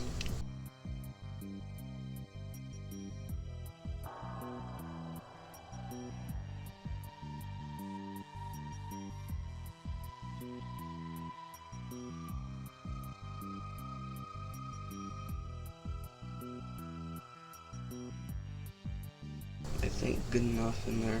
And just make sure quick. So I do think we're fine. I'm now going to reconnect this one right here.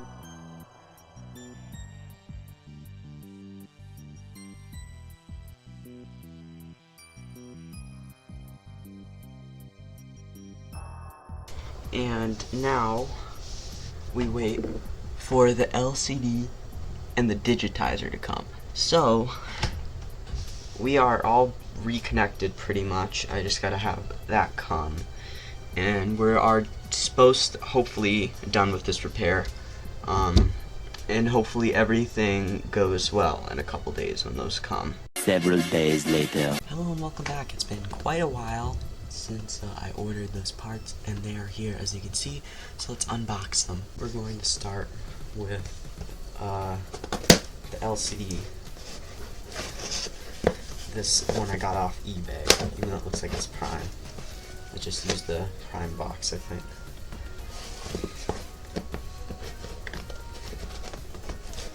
Or Amazon or whatever. Amazon Prime.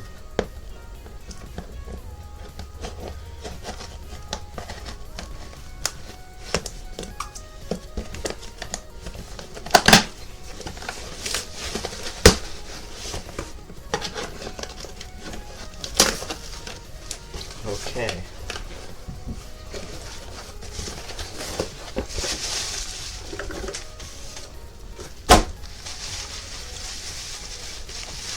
Good packaging, that's for sure.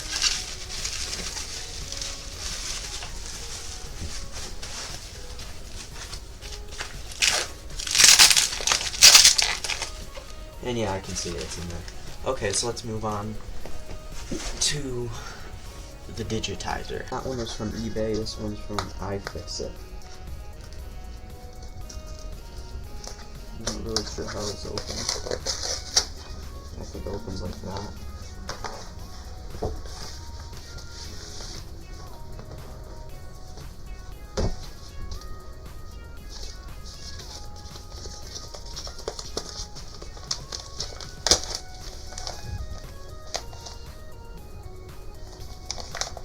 I might need scissors for this, wherever I put them right there.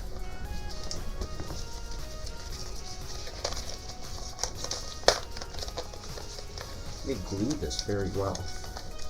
I don't even know if I can use that.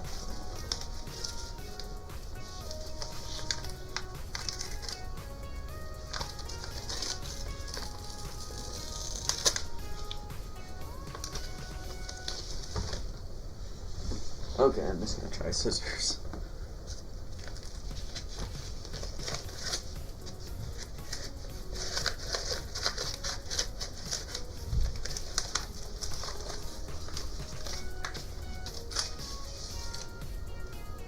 It is a black digitizer, which is not that big of a deal in my opinion.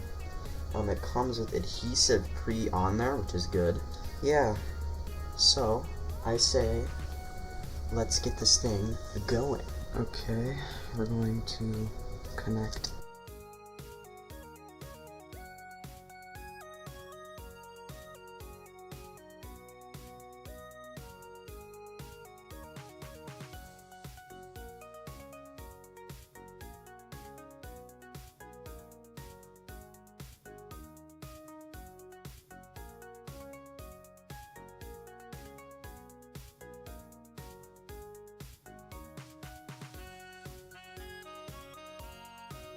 Okay, I think it's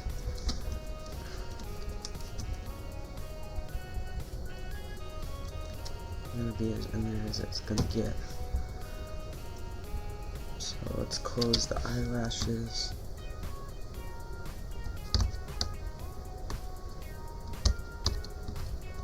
I had the same problem last time. Okay, now let's do the LCD.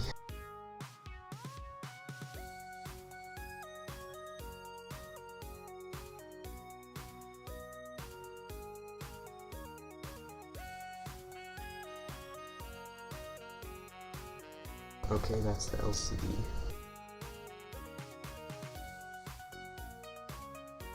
Also, I'm very sorry for the mess in here. I'm just trying to do my best to get this finished up, and hopefully it will power on with no issues. Okay. So, this one should just sit like this, and should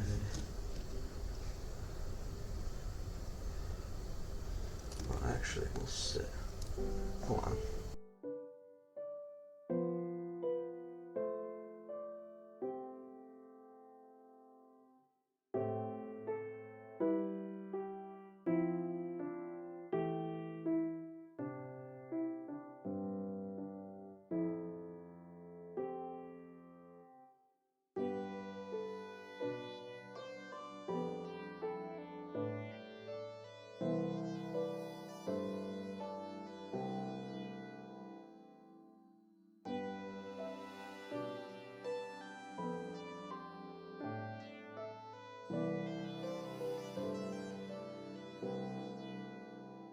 Okay, now,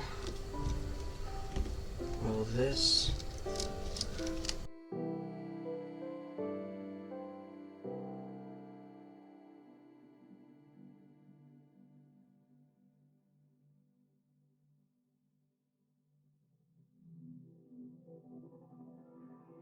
should fold on top.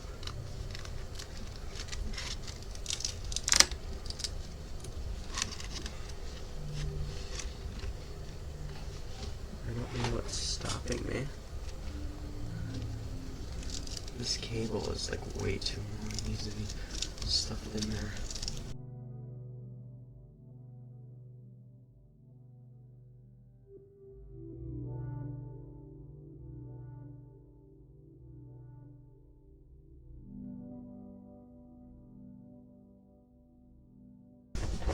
Okay, here we go.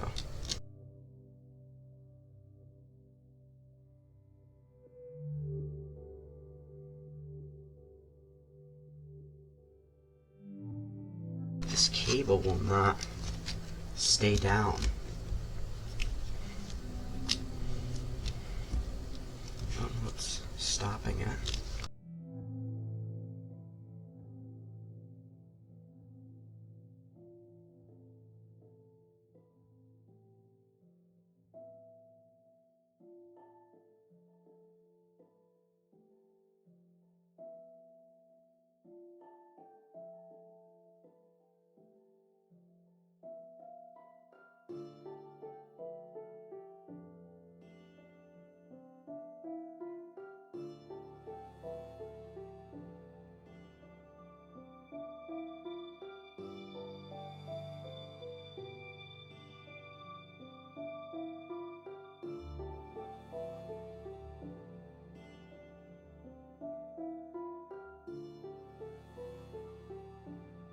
Okay, well, let's just try to screw it down.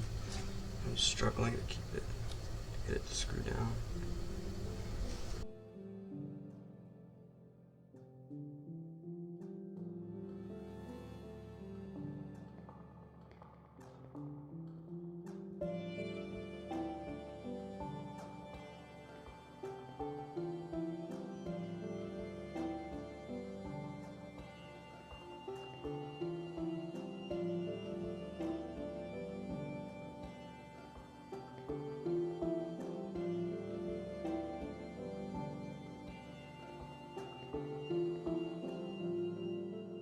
And that is not going to go down properly.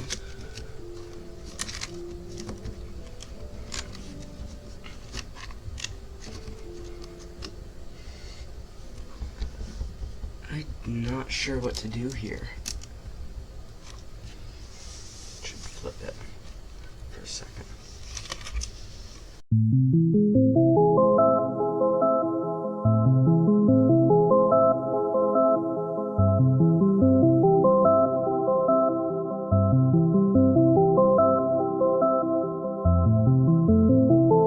Man, that's not gonna go down, is it? I just lost the screw. Okay guys, so it did power on. The only thing that currently is not functioning is the home button, and I think the home button cable is not in there perfectly. So I am going to, why not just switch the wallpaper while I'm doing this, because I can. Yeah, home button not functioning. So I'm gonna have to open it back up. But at least we have power, which is all I need to know, and Wi-Fi is functioning, because before Wi-Fi did not work. I might go try to log into it quickly though. Okay, so let's power this thing, open this thing back up again, I mean. I'm going to put them screws right back in the same spot, because I have a feeling this would not work, and apparently it isn't, so we're gonna fix it. It's not that big of a deal. For some reason we can't get home button working. I believe there is that one accessibility setting where you can go home without the home button on whatever you call it, iOS 5. So it's this one right here, I believe. So let me take out the LCD again. Okay, so I've opened it up again, and I've got that in there. So this is the one I got to get to go in there fully, I think.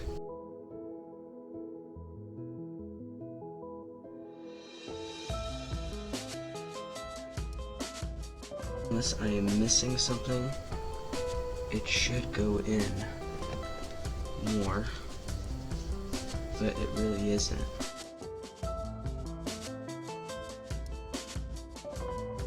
Let's try tweezers.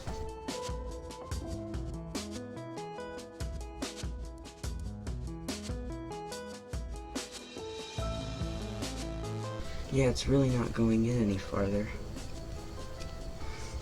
Let's reseat it.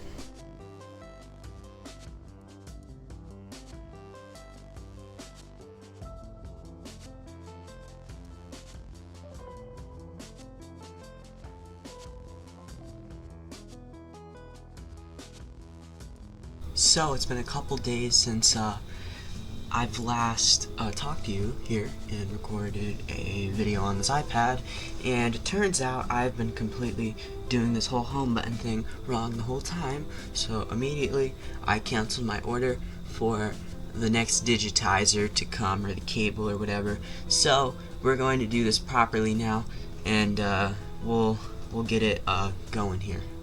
So this home button cable type thing should go under this, I believe.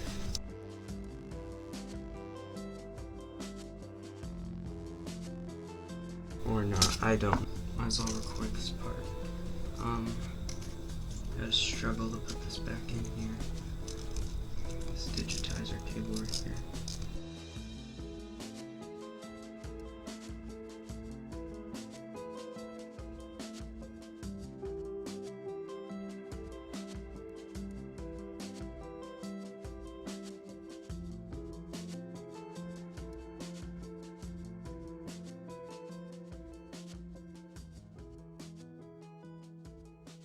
Might as well take off this part, it doesn't matter anymore anyway.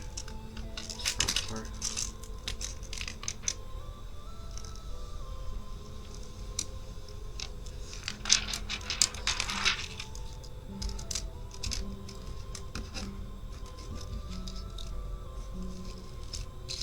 And let me grab the LCD. Okay, so now we're going to continue this repair. I'm gonna grab my LCD. Hopefully this does work. Let's set this on top of here. A bit again.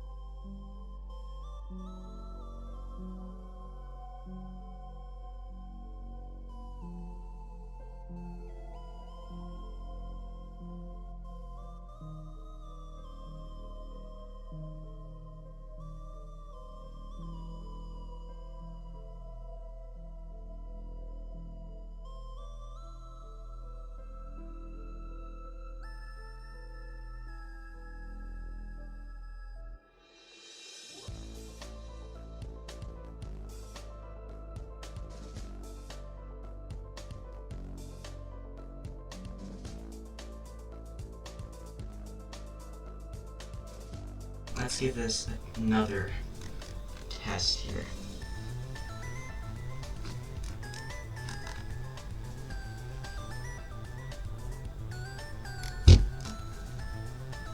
Okay. So if this home button doesn't work, then I don't know what I'm going to do.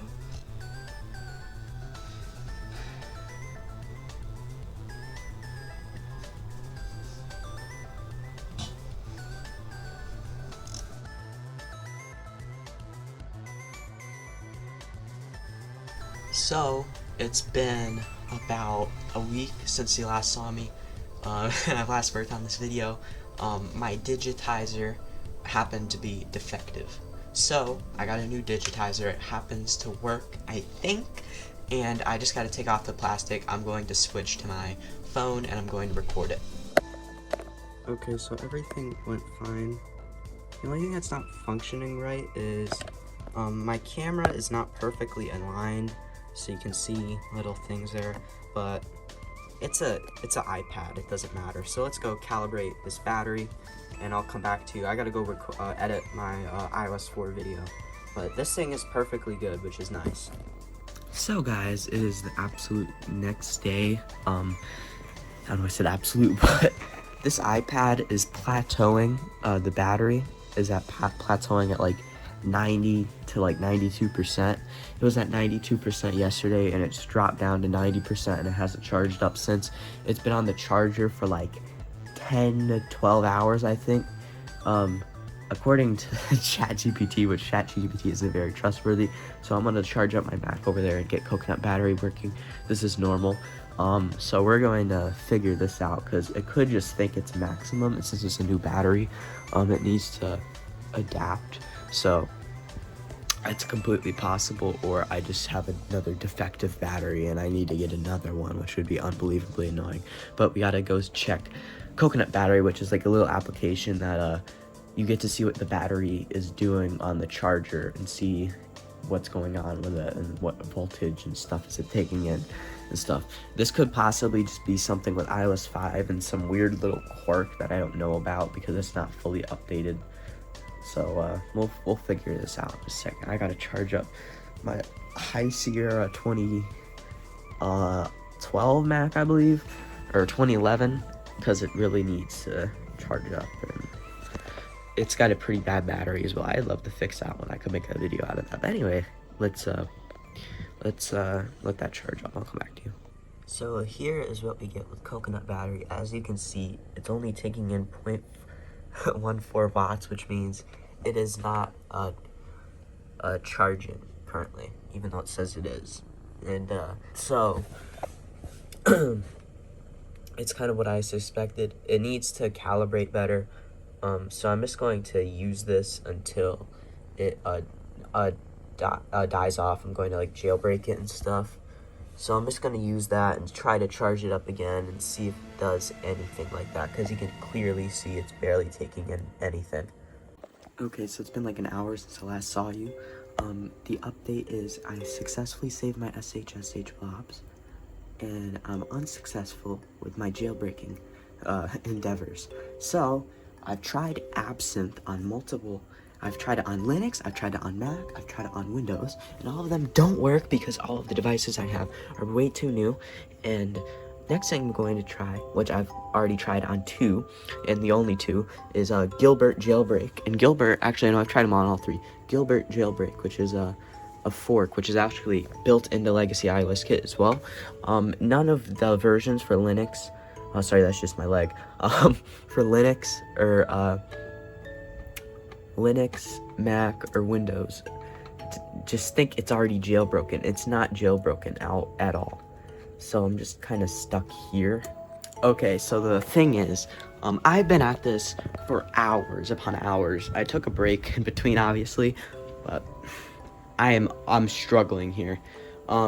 So because Checkmate A5 is so unreliable on the iPad 3rd generation specifically, it's been such a pain to save SHSH and save activation records. I have them both saved successfully, but I think there are leftover files from someone attempting to jailbreak this beforehand. So what I'm going to have to end up doing is I'm going to have to restore with the SHSH blobs to this version, the same version, and I'm going to jailbreak it again, because I can't jailbreak it. That is my main problem right now. So I'm going to go through and try to do that. It's probably going to fail like 45 times because of how unreliable it is on iPad 3rd generation. So, I'm not excited. And just like that, we've restored, and we have Cydia on the home screen. So anyway, I haven't fully gotten to calibrate the battery yet, but it's been the next day. The battery's very good. I'm just gonna, because what you gotta do to calibrate it, you gotta let it die again, and then you have to charge it up again. And it'll just be like pushing this video back even more, even though I've been working on this video for like a month straight. What I ended up having to do in the end is I had to use my blobs to restore to this and use my activation ticket so it's activated upon restore, and I do have Cydia now, which is cool. And yeah. So I know I made a video previously on another iPhone 4S, but this is my dad's old iPhone 4S, and I just charged it up, and it's on 7.1, which is pretty rare. See, it's got the parallax, it's definitely that. So yeah, it's very, very cool. And yeah, so we're gonna see what we can do with this thing. I already have one on 7, but I do want to see if I can dump any of these apps. Like there's Starbucks app, and whatever the hell, VideoTube is. Very weird. But yeah, let me see what I can do with this and connect to Wi-Fi and everything. And yeah, it's smashed up, sadly. I think this is why my dad stopped using it. I also went and grabbed a few of the other stuff he has. Like, this is the bricked devices corner, I like to call it. 6S does not turn on. Great condition though. This is an old iPad 2 that my grandma used to have that I used to play on a lot. Broken, does not charge or anything like that. So, yeah, this is the bricked devices corner, I like to call it. And it's just in a drawer. So I don't think you can see it under there. But that's a iPad Air 2. That was my main device for a while. I made that for like all the way up until like 2017, and when it broke, and it's bricked pretty much. There's not much I can do with it, but we're gonna see if we can dump any of those apps and jailbreak, and maybe even do a downgrade, stuff like that. So yeah, maybe even dual boot. See if I can dual boot iOS 5. Let's go see, because it's on 7.1. It's not like the rarest, but it's pretty cool, so yeah. Okay, as you can see, it's 7.1 on this iPhone 4S, and it's got 13 gigs on there. So I'd say this is decently rare, and it's pretty cool. I do have one on iOS 7 already, but sorry, I'm just showing off the parallax, because why not? I haven't connected it to the internet, so I might as well go do that. It's got a bunch of old pictures on here that I'm not going to show you for reasons, obvious reasons. And yeah, it's got a couple old apps on here. See if I can dump any of these, because I've not seen any of these really. So yeah, let's see what we can do. So I just found out this thing can downgrade to iOS 5, which is really cool. So I'm going to do that. But first, I'm going to save SHSH blobs. You know what? But before that, I'm going to save, back up this phone to iTunes, because I need the photos, probably. I don't know if I want any of these. I'm just looking at it right now, because this is all my dad's photos. I don't know if he'll want this, so I'm just going to back this up in iTunes anyway and get all the photos and everything. So that's what I'm going to do. And yeah, so let me do that. We'll back up the phone, then we'll do the blobs and everything, and I'll show you that. So yeah. Okay, I've backed up all the important stuff and ripped all the apps, and now we're gonna get into saving SHSH blobs and doing a downgrade. So let's get into that. Okay, so we're gonna go here. We're gonna save SHSH. go onboard blobs. And, I gotta get an IPSW for this. Hold on. I don't know if I showed it, but I had to switch to my Linux computer because apparently I can't even save that blobs without pwnage with the Arduino, so I'm gonna be saving blobs with an Arduino this time. So anyway, where the frick do I keep that?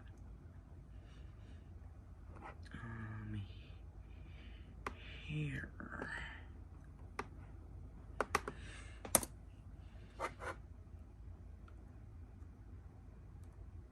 Yes. Okay, hold on, let me deal with this. Okay, now let me show you. So, what do? Go to iOS Kit, of course. If it's gonna let me select it, why is not? I'm selecting the window.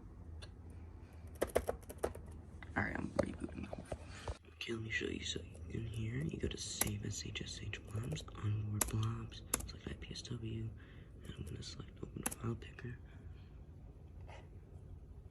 And I'm gonna go here, I'm gonna select the IPSW, which is 7.1. Save onboard blobs. And it should do that, but you gotta know how to use an Arduino and stuff like that. So now it should reboot right back into iOS 7. And we're going to use these blobs to downgrade this to iOS 5.1.1. So, yeah. Let's power back up and also. Okay, so blobs are saved and I'm back. So what are we gonna do next? Oh my god, there's so many things asking me. So we're gonna do this. Restore SH. It's powered back on. So next, restore that downgrade. Other powder snow 7.1.x blobs. So target IPSW. We're gonna be opening file picker. And we're gonna be selecting 5.1.1. And we're gonna use base IPSW, which is 7.1. Select base.sshsh. This is where we go to saved. We go to sshsh, and we find 417. Well, let me see what is the most recent. So the most recent is this. And it says 7.1. So we're gonna go with this. And we can start restore. So jailbreak option, yes. Memory option, I just don't know. So I'm gonna hit yes. Verbose boot, no. Okay, next I'm gonna go put this, connect this to my Arduino right here, and I'm gonna do this again, so yeah. Okay, so let it compile the sketch. This is Arduino IDE, by the way. Oh, I gotta put in DFU mode, I'm so stupid, hold on. Okay, it's sending it. This is what it does when it sends the checkmate. And it did it. So next, we're gonna go back and we're gonna hit pwnage. Yes, oh wait, I gotta do this, hold on. Okay, it got cut off rudely because I ran out of iPhone storage. But what I was saying is this is restoring currently, and that's about it. So I'm gonna let it restore. This is a very old laptop that I just installed Linux on. It's very loud. I don't know if you can hear it, but it's very loud. See, I'm screwing on 15. That's this thing. This is meant for Windows 10. This is literally a launch Windows 10 product. So yeah, anyway, I'll be back when this is done restoring, and I will show you how it turned out. Okay, and here we are, we're on iOS 5, so let me activate it and let you guys know if we get any setup loops, because apparently, according to some other people, we're getting setup loops currently for some odd reason on 4S's. So I'm gonna try this, and if I get a setup loop, I'm gonna also show you how to delete setup that app and completely fix that. So yeah. So I've literally gone through 18 different restores basically, and I've tried everything. I can't get this thing to freaking activate, bro. I don't even know what to do. Apparently this is a problem. Deleting setup that app did not work for 5.101. I'm not sure why. So if you're trying to do setup that app bypassing on 5.101, do not do that. It does not work. I will come back and make a follow-up video whenever the Apple freaking fixes their servers. You can see it's literally like 9:30 right now. It's been forever and I still can't get it to freaking work.